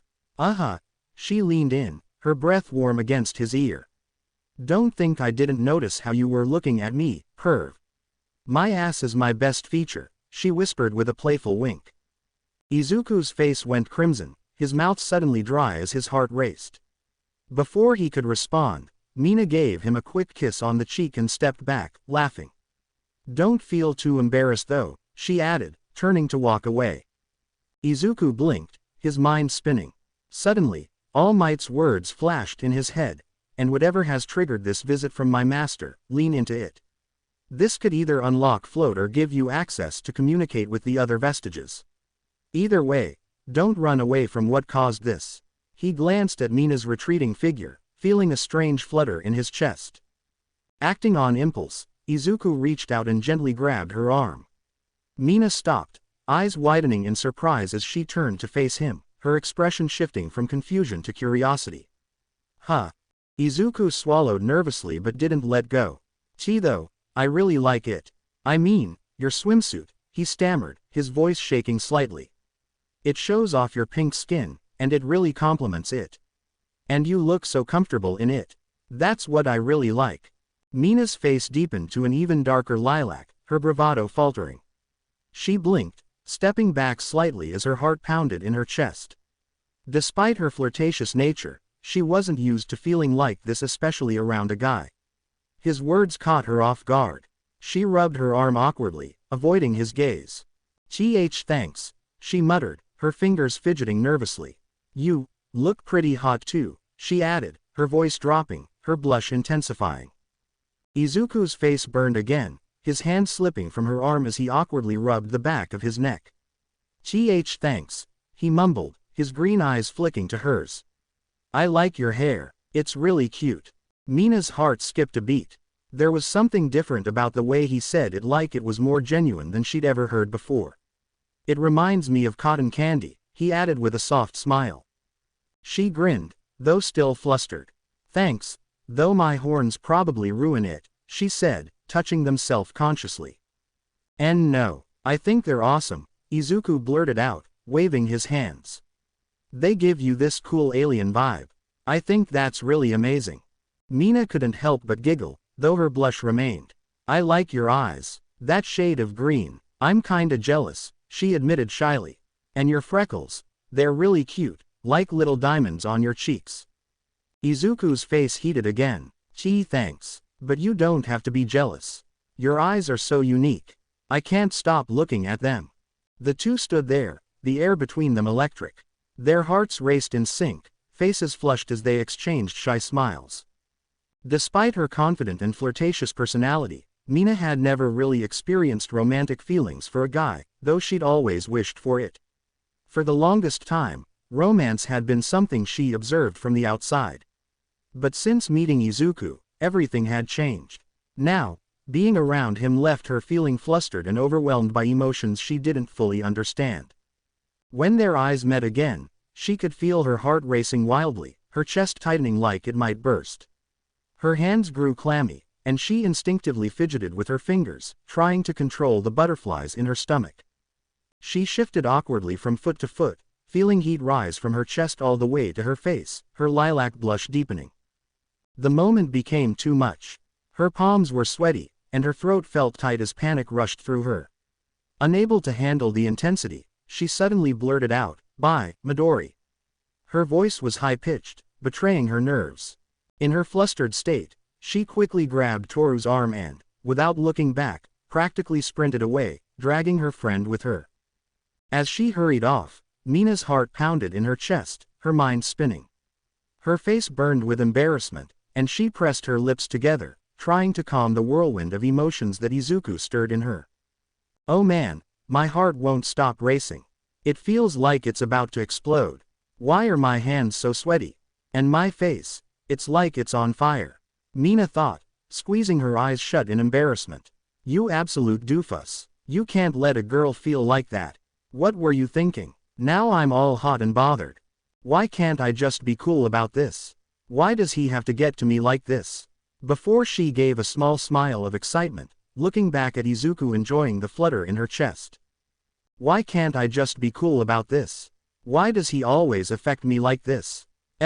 She thought, a small smile of excitement creeping onto her face as she looked back at Izuku, enjoying the flutter in her chest. Izuku stood blinking, his face burning with a heavy blush. What did I just do? Izuku gulped. Did I just flirt? Does that count as flirting? Though I don't feel like I have float, wait, how would it feel like if I even unlocked quirk? I mean when I unlocked danger, since I didn't feel like I unlocked it. Maybe it's like my forms, that my quirks are there but I just have to figure out how to access them. Izuku thought before he felt a poke on his back and flinched before turning and finding a shyly blushing Kyoka. Hey, Kyoka said. Hi, Izuku said. So Kyoka said, do you wanna go on some of the rides? Izuku looked at the water rides around him, he gulped from how high they looked. Sure, though they kinda look terrifying. Kyoka scoffed playfully. Oh right, like you'd be in actual danger. Just float away if it gets too scary, hero. Izuku's bulged out in horror. Wait, how do you know about float? Kyoka raised an eyebrow. Huh. Izuku quickly realizes she had been talking about his many forms that can fly. Oh, why you meant my forms. Kyoka narrowed her eyes slightly. Obviously, his heart is pounding like crazy. Kyoka detected through her jacks as the boy was clearly nervous. So you wanna go on the rides? Izuku asked. I mean, having someone who can fly should make you feel at ease, right? Kyoka looked surprised before shaking her head. Sure, though if it's between Stinkfly and Splattering, I'm picking Splattering. Oh, come on, Stinkfly doesn't smell that bad. Says the guy who named him. Stinkfly, by the way, the name accurate. Kyoka said, making Izuku chuckle a little, to which the girl thought it was cute. The moment was cut off by as the girls walked by, they exchanged glances of disgust and quickened their pace, and Kyoka picked up on their whispering. That purple-haired creep is staring again, one woman muttered, making Kyoka flinch as her gaze drifted to Mineta. Mineta was fixated on the girls like a dog in heat, his eyes glued to their hips, thighs, and curves without restraint. He was practically panting, his eyes darting from one part of their bodies to the next with zero subtlety. As three friends in brightly colored bikinis walked by, their laughter faced when they noticed Mineta starring shamelessly. One of the girls pulled a towel tightly around her shoulders, casting a wary glance. Gross. She whispered to her friend, who crossed her arms over her chest, while the other friend wrapped around her arms around her midriff, clearly uncomfortable. Let's get out of here, the third friend said, shooting Mineta a withering glare. They cast him a look of disgust before quickly walking away in the opposite direction. Kyoka, feeling the tension, grabbed Izuku by the arm, pulling him away before they quickly dove into a nearby pool. Kyoka yanked Izuku away suddenly. Hey, what was that for? Izuku exclaimed, bewildered. Sorry, Green, Kyoka replied, nodding toward Mineta. I know using the Omnitrix for stuff like this isn't ideal, but hear me out. Okay, I get that he's being a bit much, Izuku said, stealing another glance at Mineta. A bit much, Kyoka exclaimed incredulously. He's making everyone within a 3-block radius uncomfortable. Nearby, a girl with a long ponytail noticed Mineta's gaze lingering on her and her friend. She scowled, holding her beach bag defensively. He's not even trying to be subtle, she muttered, disgust clear on her face. Her friend, visibly uncomfortable, adjusted her towel to cover more skin. Yeah, I'm done with this, she said, irritation creeping into her voice. Without another word, they quickly gathered their things and left, throwing one last disapproving look over their shoulders as they walked away. Izuku winced before turning to Kyoka to make her point. He's even making families uncomfortable. Nearby, a mother and father caught Mineta leering at the girls in bikinis. The father sighed and nudged his wife, who nodded in agreement. Let's move to the other side of the park, he said, taking his children's hands. The mother glanced back at Mineta, her expression filled with disapproval. To think he's a hero course student, let alone from UA. The standards have clearly dropped, she remarked as they led their kids away to escape the awkward atmosphere. Izuku sighed. Just give me a minute. Kyoka grinned. On behalf of every girl, thank you. I guess it's hero time. Izuku muttered, pinching the bridge of his nose as he swam off in another direction. A minute later, Kyoka watched as Mineta was yanked toward the ceiling, caught in webs. She had to stifle a laugh as she saw the pervert struggle helplessly, while Spider Monkey shook his head, shooting a web that left Mineta hanging awkwardly above. Izuku stretched, feeling the satisfying pull of his muscles. All right, I'll bring Mineta down later, he thought, though I do kind of feel bad for leaving him like that. His thoughts were interrupted by the sound of Itsuka's voice, soft but carrying a hint of unease. I don't know, I just feel like, maybe this isn't my thing, you know. Itsuka murmured, drawing his attention. She was wearing a light blue bikini that complemented her toned figure, but she tugged at the straps a bit awkwardly, her expression clearly self-conscious. When she glanced up and caught Izuku's gaze, his face flushed red as he tried to keep his composure. Taking a deep breath, she approached him, looking a bit hesitant. Hey, Izuku, this isn't normally how I am, alright. Please, don't laugh, Itsuka said, rubbing the back of her neck with an awkward smile, her cheeks tinted a rosy pink. And no, really, you look incredible. Izuku blurted out, his own face warming up as he realized just how close she was. Itsuka's blush deepened, and she glanced down, a shy smile tugging at her lips. Thanks, she replied, her voice a little softer. Though, I feel kinda exposed. Like, every guy is staring or something. She bit her lip, glancing around with a small frown. Izuku followed her gaze and quickly noticed a few guys sneaking looks at her, which made him sweat nervously.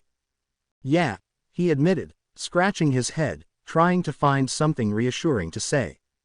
Itsuka, still fiddling with the strap of her bikini, then tilted her head thoughtfully. But, I don't know, it feels like there are less creepy stares today, she said, half shrugging, still not entirely convinced. Izuku looked up toward Mineta, who was still trapped in his web cocoon from earlier, wriggling uselessly. He couldn't help but feel a bit triumphant, knowing he'd saved the girls from his friend's usual antics. He turned back to Itsuka, keeping his tone casual. Nah, it's probably just your imagination, he said, offering a reassuring smile. Itsuka narrowed her eyes, still a bit confused, but shrugged in agreement, visibly relaxing a bit as they shared a quiet laugh. Izuku turned around in surprise, caught off guard by the new voice.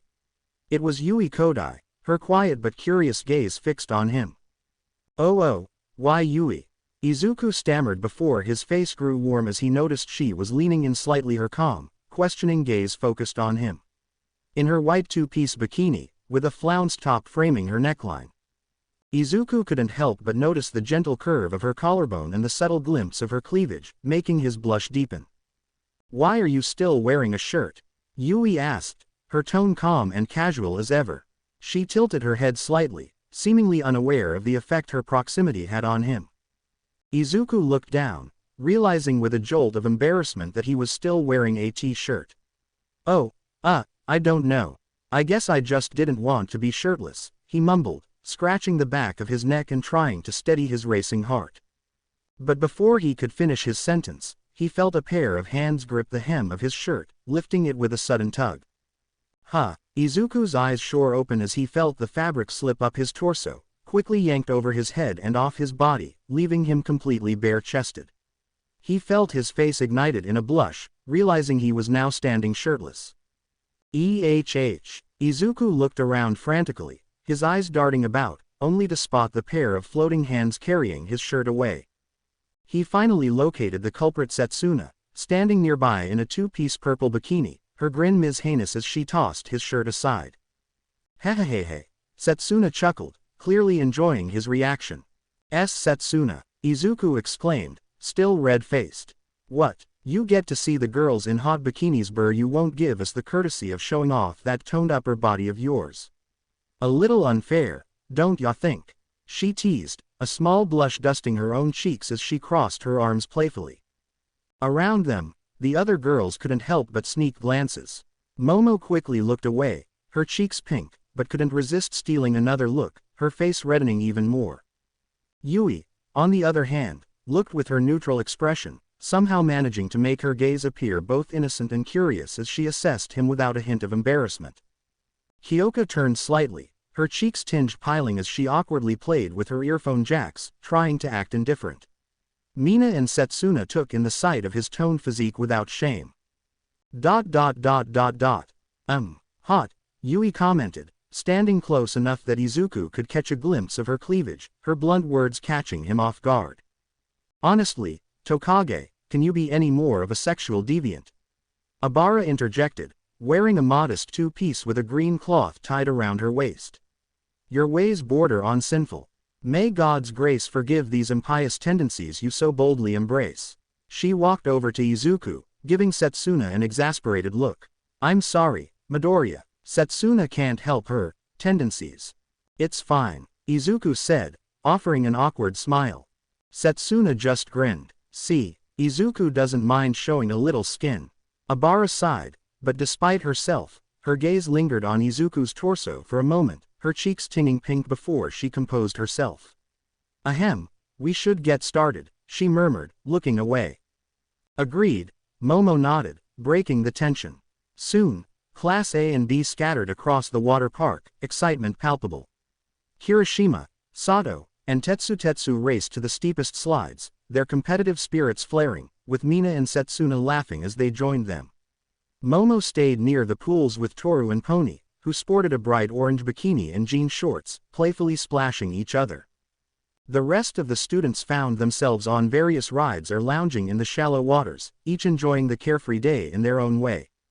Izuku blushed deeply as he and Jiro prepared to get onto the narrow, winding water slide, designed for two riders to sit closely together. His heart pounded, and he couldn't help but sneak a glance at Kyoka, who was already seated in the double tube, looking surprisingly relaxed as she waited for him.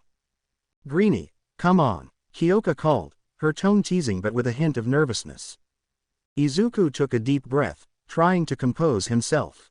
Act natural, he repeated mentally as he slid into the tube. Okay, this doesn't seem so bad, he thought, feeling a bit more at ease. No, not like that.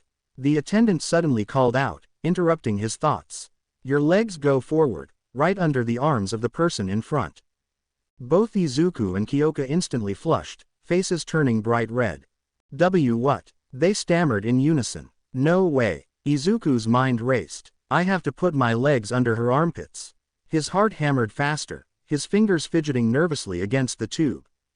Kyoka shifted awkwardly in the tube, glancing over her shoulder at him, her face heating up as her eyes briefly landed on his muscular legs.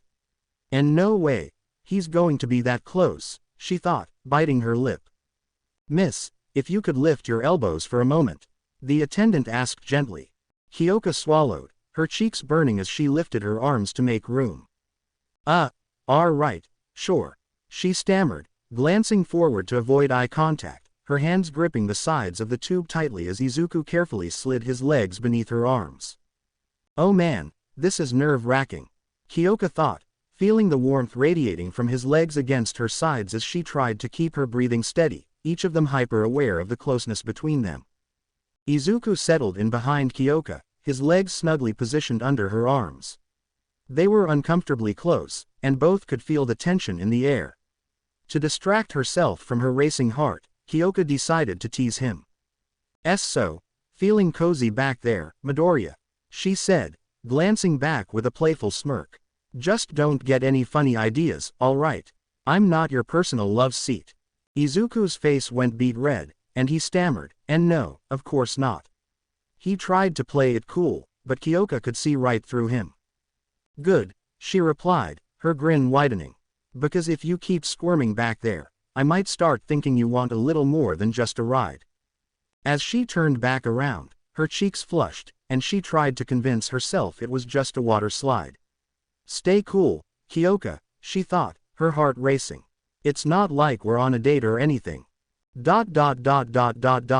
As they pushed off from the platform, the double tube shot down the water slide, sending Izuku and Kyoka spiraling into a whirlwind as water rushed past them.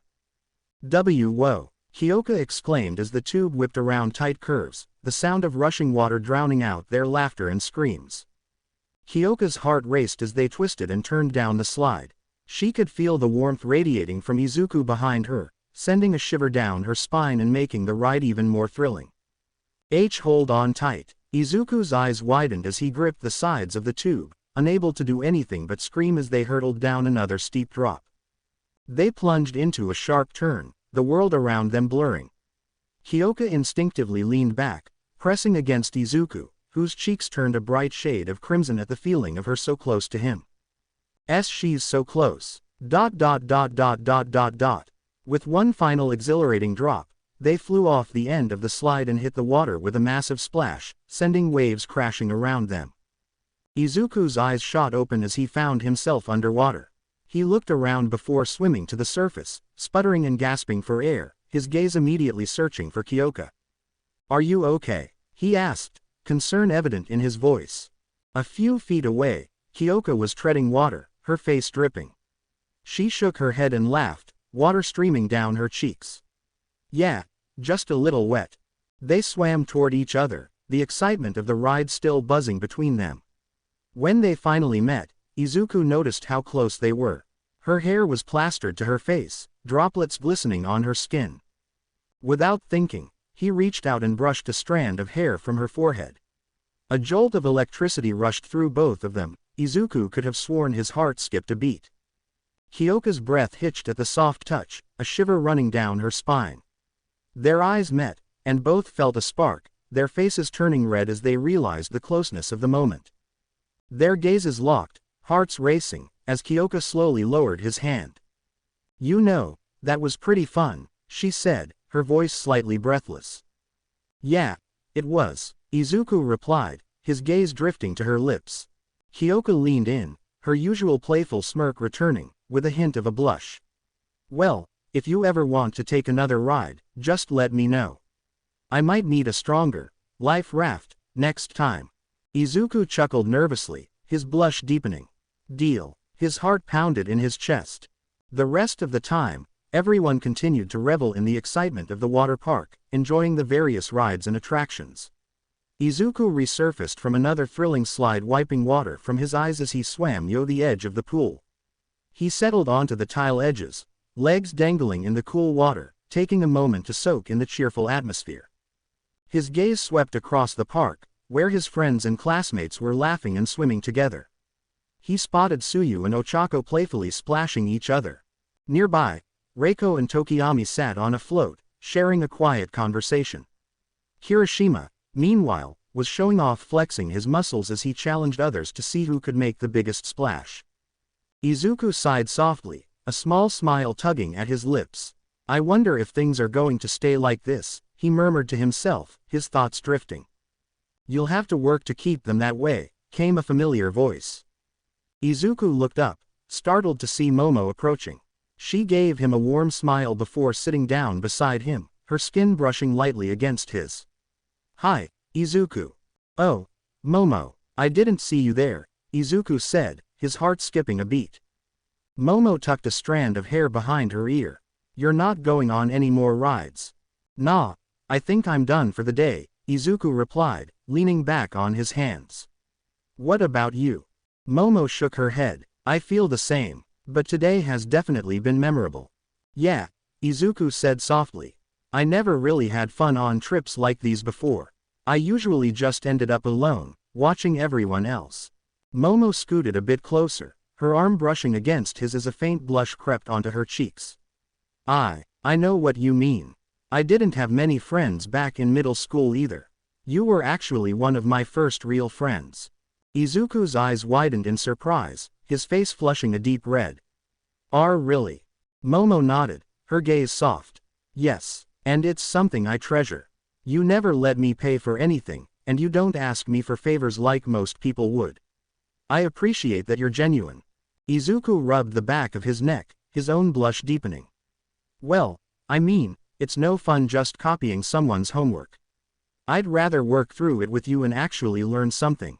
Momo's smile widened as she looked at him.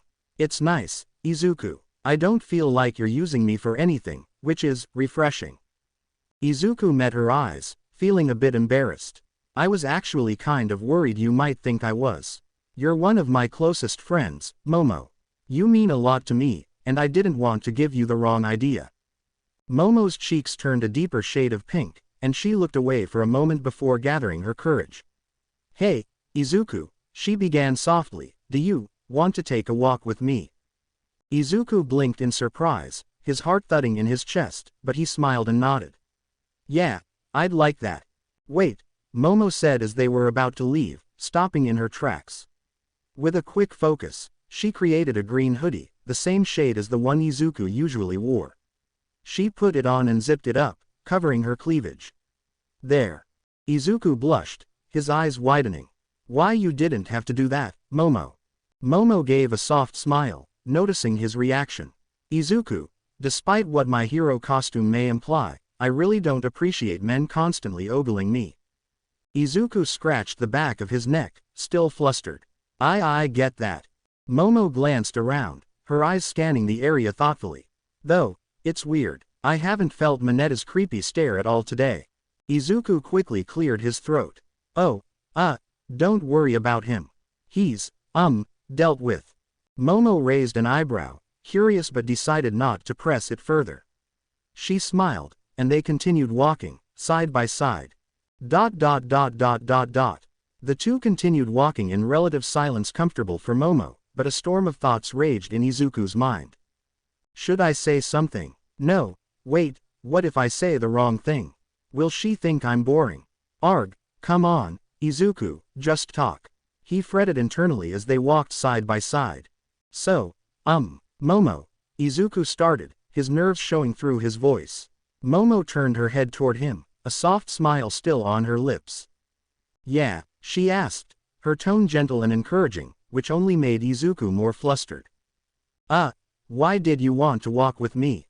Izuku asked, mentally berating himself. Stupid question. Momo blinked, then chuckled lightly, placing a finger to her chin as if she were pondering. Honestly, I just wanted to spend some time with you, just the two of us, she said, smiling sincerely. Izuku's face lit up with a blush.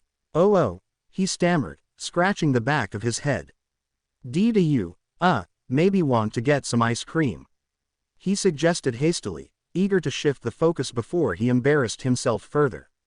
The offer seemed to brighten Momo's face instantly. Oh, that sounds nice, she replied. I saw this small ice cream place when you girls.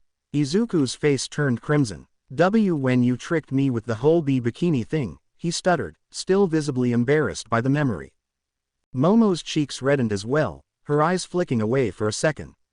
Right, sorry about that, she said, feeling a bit sheepish. And no, it's fine. Izuku quickly reassured her, but, I'll definitely be more cautious next time, he mumbled, mostly to himself. Momo gave him a curious glance, but before she could say anything, Izuku brightened. Come on, let's get some ice cream, he said with enthusiasm, leading the way.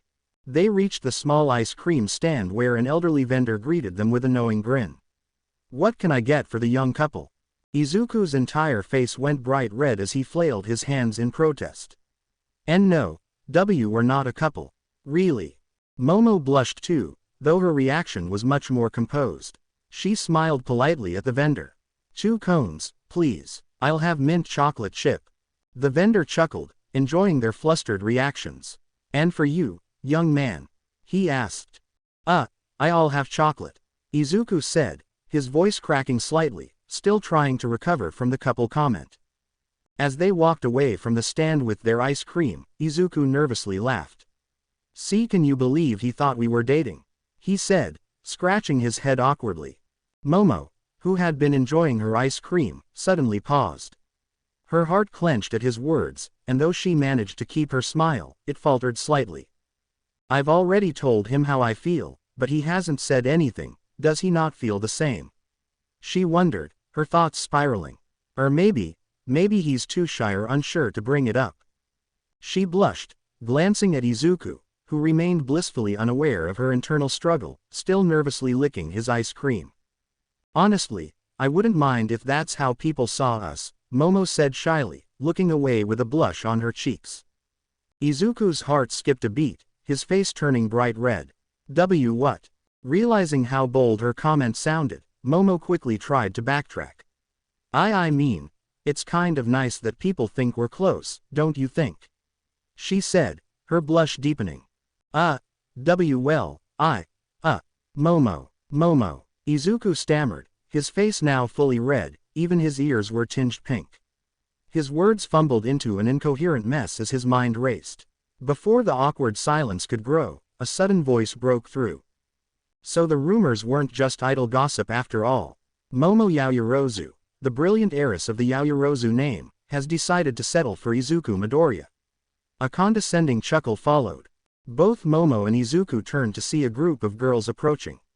Leading them was a tall, pale girl with sharp, cat-like eyes framed by thick lashes. Her irises were a striking bluish lilac color. Her straight hair fell to her waist, with ear-length clumps and a neat fringe in a Harem cut. Its color was an unusual blend between baby blue, lavender, and pale gray. She wore a fitted black turtleneck sweater that accentuated her slender figure, paired with dark skinny jeans. Draped loosely over her shoulders was a cream-colored trench coat and her ankle boots clicked softly against the pavement as she approached. Momo and Izuku exchanged a confused glance before turning back to the group. Who are you? Izuku asked hesitantly. Intelli Psycho. A pleasure, the girl introduced herself with a smug smile. Before Momo and Izuku could respond, Psycho stopped in place, clearly expecting their full attention. And I'm well aware of who you both are, Psycho said, her gaze shifting between them. Momo Yaoyorozu and she turned her condescending smirk toward Izuku, clearly unimpressed. The famous Izuku Midoriya, she added with an exaggerated tone. Momo shot Izuku a quick glance, her expression tinged with annoyance.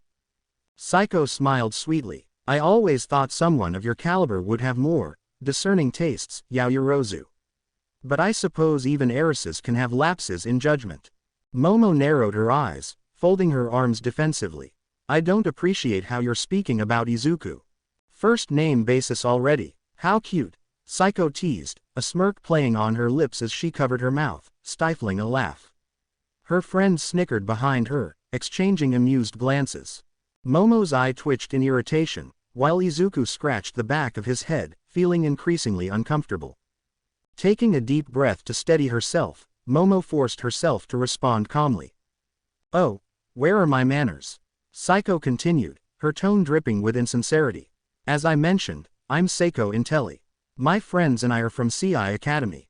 Momo's eyes widened in recognition. Oh, I remember. You were second in the overall rankings for my prefecture when I was in my second year of middle school, she said, folding her arms, still annoyed by Psycho's attitude. Yes, I remember it well, Psycho replied, her smile tight. You, just a year younger, took first place while I was stuck in second. It's hard to forget something like that, especially when everyone treats it like a major achievement for you. Her voice dripped with bitterness, revealing her true feelings. Izuku looked at Momo, surprise evident in his expression. Wait, Momo, you ranked first in your prefecture? He asked, genuinely impressed. Momo smiled, her pride shining through. Yes, it was actually one of the reasons they accepted me through recommendations. Psycho scoffed, her tone dripping with disdain. Yes, Momo Yaoyorozu undeniably intelligent. Yet she's chosen to associate with Midoriya. Who knew that even the smartest could have such questionable standards? She remarked, her group of friends snickering behind her. Momo clenched her fists, a mix of anger and disappointment flashing in her eyes. You really need to work on your people skills, Psycho. This isn't a competition, and we all have different strengths, she retorted, standing her ground. Psycho feigned surprise, placing a hand over her heart. Oh, how noble, but in my experience, it's always a competition in the end. Isn't that right, girls? Someone reckless. Honestly, just look at Midoriya. From the sports festival alone, it was painfully clear he has zero control over his quirk, Psycho said, her tone dripping with superiority. And let's face it, the only reason someone so utterly lackluster managed to gain admission to UA is thanks to the sheer power of his quirk. It's almost laughable, she smirked, prompting her friends to giggle softly, exchanging amused glances at the spectacle. Frankly, I expected you to be with Todoroki, the son of Endeavor himself. After all, he's got the looks and the lineage. But I suppose even beauty can't guarantee discerning taste in men, she continued, her voice laced with condescension. But please, Momo, enlighten me about your choices. It's almost adorable how you think you can elevate someone so ordinary to hero status. Her friends erupted in laughter, thoroughly enjoying Psycho's high-class arrogance and the way she effortlessly belittled Momo and her choice of partner, their mockery ringing in the air. Izuku turned to Momo, feeling a wave of guilt wash over him. I can't believe they're insulting her just because we're friends. I'm used to mean girls, but I'm not even her boyfriend, and she's taking the heat for knowing me. He thought, then shot a glare at the girls, which momentarily silenced their laughter and narrowed their eyes at him. Izuku inhaled deeply, mustering his courage. You know, just because Momo beat you in the rankings doesn't mean you have to be so cruel to her. Psycho's eyes widened, then narrowed into a glare. Excuse you. Momo looked at Izuku in surprise as he continued, you're upset because she beat you, and it must sting even more that she's younger, right?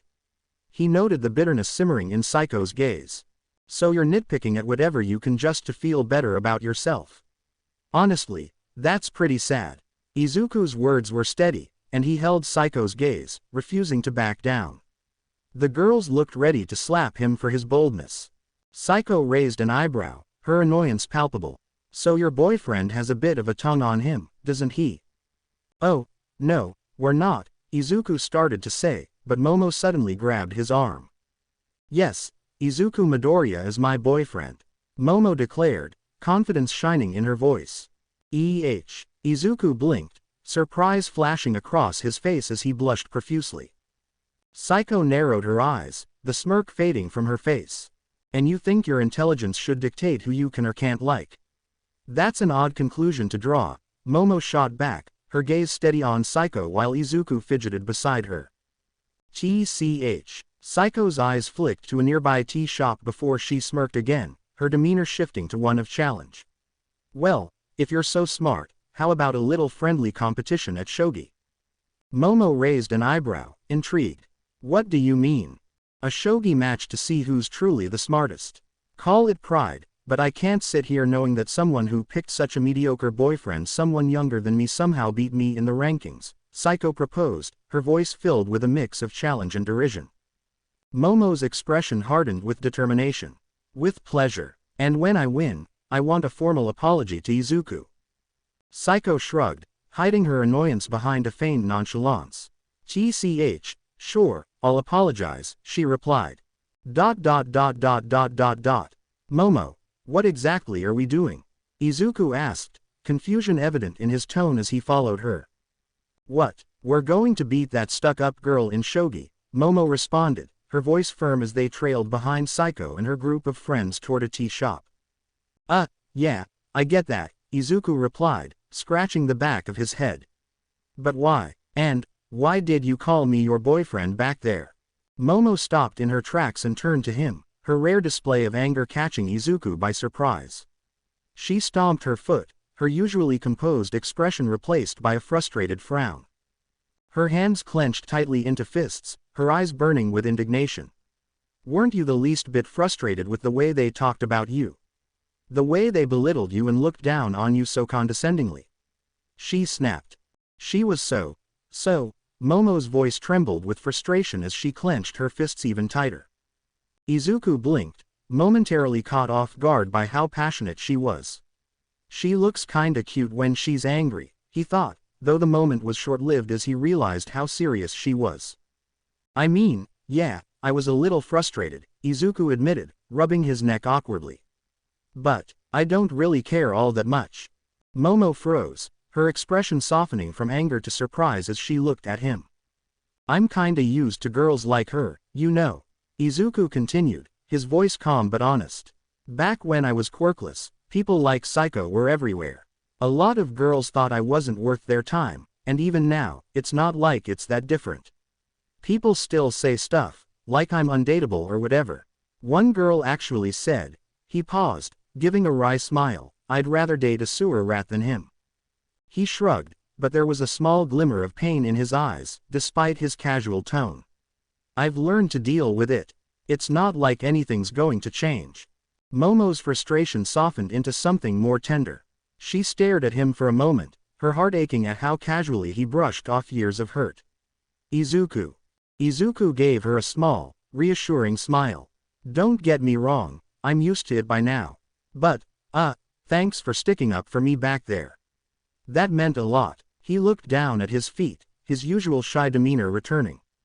Momo, feeling a sudden surge of protectiveness, straightened up and grabbed his hand, surprising him.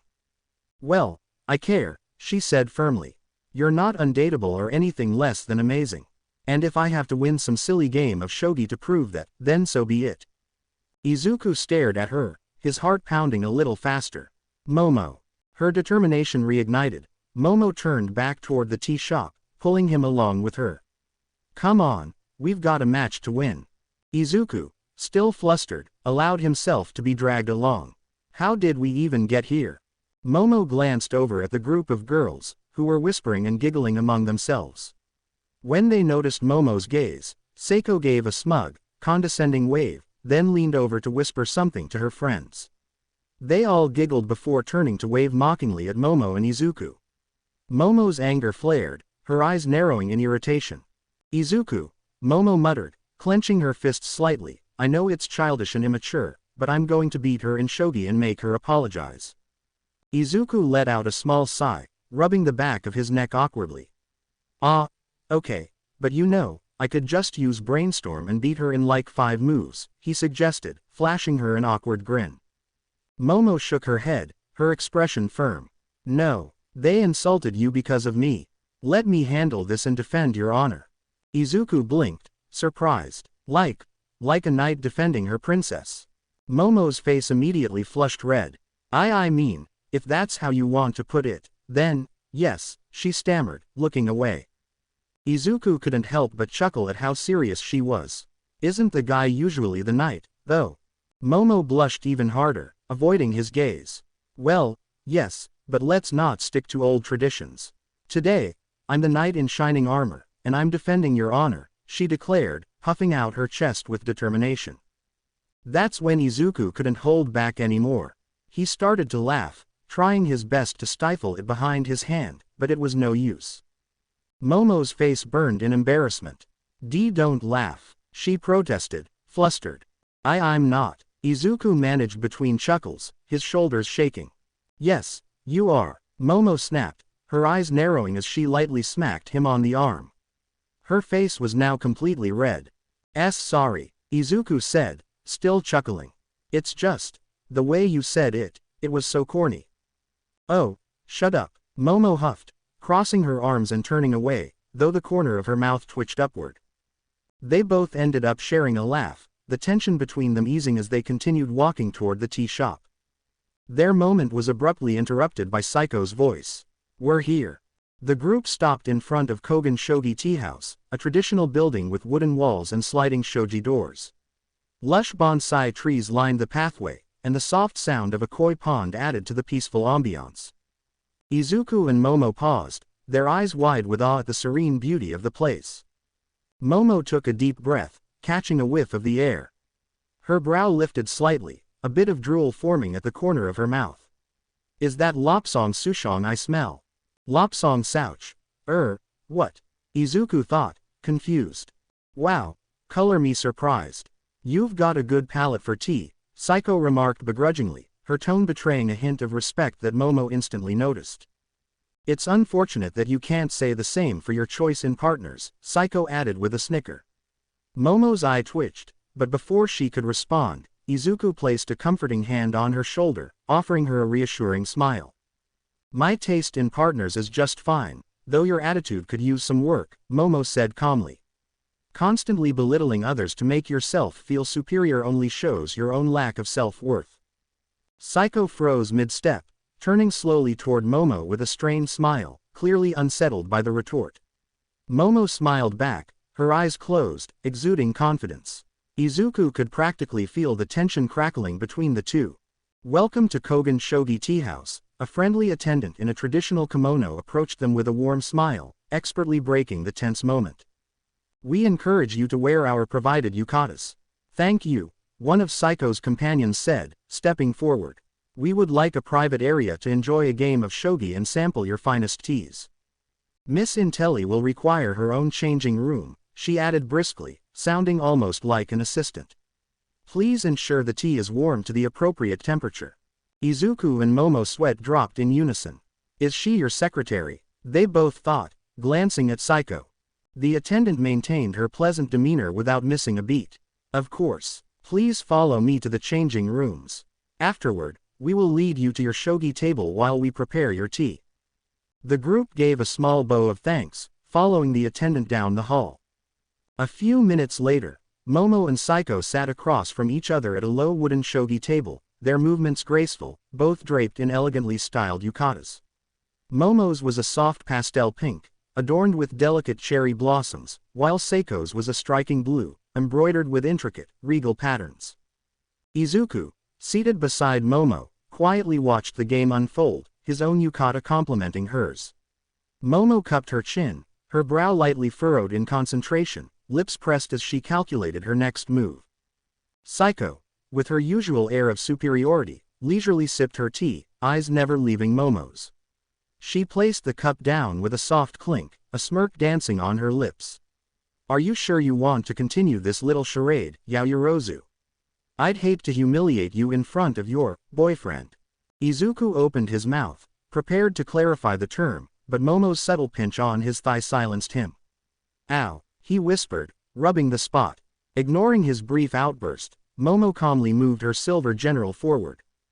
"I'm quite confident in my abilities," Momo replied with a measured tone, "but unlike you, Intelli, I don't mistake arrogance for certainty. There is always room for the unexpected." Seiko's eyes glinted as she slid her rook forward, capturing one of Momo's knights with a swift, almost smug, motion. "Confidence, please," she said with a smirk, "you're toying with delusions. My formula of success is already decided. It's not arrogance, it's just fact." Momo's fingers hovered above her next piece, her usually calm demeanor threatened by Saiko's sharp tongue.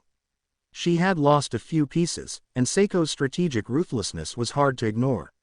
Izuku, silently observing, couldn't help but notice Saiko taking yet another sip of tea, her fifth cup, by his count. His eyebrow twitched, but he said nothing. Taking a slow, steady breath, Momo composed herself. She closed her eyes briefly, centering her thoughts before placing her bishop in a calculated defensive position. Her voice, when she spoke, was quiet but carried undeniable weight. "Before you make yet another ill-informed comment about my choice of boyfriends," Momo began, her gaze sharp and unwavering, "let me correct your rather unfortunate misconceptions about Izuku Midoriya." Saiko raised an eyebrow, clearly unimpressed. "Misconceptions? Oh, my dear, I know everything I need to know. A reckless child with no real control over his quirk, breaking his own bones like some untrained savage. I watched the sports festival. The boy is a hazard to himself. And honestly, for someone with such an allegedly versatile quirk, his forms were embarrassingly lackluster." Momo's hand lingered over her gold general, her jaw tightening as Saiko prattled on, her insults barbed and deliberate. "And let's not forget the debacle with Todoroki," Saiko continued, clearly enjoying herself. "What kind of fool would provoke their opponent into using their full strength? It's laughable, really, that Todoroki even wasted his time on someone so brutish. Midoriya only won because Todoroki wasn't trying. How could anyone with sense think otherwise?" Momo moved her gold general forward, her tone now firm, her patience fraying but still intact. "You're mistaken on several points, Saiko. Izuku has full control over his quirk. Bone breaking is simply the result of overuse, a temporary limitation that, with time, his body will adapt to and overcome." Seiko's hand faltered slightly, her confidence flickering for the briefest of moments. Momo pressed on, her words now cutting, though she maintained her composure. She shifted her rook into a bold offensive position, locking eyes with Seiko. But of course, Momo continued, if you prefer to distort reality to fit your narrative, I can hardly be surprised. I just thought someone with your supposed intelligence would recognize the truth when it's staring them in the face. Seiko's expression darkened, her fingers tightening around her next piece, but Momo could see the frustration beginning to creep in. Izuku watched in quiet amazement as Momo maintained her poise. And unlike you, Momo added, her voice now tinged with a quiet, cutting authority, I don't base my relationships on shallow things like appearances or status. It's rather telling, actually, that you think so highly of yourself, yet your understanding of people is so painfully lacking. Seiko's hand trembled ever so slightly as she moved her remaining pieces, clearly rattled. Izuku watched as Momo placed her final piece with deliberate grace, her eyes never leaving Seiko's. And as for Todoroki, Momo continued, her final move sealing the game, if you were even half the hero Izuku is, you'd have realized he wasn't fighting Todoroki, he was helping him. But of course, something as selfless as that would never cross your mind. Momo set her silver general down with a soft tap, leaning back slightly. Checkmate. Seiko stared at the board, frustration tightening her features as she realized her defeat. Izuku smiled slightly, though, unlike Momo, she didn't have to resort to using an intelligence-boosting quirk to win. Seiko's eyes widened. How did you know? Momo blinked, confused. Wait, what? Intelligence quirk? Izuku, what are you talking about? Izuku scratched his head before explaining. Well, I noticed how much tea she was drinking, but it really clicked when I saw the pattern. Every time Seiko was in a tough spot or lost a piece, she'd take a sip. After that, she'd make sharper, more calculated moves. It seemed too consistent to be a coincidence. Turns out, tea is actually a common way for people with intelligence-boosting quirks to enhance their abilities. Different brands of tea provide varying levels of mental enhancement. Seiko's eyes narrowed, her frustration bubbling beneath her calm exterior.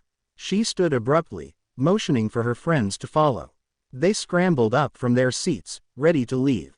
Ahem. Momo's voice broke through the tension, calm but firm.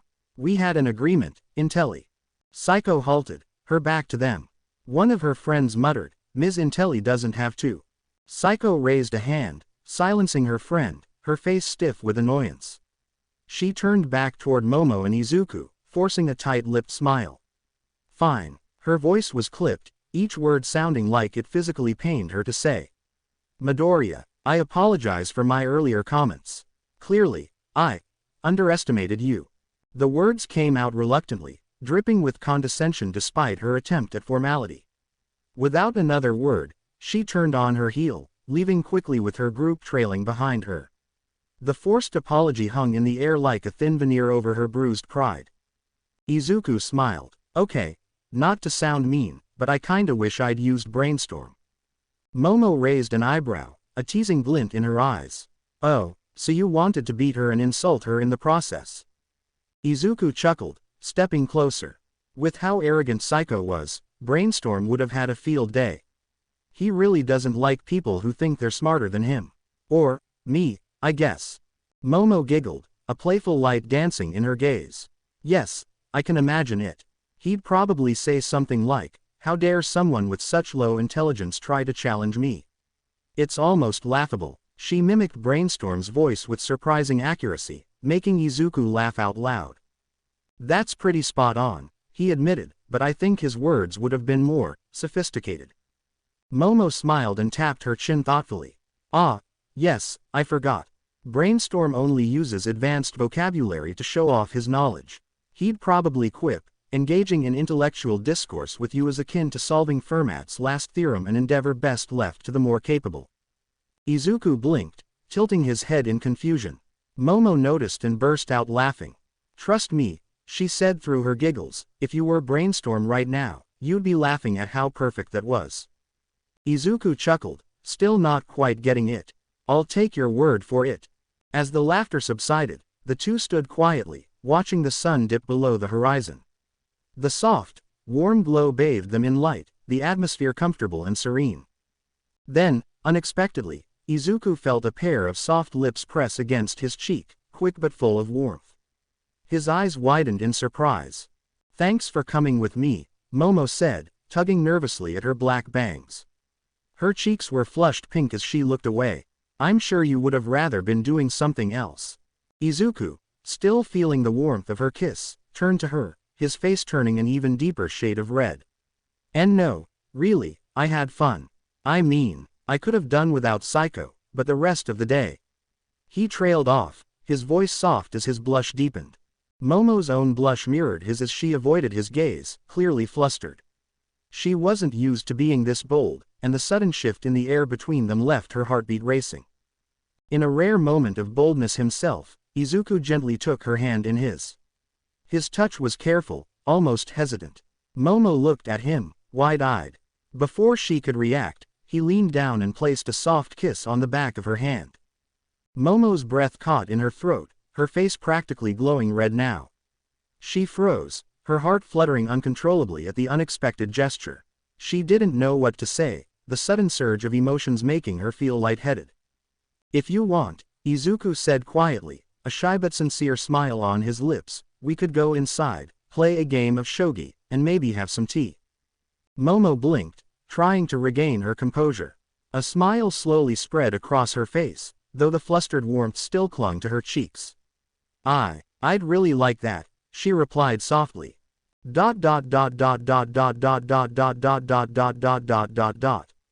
Izuku was currently walking, a towel wrapped around his waist, as he turned the dial of the Omnitrix. Today was pretty nice, but I still haven't activated float.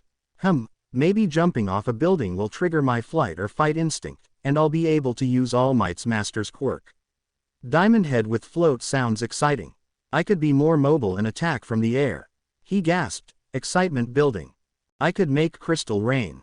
Izuku muttered to himself, snickering. Great, Ashido's getting to me, he blushed, still focused on the Omnitrix as he continued to turn the dial. With each turn, the silver ridges clicked into place as he pressed the hourglass symbol. Nothing again. Maybe I should get a notebook and start jotting down the codes that don't work. There are probably a billion combinations, he sighed, heading toward the hot springs. So immersed in the Omnitrix and his thoughts, Izuku wasn't paying attention to his surroundings. Maybe a relaxing time in the hot springs will clear my mind. As he slid open the door to the hot springs, steam billowed out to greet him.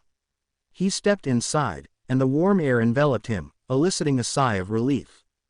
He slowly dipped a foot into the water, feeling the heat rise through him as he waded in before submerging himself. I never realized how sore my muscles have been. This feels amazing, Izuku said softly to himself. Leaning back against one of the large stones framing the hot spring, he gazed up at the stars, allowing himself to relax for a while with his eyes closed. Unfortunately, his peace was short-lived when he heard a girl's voice. I can't wait to get in, Ochako exclaimed. Just the sight makes my muscles feel better. Hey, it's only going to get better when we get in, Itsuka added, and he also heard the girls from classes A and B chatting nearby. Izuku quickly began to panic. Stupid. I was so invested in One for All and the Omnitrix that I wasn't paying attention to my surroundings. Idiot. Oh, no, they're going to kill me. Just then, he heard the sliding door open. Honestly, Setsuna, must you behave in such a shameful manner? Can you not practice some restraint? Abara said as she was the first to enter.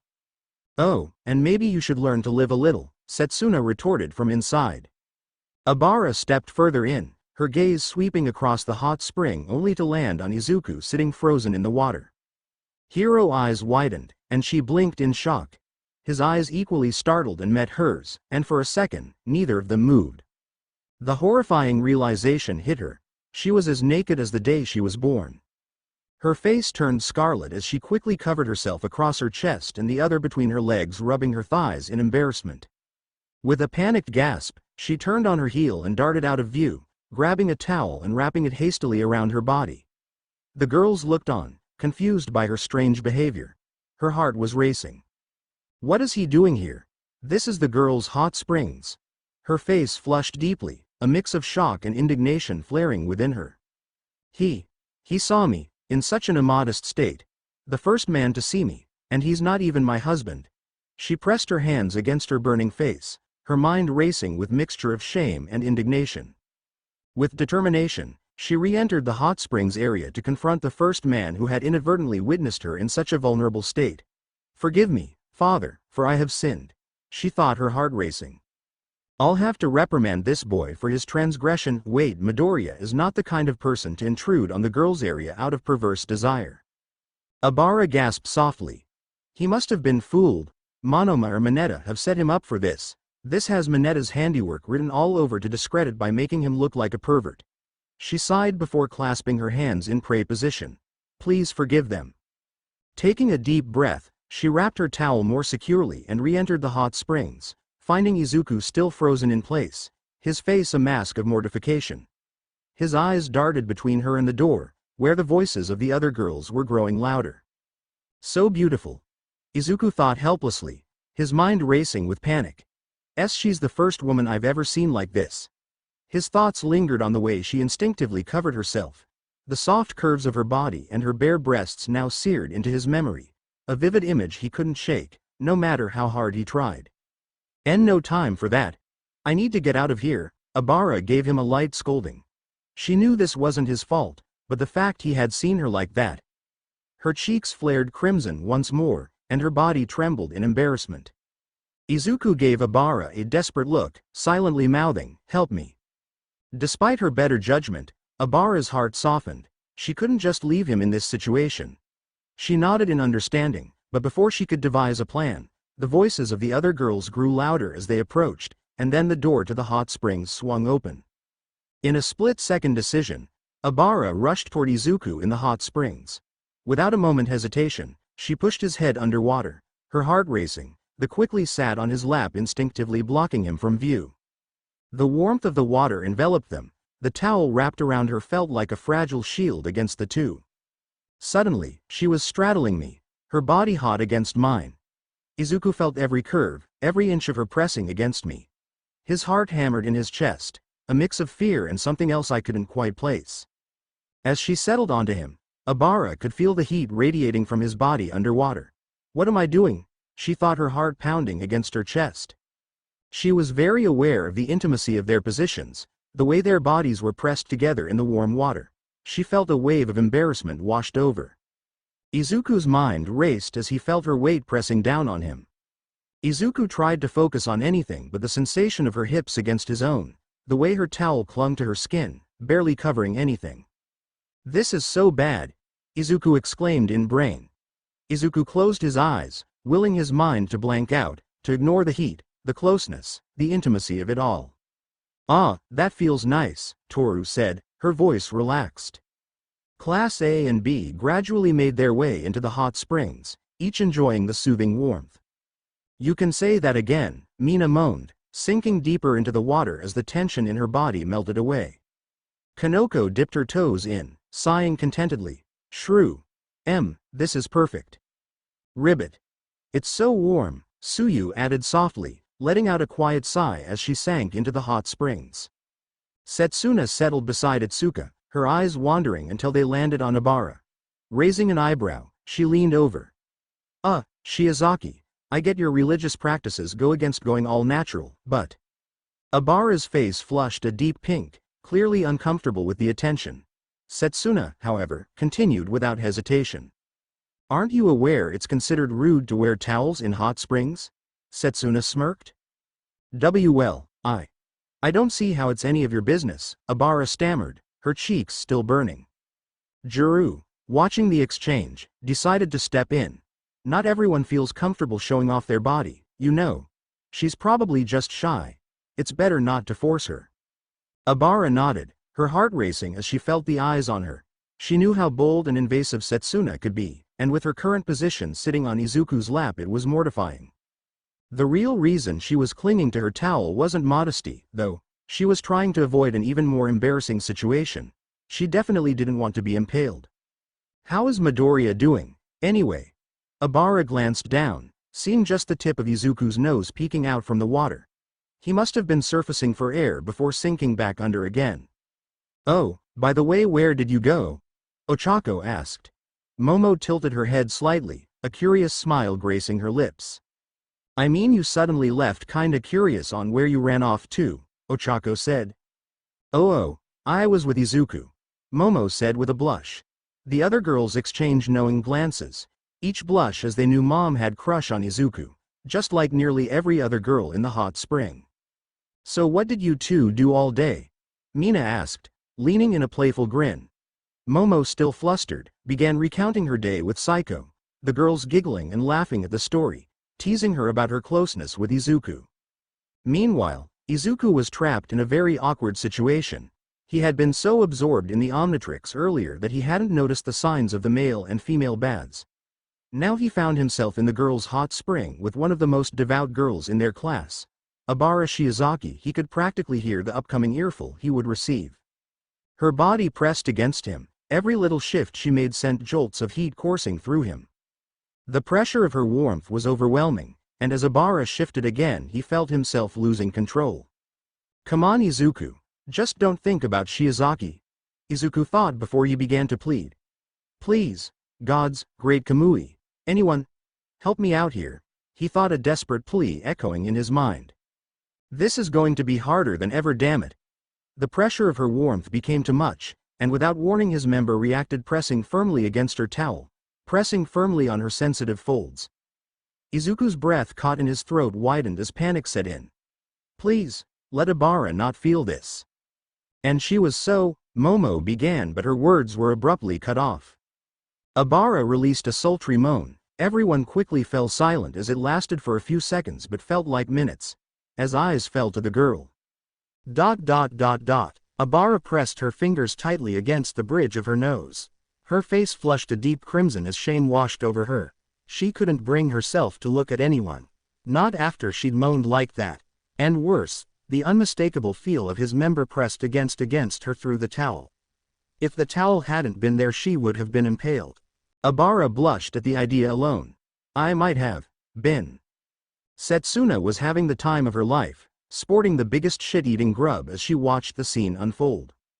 The other girls blinked in confusion, staring at Abara as she desperately tried to compose herself. Sorry. I stubbed my toe.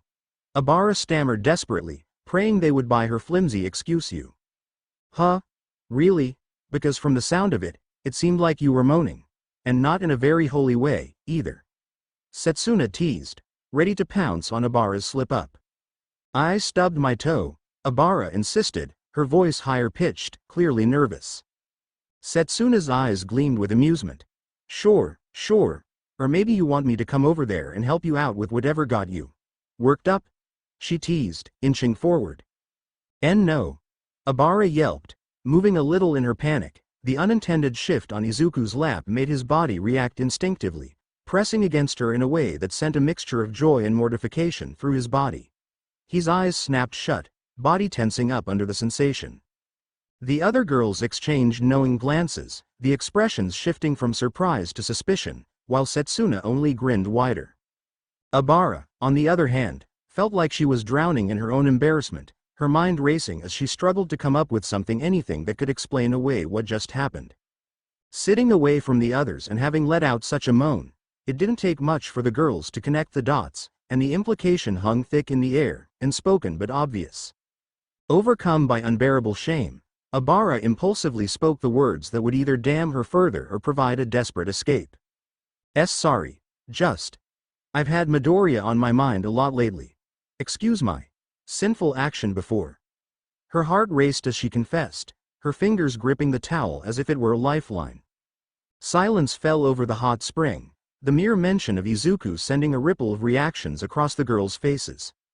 Mina instinctively sank deeper into the water, submerging herself up to her neck, her skin flushing a faint lilac, her eyes darting nervously around. Momo's eyes widened, her cheeks turning a deep shade of pink.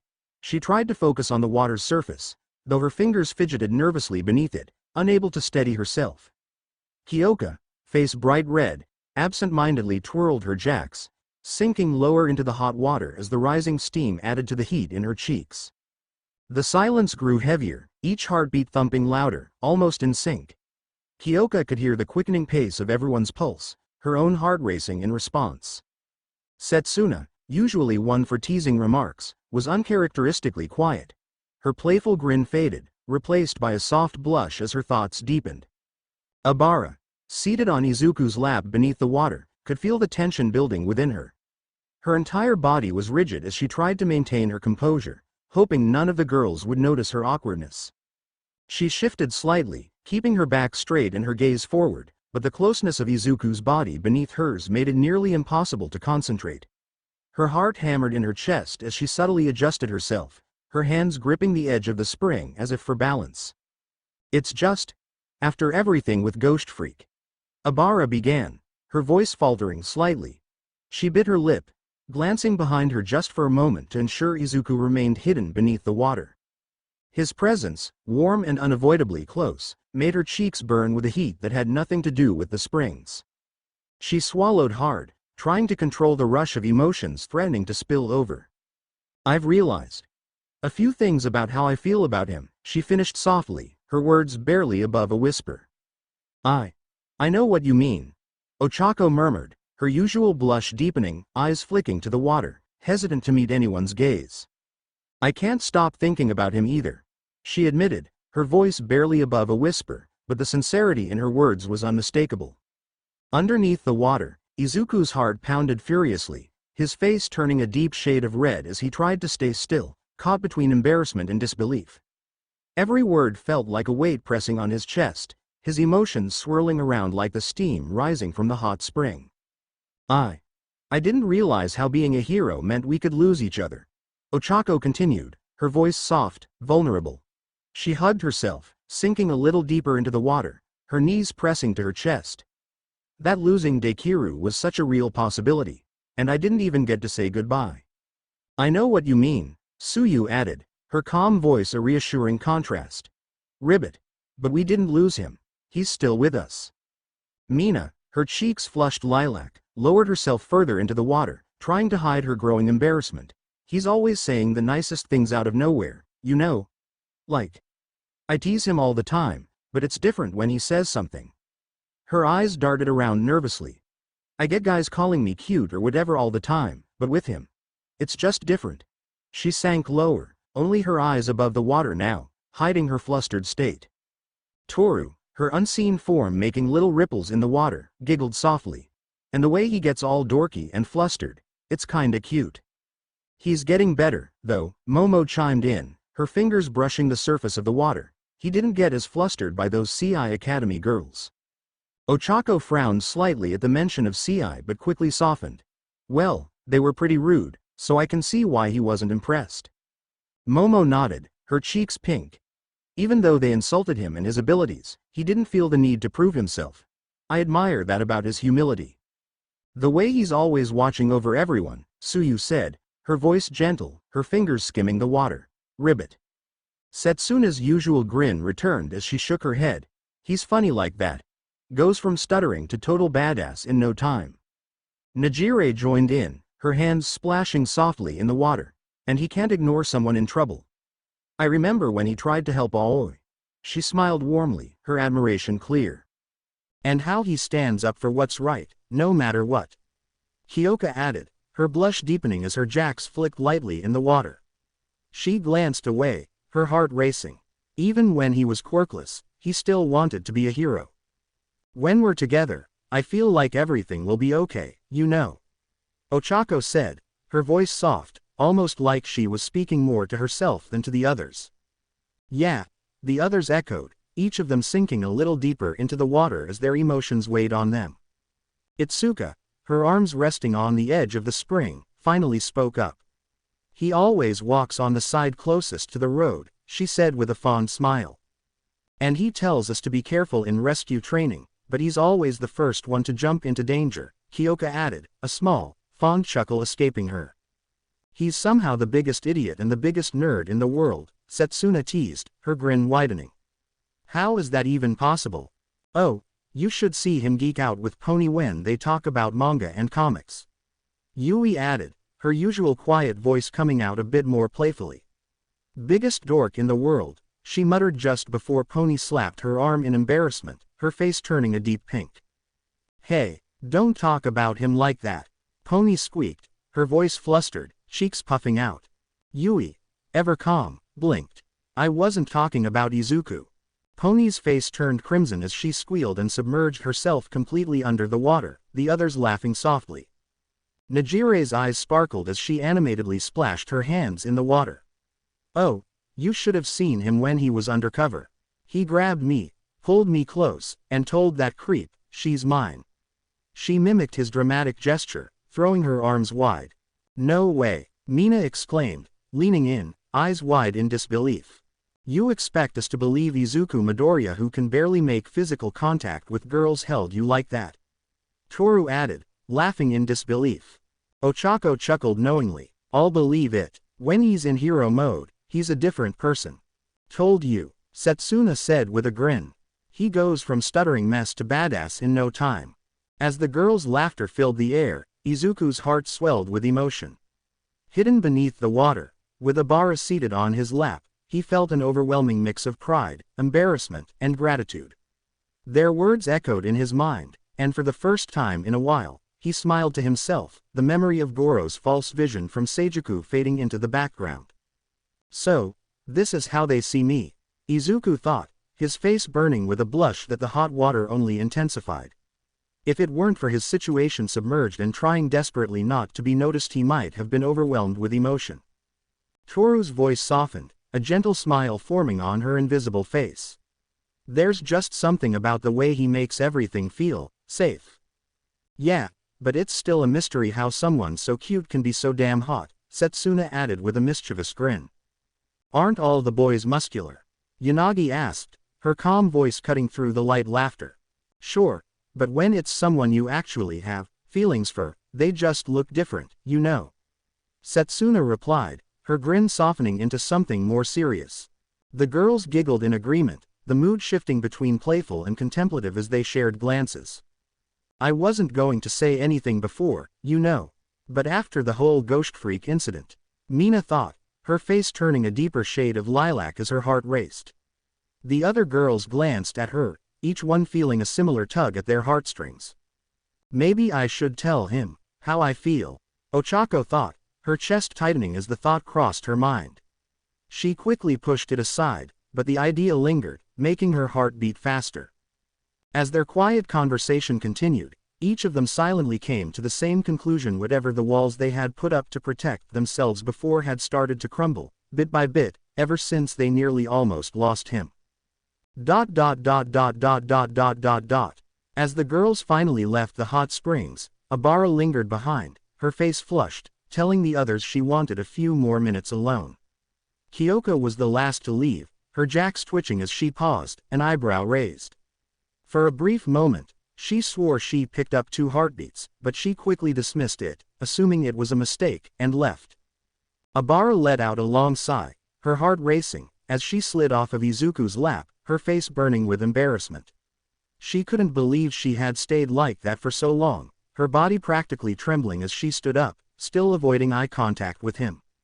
Izuku surfaced from the water, his face a mirror of her flustered state. I'm really sorry, Shiozaki, he muttered, his voice low and filled with guilt. Abara's blush deepened as she turned to face him, her lips pressed into a tight line. Her body language was stiff, her hand clutching her towel as it began to slip. Midoriya, this is highly improper. Her voice quivered slightly, a mix of indignation and embarrassment clear in her tone. She adjusted her towel again, pulling it closer as if trying to hide her exposed skin. Her cheeks, however, betrayed her calm facade, growing redder by the second.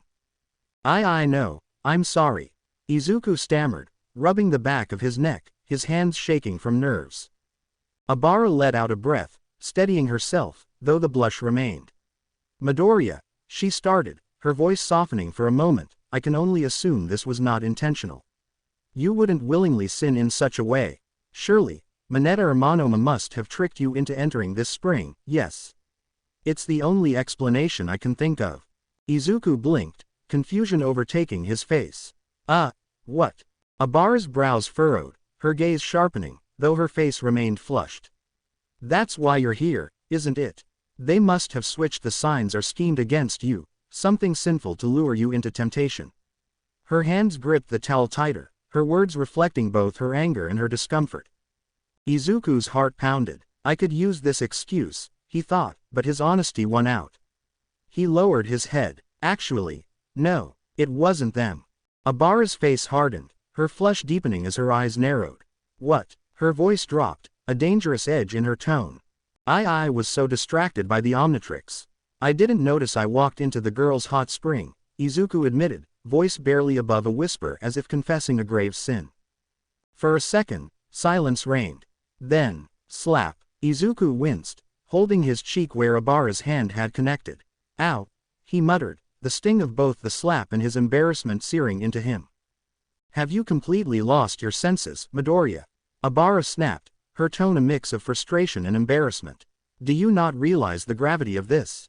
Such indecency, entering the sacred space of the women's spring without even realizing it. Have you no awareness? Her voice quivered slightly at the end, her anger barely covering up the embarrassment of the situation. She tugged her towel tighter around her body again, as if shielding herself from the awkwardness that hung between them. I'm sorry, Izuku said softly, bowing his head, his shame weighing down his every word. Abara sighed, though it did little to hide her own flushed face as her grip on the towel tightened. This could have ended far worse. Abara's face flushed red with indignation. I can't believe my husband wasn't the first man to see me naked, she muttered, glaring at the water, her embarrassment evident. Sorry, Izuku stammered, immediately standing up to bow in apology. But as he rose, his eyes widened in horror. His towel had slipped off entirely. He froze, realizing far too late that Abara had caught a glimpse of his, anatomy. Abara's eyes widened before she spun around, her hands flying to cover her face. Her cheeks burned as she struggled to maintain her composure. Midoriya, she squeaked, her voice betraying her flustered state. Izuku yelped and turned away, scrambling to grab his towel and cover himself. I'm so sorry, he stammered, wrapping the towel hastily around his waist. Abara kept her back to him, taking a deep breath to steady her racing heart. I hope this teaches you a lesson about being aware of your surroundings. Her tone was stern, but her embarrassment was palpable as she tightened her towel, eyes fixed firmly away from Izuku. Izuku nodded shakily, trying to recover from the awkwardness. Why yes, it definitely does. Honestly, what would have happened if someone else had caught you in here? Abara asked, her voice slightly softer but still edged with concern. Izuku gulped, imagining the worst. I don't think they'd be as understanding as you are. Abara shook her head, her vines twitching as she calmed herself. No, worse, what do you think would have happened if Ashido, Tokage, or... She paused dramatically, Kodai had found you instead of me. The thought sent Izuku's mind racing, his face exploding into a deeper blush. The idea of Yui catching him in such a compromising position was terrifying, especially given her notorious teasing nature. I don't even want to imagine, he whispered, mortified. Exactly, Abara said, turning slightly, still keeping her eyes averted. But, thank you for being honest with me. She hesitated, then added, just don't think this gives you any kind of leeway. Izuku, still red-faced, nodded fervently. Oh of course. Thank you for saving me from an even worse situation. As they prepared to leave the springs, Abara stopped and gave him a stern look, her cheeks still flushed. Midoriya, do not use this experience to defile me like you have with Jiro. Izuku's heart raced, his face going pale. What? No. I would never do that. His words tumbled out in a panic. I promise. You're my friend, and I would never disrespect you or our friendship like that. Abara regarded him with an expression that mixed doubt and amusement. Sure, she said, her tone flat but with a hint of warmth. Just, at least try not to make things too improper in the future. I won't, Izuku said, shaking his head vigorously. His heart raced, and he was determined to prove his sincerity. As they walked side by side, Abara glanced over at Izuku, her curiosity getting the better of her. Oh, by the way, how come you didn't use the Omnitrix? Is it malfunctioning? Izuku's eyes widened in surprise, then flushed a deep red. I forgot that. I could do that, he stammered, rubbing the back of his neck awkwardly. Abara shot him a disbelieving look, her hand clenching into a fist as if she were ready to slap him again. When I saw you. You know, he trailed off, his face heating up even more.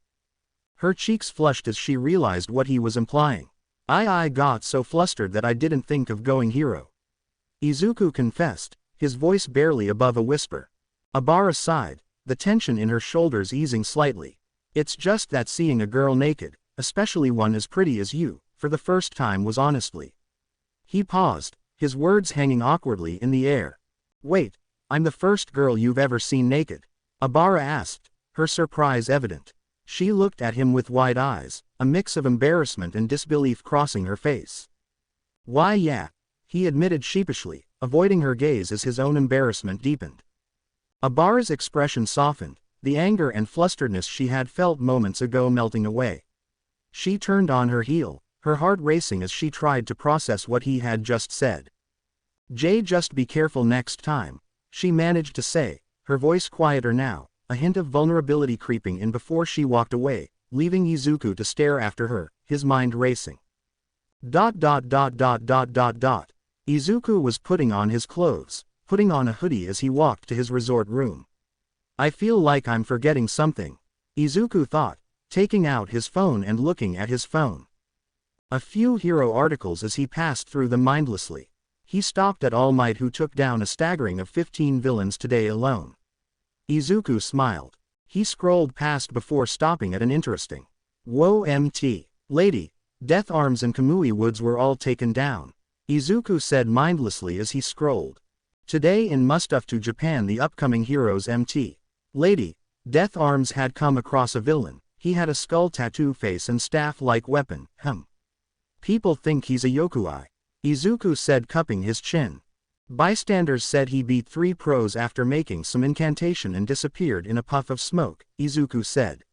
Seems he didn't steal anything though. He attacked some museum and left after beating the pros. Nothing was reported stolen though, Izuku said. His eyes darted to the time before, seeing it was 2025. Oh, crap, Sue, Izuku said before emerald electricity crackled over his body and he quickly ran to the beach. Crap. Suyu sat on the cold sand, gazing up at the vast night sky, her fingers tracing patterns in the grains. Dressed in a white shirt that brushed her thighs and shorts beneath, the outline of her bathing suit peeked through. She glanced at the time, frowning slightly as it registered that Izuku was already 5 minutes late.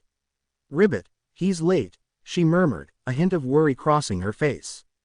Maybe he's really mad at me, or maybe he just forgot. The thought made her stomach twist a bit. She was about to stand when she heard footsteps approaching. Sue, Izuku called out, huffing as he ran along the sand. He came to a stop in front of her, his chest rising and falling rapidly. Sorry I was late. Huff. Ribbit, it's fine. Suyu tilted her head, studying him with a curious gaze. But, have you been soaking in the hot springs? Izuku shifted uncomfortably, rubbing the back of his neck as he avoided her gaze. Why yeah, that's not important right now. He chuckled nervously, trying to brush off her observation. Suyu gestured for him to sit beside her, tapping the cold sand beside her. As he lowered himself next to her, she remained quiet, allowing the sounds of the waves to fill the space between them. After a moment of silence, Izuku broke the stillness. Asui. Call me Sue, she replied matter-of-factly, glancing at him. Right, sorry, he stammered, clearing his throat. Sue, how come you called me here? Suyu paused, looking out at the horizon as she gathered her thoughts. I wanted to apologize. For what? Izuku asked, brows furrowing in confusion. Suyu turned to him, her expression serious. For not saying thank you for saving my life. Guilt twisted in her stomach as she spoke, her posture shifting slightly to convey the weight of her words. Izuku blinked in surprise, the realization hitting him. You saved my life when you sacrificed yourself when Ghost Freak threatened to drop me and the others. I shouldn't be mad that you sacrificed your life, that's what a hero does. I'm sorry too, he replied, his voice sincere. If my friends just sacrificed themselves without thinking of themselves, I would be mad too. He chuckled softly, trying to lighten the mood. Momo kinda gave me an earful about how stupid I've been, so you don't really have to apologize, he added, earning a small smile from Suyu. I admit I was mad at you for sacrificing yourself like that. It was honestly stupid, Suyu stated bluntly, crossing her arms. You don't have to be so blunt, Izuku exclaimed, his face flushing with embarrassment. Ribbit, sorry, Suyu shrugged, her expression unchanging. After a moment, she looked back at him, her tone shifting slightly. Hey, do you want to go for a late-night swim? The water's nice, and it might help clear our heads. Right now, isn't it a bit late? Izuku asked, his voice a mix of confusion and hesitation. Without responding, Suyu calmly began to remove her shirt. Izuku's eyes widened in shock, and he instinctively covered his face. Whoa, he exclaimed, his cheeks flushing red as he peeked between his fingers, seeing her strip down. His face grew warmer by the second. Izuku-chan, Suyu's calm voice broke through his flustered state. You can remove your hands from your face. Her tone was as steady as ever. I was wearing my bathing suit underneath. Izuku, still blushing furiously, slowly lowered his hands, his eyes adjusting to the sight of Suyu standing in her one-piece swimsuit, a teal-striped pattern decorating the fabric. Oh, he stammered, sweat dropping in relief. Taking a nightly swim usually clears my head, she said as she gazed out toward the water, her posture relaxed. Please, Izuku-chan, join me. Her request was simple, but Izuku felt the weight of her sincerity behind it. I didn't bring my swimsuit, Izuku admitted, scratching the back of his head awkwardly. He glanced at her, noticing a brief flicker of disappointment in her eyes, so subtle that most wouldn't catch it, but he did. But, he quickly added, I do have an alien that can breathe underwater. Suyu's eyes lit up slightly. Hope you're not referring to Bullfrag, she said, a hint of amusement creeping into her otherwise neutral tone. And no, Izuku shook his head, amphibian, actually. Suyu nodded thoughtfully, looking satisfied with his choice. I didn't know amphibian could breathe underwater, though, from the name, it should have been obvious. She walked toward the water's edge, her movements as graceful as always, before taking a leap and disappearing into the cool, dark waves. Izuku stood there for a moment, his heart racing. With a deep breath, he activated the Omnitrix, scrolling through the aliens before landing on amphibian's silhouette. With a swift motion, he slammed down on the dial. In a flash of green light, the night was bathed in a vibrant glow as he transformed. Amphibian, he called out, his new voice echoing through the night as his body shifted to the alien form. Without wasting another second, he dived into the water after Suyu, feeling the cool embrace of the ocean as his body moved seamlessly through it. Amphibian dived into the cool water, instantly adapting to the calm, moonlit night. Suyu swam ahead, her movements fluid, her one-piece swimsuit visible in the dim underwater light. Small fish darted between them, their silvery scales catching brief flashes from the distant beams above. The two glided deeper, where the soft murmur of water currents surrounded them. Suyu paused by a small coral reef, glancing back at Amphibian with a nod, her large eyes reflecting the faint light from his glowing body. Together, they swam onward, the ocean quiet and serene around them. Amphibian floated in the water, his form pulsing gently with the surrounding currents, but his focus remained on Suyu. His bioelectric energy rippled subtly across his body, casting faint glimmers in the dark water as he listened to her speak. His glowing eyes watched her graceful swimming, and he found himself caught between admiration and the weight of their conversation. Izuku-chan, Suyu's voice reached him again, soft but direct, you don't have to handle everything alone. If there's anything on your mind, you can talk to us. You don't need to face it by yourself. Amphibian's energy flickered for a moment, his tendrils of electricity curling inward as if reflecting his inner turmoil. I know, he responded, his voice quieter than usual. But, it feels like I should. You all count on me, and I don't want to let you down. Suyu swam closer, her large eyes steady as they locked onto his. We're your friends, Izuku. When you're in pain, we feel it too. And I know you feel the same when we're hurting, right? Amphibian's body crackled faintly, a small spark of energy running along his form. Yeah, I do. I can't stand seeing any of you hurt, he admitted, his form shifting uneasily in the water. You're the first real friends I've had in a long time. Then stop trying to bear it all on your own, Tsuyu said, her bluntness softened by her calm tone. Lean on us. Before Amphibian could respond, Tsuyu leaned in and kissed him gently on the cheek. The instant her lips made contact with his bioelectric energy, a small, tangible spark passed between them. Tsuyu pulled back slightly, her eyes widening in surprise as she felt the jolt, while Amphibian's whole body crackled with a bright burst of electricity. Both of them blushed. Amphibian's glow pulsed brighter as his emotions spiked, while Tsuyu's cheeks tinted pink, even as her usual calm demeanor wavered. She glanced down, feeling a bit flustered. Ribbit.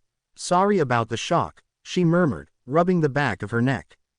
Amphibian blinked, his form still sparking softly before a shy smile formed. And no, it's fine, he stammered. I'll try to do that. Lean on you guys more.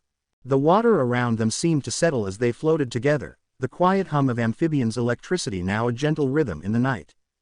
Amphibian hummed to himself, his voice vibrating slightly through his bioelectric form. Ribbit, is something on your mind? Tsuyu asked, glancing at him curiously. Tsu, have you ever had that nagging feeling you're forgetting something? Amphibian asked, his eyes flickering briefly as if searching his memory. Ribbit, sometimes I forget to call my little sister, but she usually ends up calling me anyway, Tsuyu replied calmly. But if it was important, you probably wouldn't have forgotten. Yeah, I guess, Amphibian said, still feeling like something was off but deciding to brush it aside for the moment. Cut to the water park, now completely empty. The lights cast long shadows across the grounds, and up on the ceiling, Mineta hung helplessly, still trapped in a web cocoon made by one of Izuku's alien forms. Someone, anybody, help. I'm sorry, Mineta cried out, his voice echoing in the empty space. I won't steal those little girls' underwear again. Just, please, someone let me down. He dangled pitifully, swaying slightly as the night wore on, his pleas unanswered. To be continued. I hope you guys enjoyed this video and make sure to like and subscribe to the channel. Now we will see you in the next video.